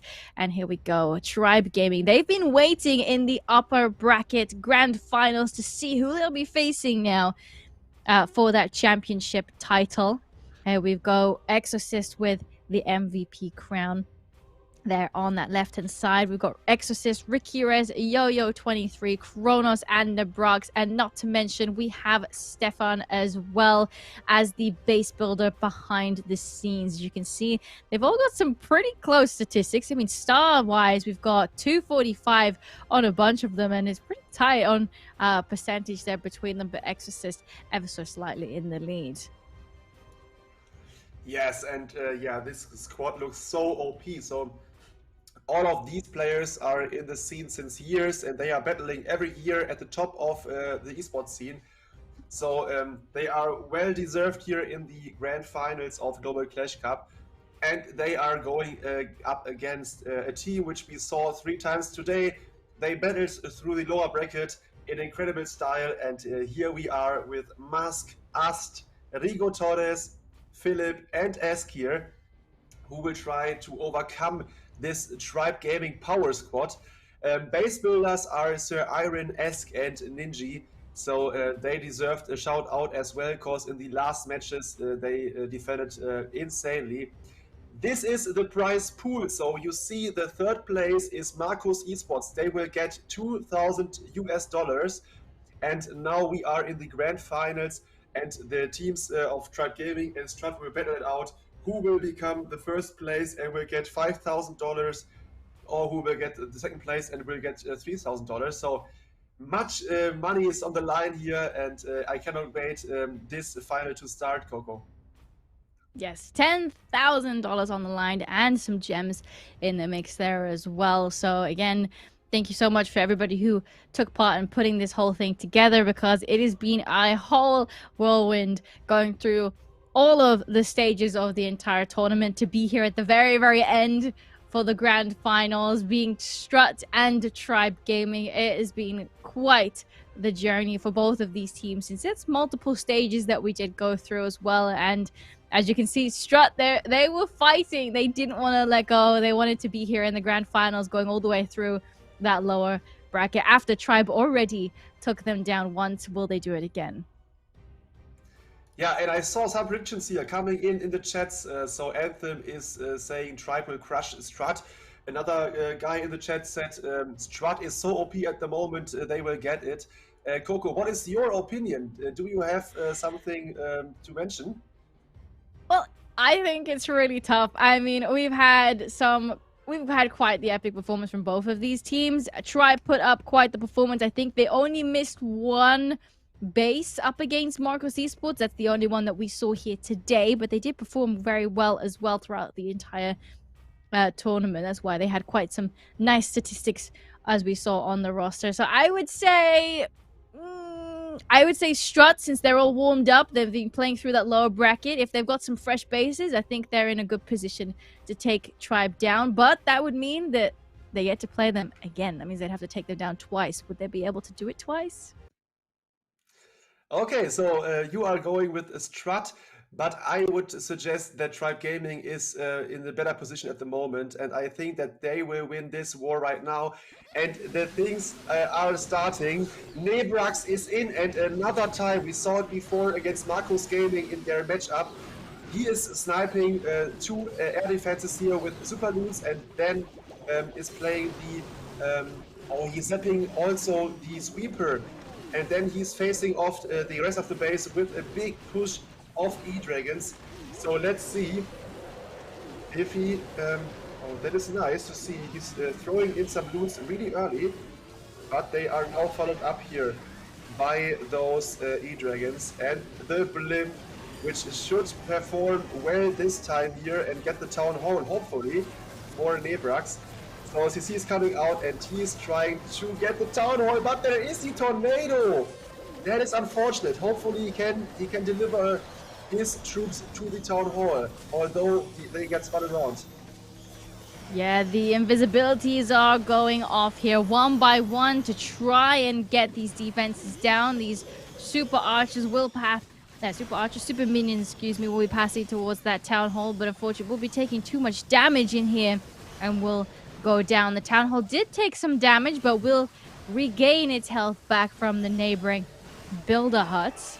Let's see how these Electro Dragons do. We do have a good chunk of them pathing all the way around that north-hand side, and will then slowly make their way around. We still have a bunch of heroes still to deploy, and we can get some nice value here, as there's not that much still remaining.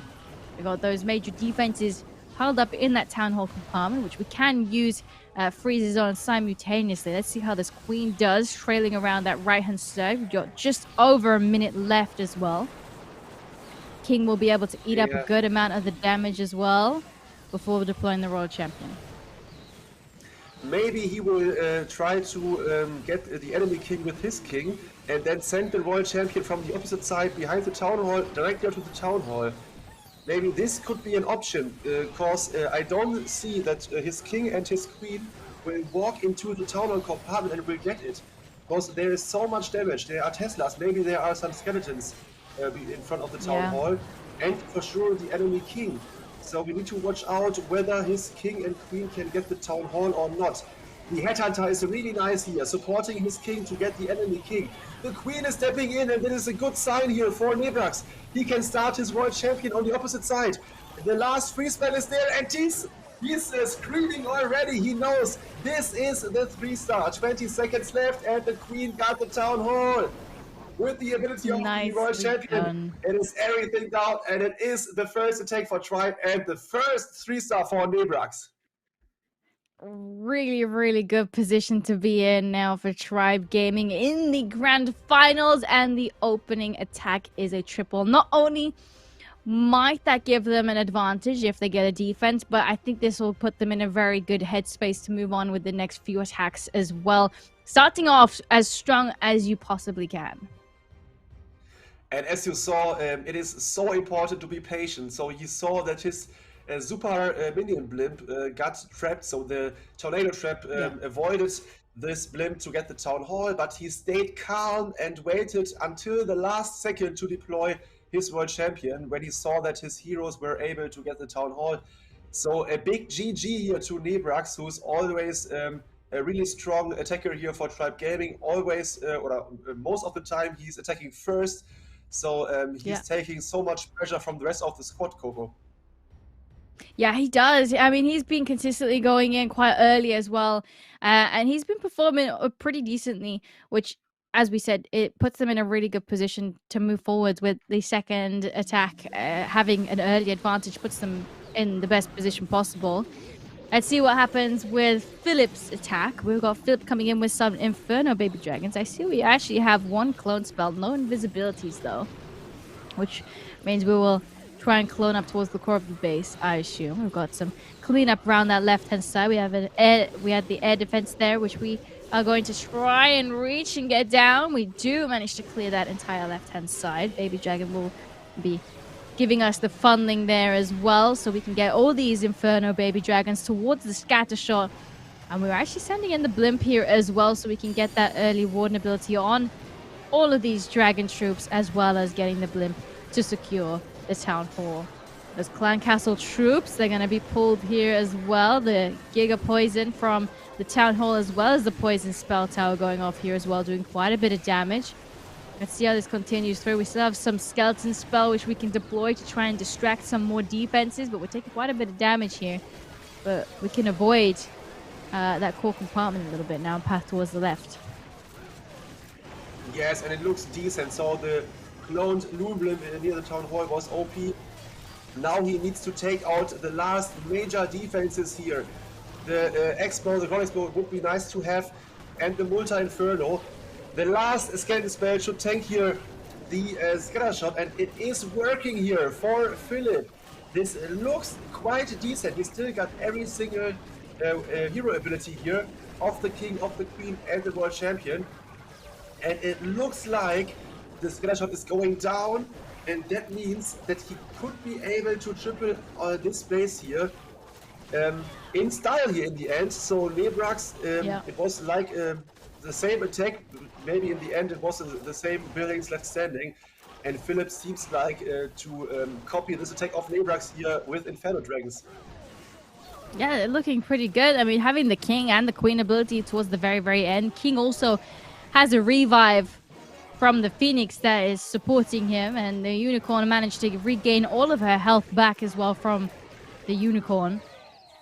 With 40 seconds on the board, we got both teams coming in here with a really nice triple to open it up, which means it could be anybody's war at this position. I mean, what a grand final opening from both of these teams.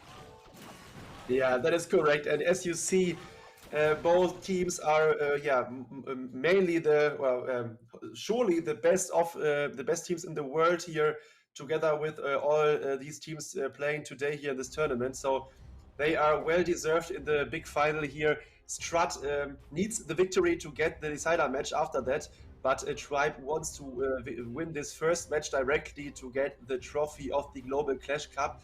And this was a great opener here. Both teams tripled in the beginning, so they took away some pressure of their teammates.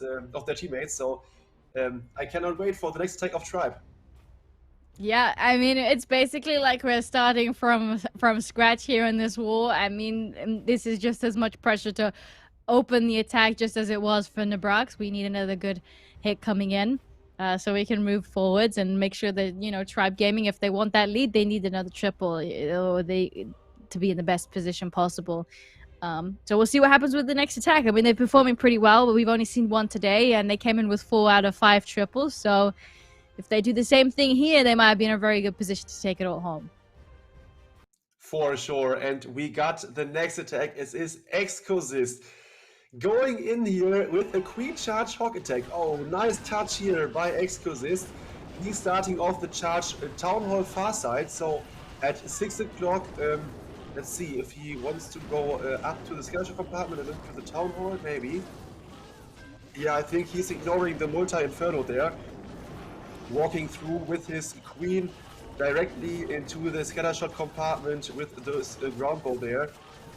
And then going for the Town Hall, I guess. So the strong opener, hopefully. The Flame Flinger at 12 is doing some great work, but there is one mortar which can disturb the piece. Yes, that is very, very true. Again, we have to just be careful what happens with it. We don't have too many troops to distract it as well. We have a few wizards, but usually you want to see those wizards on cleanup duty. But we've got the pathing for our queen now. We're going to pull those clan castle troops, and look how many troops we are pulling. A bunch of archers already. Looks like we still have some to deal with. The queen is taking quite a bit of damage, almost forcing her ability here. Nice rage to make sure that we can get as much health back from these healers as possible.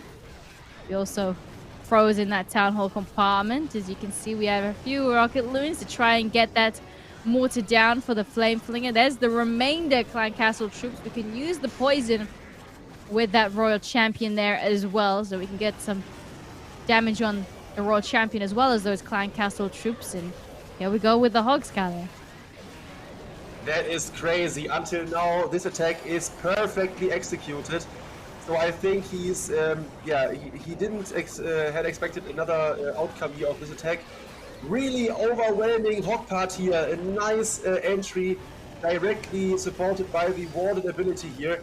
Oh, but only the multi-inferno is left standing. But let's see if the queen is walking around, or is she gets... Yeah, no, she's walking around directly to the town hall. He still got the queen ability and another free spell. He needs to take down the last defense buildings here with this super loons out of the clan castle. So hopefully in the end it will not be a time fail. That could be an option here. There is not much left standing. Oh no, double black mine here for the Dragon Rider. That is unfortunate. The Dragon Rider would have got at least the Arch Tower as well. Now a freeze and loon combination. Oh, I don't know if that is enough here to take out the air defense as well. The queen is on the wall. I don't think that he has enough time to finish things off, and he knows it. Yeah, that is unfortunate here for Excosist of Tribe Gaming. Yeah, it's unfortunate. The hogs missed that one multi-inferno, which means we can't really get too much cleanup there as well. But we're going to get a really good percentage on here. We're at 88 at the moment. How much can we get in the next few seconds? We're making it into the 90s. The queen charge felt a little bit slow to me. We were stuck around that town hall. It felt like a little bit too long. But the entry that we had for the hogs was quite nice. It was just unfortunate that we missed that other multi-inferno. That would have been really nice value. Yeah, for sure. So we need to write down, it was a 2-star 90%. So in the end, if the stars are tied up, we need to have a look on the percentage. So now at the moment, 5 stars for Tribe Gaming and 3 for Strut, but now Strut has also a second attack, and if they triple, they have an advantage on stars. Yeah, they will aim for it for sure. But yeah, a crazy start here in this matchup, and let's see what the Strut player has in store for us. Yes, I mean, if they come in with a triple, that will be giving them the advantage. That would be ideal from their position, but we'll just have to wait and see what happens with that one. Anything higher than a 90 will be giving them percentage advantage, but ideally they want a triple on the board. And we've got Esk up with the next attack on Kronos's base, and we're coming in with some Dragon Riders in here. We do have a hound. I assume we might be for a Coco hound, since I can see we've got a bunch of invisibilities, or is that maybe for a Skelly Donut? We do have a Skelly Donut, yes. He's zooming he's zooming in, and yeah, he's perfectly dropping his spells. This is a nice opener here, taking out the clan castle, a sweeper, and 2 expos there. So now we need to figure out where he wants to suicide his heroes. Let me check, the queen is placed at 9 o'clock, supported by 2 giants here. Nice touch, so that the queen will be full life, and a 3rd giant is coming in. Really nice here, so he wants to get the eagle with his queen, I guess, but there are some Teslas in front of. So yeah, we need to check out whether the queen can get the eagle or not. It might be a little bit of a struggle here to get the eagle. We'll just see what happens. We could get some nice freeze value here, but unfortunately it might go off a little bit early, freezing that enemy queen there, but nothing's on her to take her down at the moment. We'll just have to wait and see and wait out that hero dive portion. We've got a little bit of cleanup on that northern side. We will actually manage to do some damage on that air defense. Will we take it down? Unfortunately not. The king's coming in here now as well with a headhunter to get some value, to get the enemy world champion down and hopefully get some more value towards the major defenses. Queen does trail around the outside, as we said, since we've got those buildings around the outskirts. But she's regaining some health. She can also reach over and gets the eagle at 3 down. The king's still helping her out. And the royal champion cleared out one of the scattershot compartments in preparation for the dragon riders, which should come in on that southern side. Yeah, together with the blimp and the warden early at Tunnel Tom, so that blimp will reach the town hall surely. There is a black mine, but it is covered by the wall ability. And now we need to check out. So the hero dive was perfect. He got everything. The queen is still alive here, doing some damage.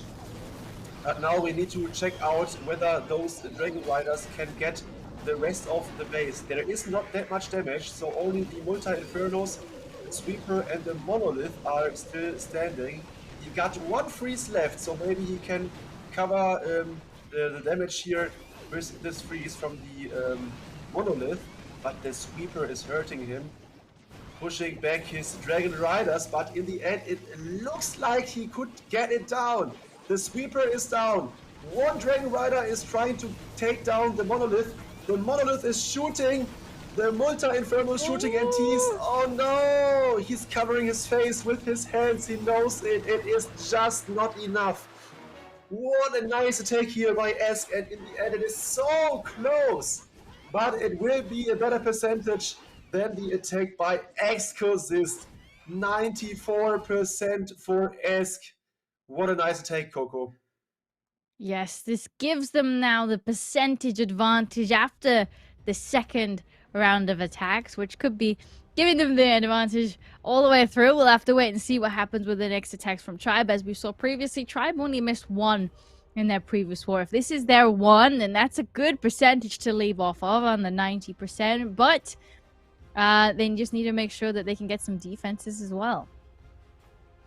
Yes, and Strut Gaming will try to get the pressure on Strut with tripling in the next attack. So it is the final we wanted to see. So it is a nice tied up war until now so far. So I cannot wait for the next attacker of Tribe Gaming. Maybe it's again Yo-Yo 23. No, this time it's Rick Heres, and he is starting things off with the Stone Slammer to get. Oh, nice! There is Tesla nearby the scatter shot, so he will take down the scatter shot as well as the Tesla there. And then, yeah, followed up by Zap Spells. Oh, nice Zap Spells for an Expo and the other scatter shot. And now there is the hero dive starting, so he wants to dive directly into the Eagle Chamber, which is protected by all the enemy heroes. So this is looking really nice here for Ikiris, Coco. Yeah, it's a good position to be in. I mean, we're going to be able to get a lot of value here from the Flame Flinger, since we've already tested for any potential traps, and we can get both of these splash damage troops down. We can get the Multi-Inferno, as well as the Scatter Shot. The hero's doing a nice job there towards the north-hand side. We got the enemy King, which will get down, the enemy Queen, which will also get down. So, you know, these are a lot of heroes that, I mean, the Queen will go down, which will pick off a lot of these potential loons. So we're in a good position right now. But we don't have many haste for the Lala. We have a bunch of freezes, but we're not going to be hasting up any of these loons. Yes, and if you see it, there are 2 sweepers left standing, and they are pointing against a possible Lalo start here. So we need to wait what is Rikira's planning for. Yeah, there we go. Okay, he's starting at 3 o'clock. His queen will take out the eagle soon, hopefully. His world champion is taking out the sweeper and the multi-inferno. There is the first free spell here onto the town hall and the invisible tower. There is the free spell and the ward ability. So he takes down the town hall in time, and now we need to watch for the last remaining defenses. It is only the monolith which is taken out by the loots, and this is an overkill by Rikires here. What a plan, what an execution. GG to Rikires, and he is giving Strut the pressure. Yes, that was a phenomenal attack. Really, really nicely thought out with the zaps there, clearing out one of the major defenses and getting some neighboring buildings down, as well as the flame flinger getting huge value there on that base. This is going to be putting Tribe in a very, very good position. They're putting the pressure back over in Strut's court. They need to back it up there with yet another triple if they want to try and keep up with that performance. I mean, if they keep it up, I mean, Strut will be holding that percentage advantage, but Rakiris did an absolutely phenomenal job. I mean, keeping everything alive until the very, very end. And there were so many loons still standing at the very end there as well. Yeah, and we were curious about how the Lalo would end up nearby the town hall, but he was so confident. He froze the town hall multiple times with the invisibility spell tower, and then this massive rage spell here on top of the town hall, yeah, leading everything, every troop tile into the town hall to get it down. In an overkill in the end here by Rakiris, and a phenomenal attack here. They are now in the lead by stars, but if Strut triples, they will be in the lead on percentage. So yeah, we need to watch out for the next attack of Strut. Yes, it's all about the next attack, really, to see who will be getting the advantage. And I can't believe after this round, we're only going to have 2 attacks left. So there's not much time left to recover if either of these teams get an attack that doesn't push through. And we've got Rigo Torres up with the next attack. Again, coming in with one of his favorites, we've got a Queen Charge Lalo. We do have 2 invisibilities here as well to help get some nice value. We got the Queen starting off there on that right-hand side. We've found some hidden Teslas already. We'll see how this works out. We can get some nice value here with the around that north-hand side. We've got a little bit of cleanup deployed there as well. Where do you think we'll be deploying the Lalo on this one? Yes, and this Queen Charge looks immense. So if he can go inside, he can take out so many highly important defense buildings here. So he's funneling his queen directly into those little open edges here of these compartments. He's still got 2 wall breakers, so I would assume that he wants to charge directly into the core of the base there, and maybe gets the town hall as well. So there is the CC, only 1 expo, and the multi-inferno is bursting down his queen. That is okay, he can rage up. There we go, another free spell maybe is necessary, because okay, maybe not, because there is the rage tower supporting this defense buildings. Now he needs to pop ability. No, he's freezing and he's going for the luck, and he it was the OP choice here by Rigo Torres. Yes, I mean, we're still pushing through. I mean, using these invisibilities, we're still holding on to that queen ability now. These healers are in range of this multi-inferno with the sweeper knocking them back a little bit, kind of a little bit in his favor here as well. We've got the Lalo starting off around that multi-inferno. The monolith's going to do a lot of damage, but we still hold on to that ability. Rigo's queen seems invincible, but we need to push through further to make sure we get that town hall down. Oh my god, no, it will not happen. The queen don't have ability, and the town hall is now activated, but the queen is down and his Lalo is already in, but he got the blimp in his hands, so maybe he needs to send in the blimp for the town hall. I think they are discussing now how to send it in to get the town hall kill done. So from town hall side, there are too many buildings in front of where some traps can be. There is the the blimp going for the town hall, and it will.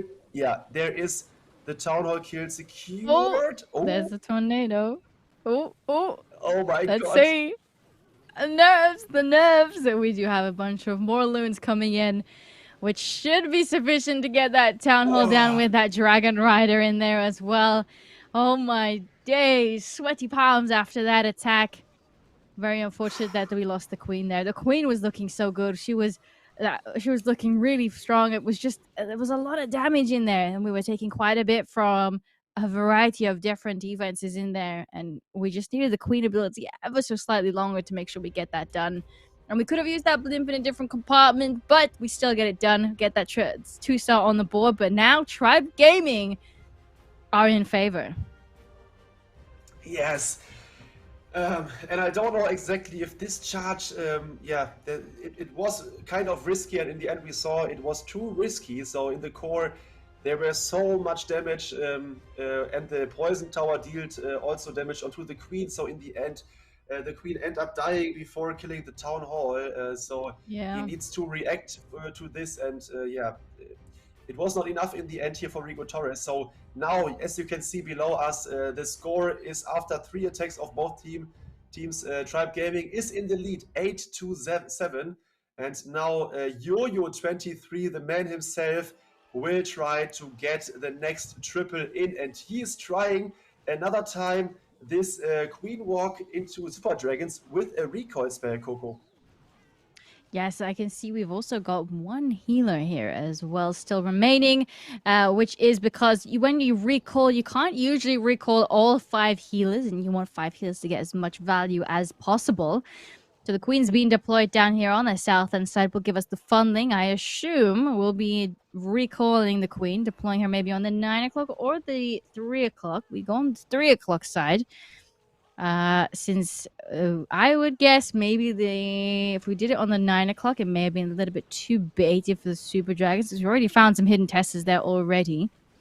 And the Queen will continue to give us the funding we need with the Super Dragons pathing towards the Scatter Shot. We get the Warden ability on all of these Dragons and Loons pathing towards the major defenses, and the Blimp paths all the way to the Town Hall compartment. And with these invisibilities, we can get the Super Minion to take the town hall down, get a little bit more value around it, to get a few buildings down there as well. These Super Dragons are taking quite a bit of damage here. The Eagle Artillery hitting pretty hard.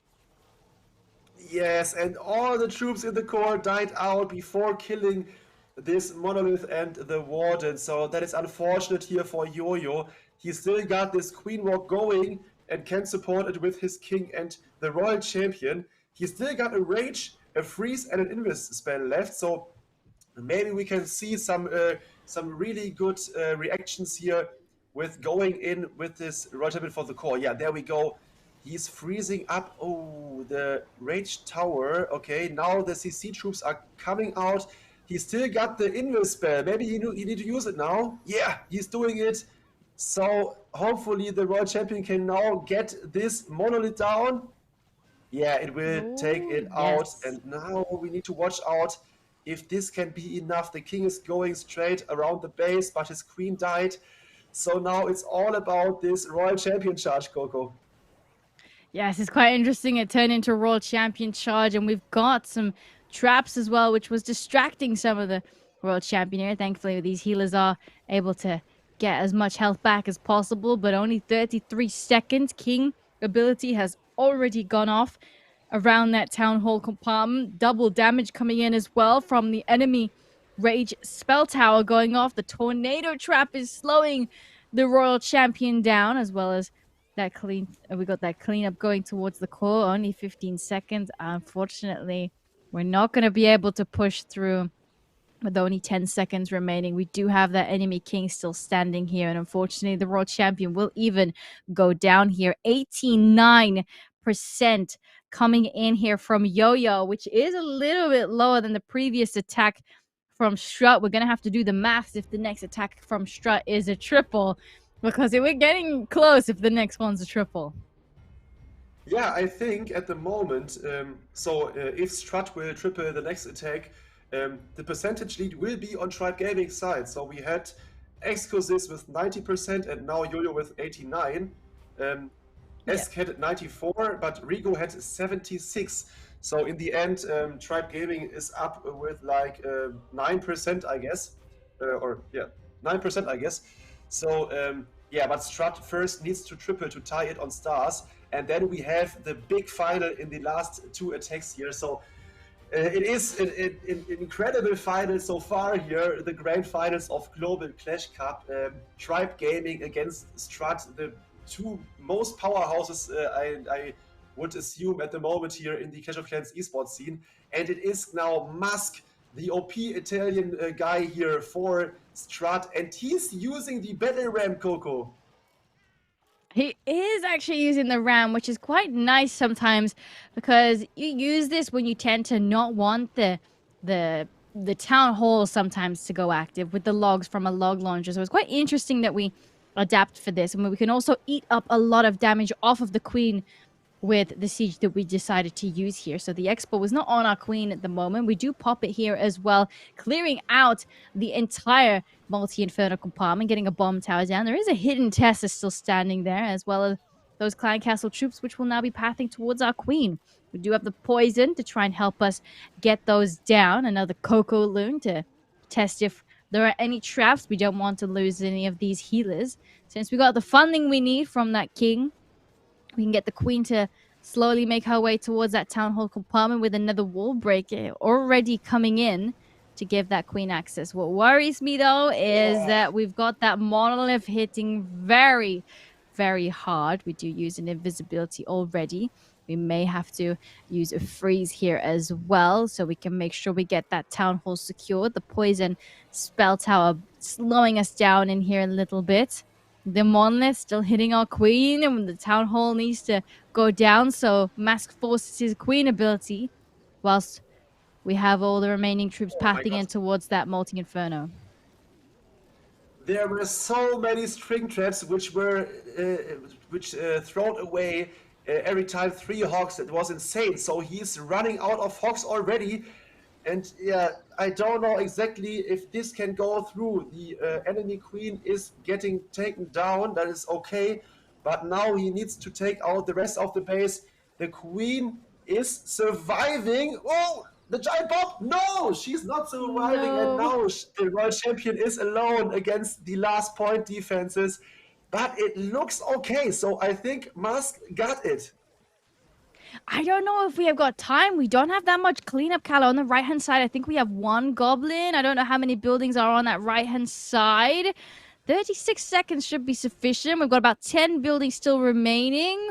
With the world champion alive, we still got one of those hog headhunters. We might have only 1 building on that right-hand side since those cleanup troops are pathing towards the north. So it will be enough. Strut are coming in with a triple here. The pressure is on now for the final attacker for Tribe Gaming. What a nice attack coming in from Mask there. The queen charge was quite a struggle to get through, but Mask made it look so easy. He made it push through. These spells coming in clutch to keep that queen alive up against the town hall, the Giga Poison, the monolith. It was quite a feisty compartment.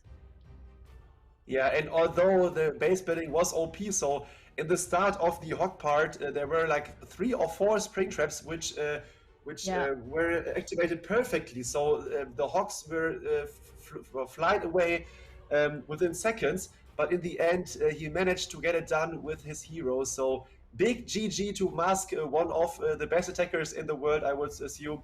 And now, yeah, the situation is that both teams has 10 stars after 4 attacks. But Tribe Gaming has the lead by a slither of percentage.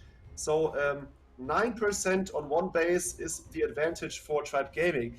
That means, so if Tribe Gaming triples now, they will win it all. But if they are 2-starring, yeah, Strut can overcome them in the end. So let's check out the next attack. Kronos is in, another Queen Charge Hog. Kronos Queen Charge Hog for the final attack. Again, as we said, the pressure is on. This has to triple to take the champion title home. We've got the Coco Loon coming in to protect these healers for our queen charge there on the right hand side. We've also got a bit of funding which we had come in here, which will make sure the queen paths towards that north hand side. We've got that enemy queen which we could be facing here as well. We have a bunch of headhunters help us, and we have a battle drill selected. We've seen the battle drill a fair few times recently, which I feel like is more common now than it used to be throughout the beginning of this tournament. I think a lot of people have now figured out a really nice way to use them. We'll see how Kronos decides to use them alongside of his hogs. The clan castle troops get pulled here.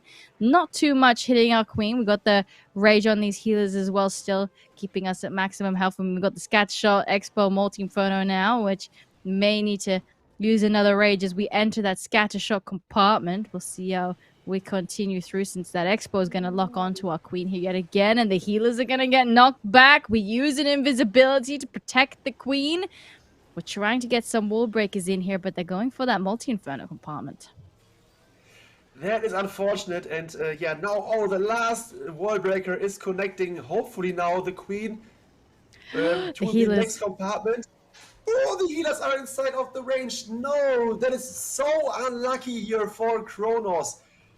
Oh, I think he wanted to react on the fly here, but now his queen will die and the multi-inferno is left standing. And yeah, now we need to check how he wants to secure the town hall. That could be the game changer here. Is Stripe Gaming losing with the last attack here against Strut Esports? He's going in all or nothing. He wants to get the town hall with his hog part.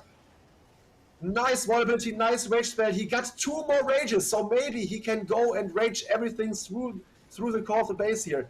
Coco, what is happening right now? Oh, the enemy rage spell pops off here as well, which does way too much damage on both of these multi-infernos. You're absolutely melting every single hog. There was a lot going on as we pushed through the town hall. We do still have that battle drill trying to get some additional value here, but unfortunately, it's gonna be a defense here for Kronos. We're in the 70s at the moment. We've got cleanup scattered around the base to get as much percentage as we possibly can. This one's going to be a little bit lower than the previous 2 that they had, which means Tribe Gaming, we will have 1 base still open to attack from Strut. And if Strut come in here with a triple, it will be taking the victory, and then we'll be rematching, and we'll be having a decider war in the grand finals. That is epic. So we get the full action today here in this finals of the Global Clash Cup. So if Strut is able to get the percentage 2-star now, they will be the victory of this match, and they will get the deciding match. So they need to win another war against Tribe Gaming, and this is incredible. So it could not get better than that at the moment. Such a close matchup here, and in the end it could be Strut getting the victory through the lower bracket here in this tournament. Crazy. I mean, it might be. As I said previously, what worries me is that Strut may have run out of bases by now, since they've made their way all the way through that lower bracket. And then if we're rematching, I wonder what bases that we'll be seeing. Ast is up with the final attack for Strut. So, I mean, Tribe Gaming are sat at a 12 stars after the 5 attack, 91.6. If we could do the math real quick, we could see how that one would play out. We've got the Flame Flinger there on that south hand side with a queen charge around that town hall compartment. King is going to cut off the queen so we can try and get her into that town hall compartment. She does trail to the right hand side though, where the Flame Flinger is located. We do have the walls here open as well. The Flame Flinger, the Molten is going to do so much damage here though. That is unlucky. So he needs to push the queen ability. That is so annoying now for us. And the queen is not going in for the town hall. He needs to react. Oh my god, they need the 2-star risk percentage. Maybe it can go another way. So I suppose I was thinking that this is surely the victory for Strut now. But at the moment, us is struggling. What is happening here in this final? I cannot believe it. Both rage towers are activated. He's now waiting to get them cooled down. So Wow, he needs to secure the 2-star now. He can deploy his queen with the recoil spell again now. Oh, he's putting her down at 12 o'clock, but only one healer is with her. Oh my god, that is not happening right now, Coco. This is absolutely crazy. The queen, unfortunately, does go down there on the north-hand side, and we have to send these dragons directly towards the town hall. We need that star on the board. We're using that warden ability early as well, which means we're going to take damage from that giga poison once the town hall drops. These loons will be scouting as well, but this is also going to slow us down so much. This is not what you want to see for the final attack. We have the Royal Champion still to get some additional value, but this is low. This is gonna be such a struggle. The Rage Spell Towers did so much damage here on the multi-infernos. Ast is not happy. You see the pain. You see the pain in his face. It is not possible. I don't know exactly how many percentage he would need it, but I think that is not enough. Look at behind the mortar. There is the enemy king waiting for the world champion. The Expo is shooting them down. I don't know exactly how many percentage he needs, but I think 69, 70% is too low, I guess, to get the victory here. And although they had the shot for the victory, Ast is falling short here on percentage. Oh my god, what a game changer. And Tribe Gaming will be the winner.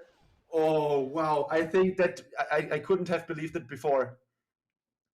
The pressure was too much for the final attack. As you could see it on both of these teams, Tribe Gaming really wanted the triple, but so did Strut in the very end there. But unfortunately, it was not enough. And Tribe Gaming will be the Global Clash Cup Season 7 winners. They'll be taking a majority chunk of that prize pool home. Very well deserved, winning all the way through the upper bracket. That is incredible. Not only the offense of Tribe Gaming was OP in this tournament, it is also the defense. And here we go, we see the podium of this year's Global Clash Cup Gothic Division. Applause to Marcus Gaming or Marcus Esports, who are taking home $2,000 with the third place. On the second place, we saw them battling through the lower bracket. Incredible stuff here today from Strut Gaming. They are second place with $3,000. And now, Coco, it is our winner, Tribe Gaming.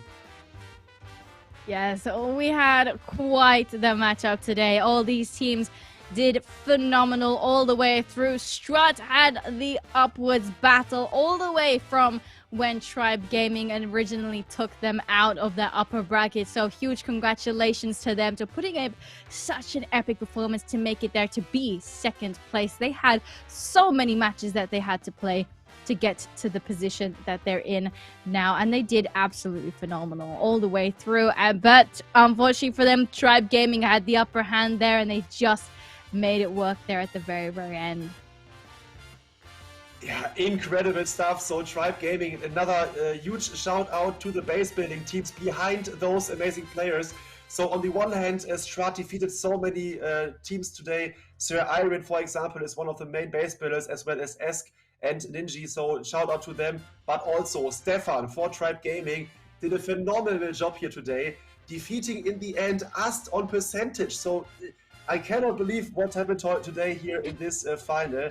It was a back and forth, and in the end, it was an epic final. I hope everyone liked it. And yeah, any final attack you has in mind to mention here of the finals? From the the finals, we had a really nice attack. So it was the opener from the Bucks. So it was a really good position from them, put them in a really good mindset. Unfortunately for them, Strut did manage to back that up throughout the entire tournament. We saw some amazing attacks though throughout. We had really good attacks from Fuching, which came in with some Super Archer Clone Blimp, which was phenomenal. The Super Archer Clone Blimps that we saw absolutely clearing every single main defense in there. I am very thankful that I was able to be a part of this and watch all these amazing attacks from these amazing players. Yeah, and once again, we need to shout out the winners of this year's Global Clash Cup Gothic division is Tribe Gaming. So GG's in the chat. Congrats to this amazing squad. We can name again them. It is for sure Rikires, Excosis, Yo-Yo23, Kronos, and Nebrax together with the base builder Stefan. So huge shout out to them. They win it all in the end. They have the gold ticket for this year's World Championship Finals, and they deserve this win as well. Another one, if you want to participate in such tournaments or in the Global Clash Cup, for example, go for the socials. So Twitter, check Twitter out, check out the Discord server, check out the homepage of Global Clash Cup, and be part of the next edition. There are not only Town Hall 15 wars or leagues, there are also some lower based town halls included. So yeah, for every player there should be a tournament, and yeah, we cannot be more thankful for this organization like the Global Clash Cup. Yes, thank you so much to everybody watching at home as well, and we can't wait to see you for Season 8.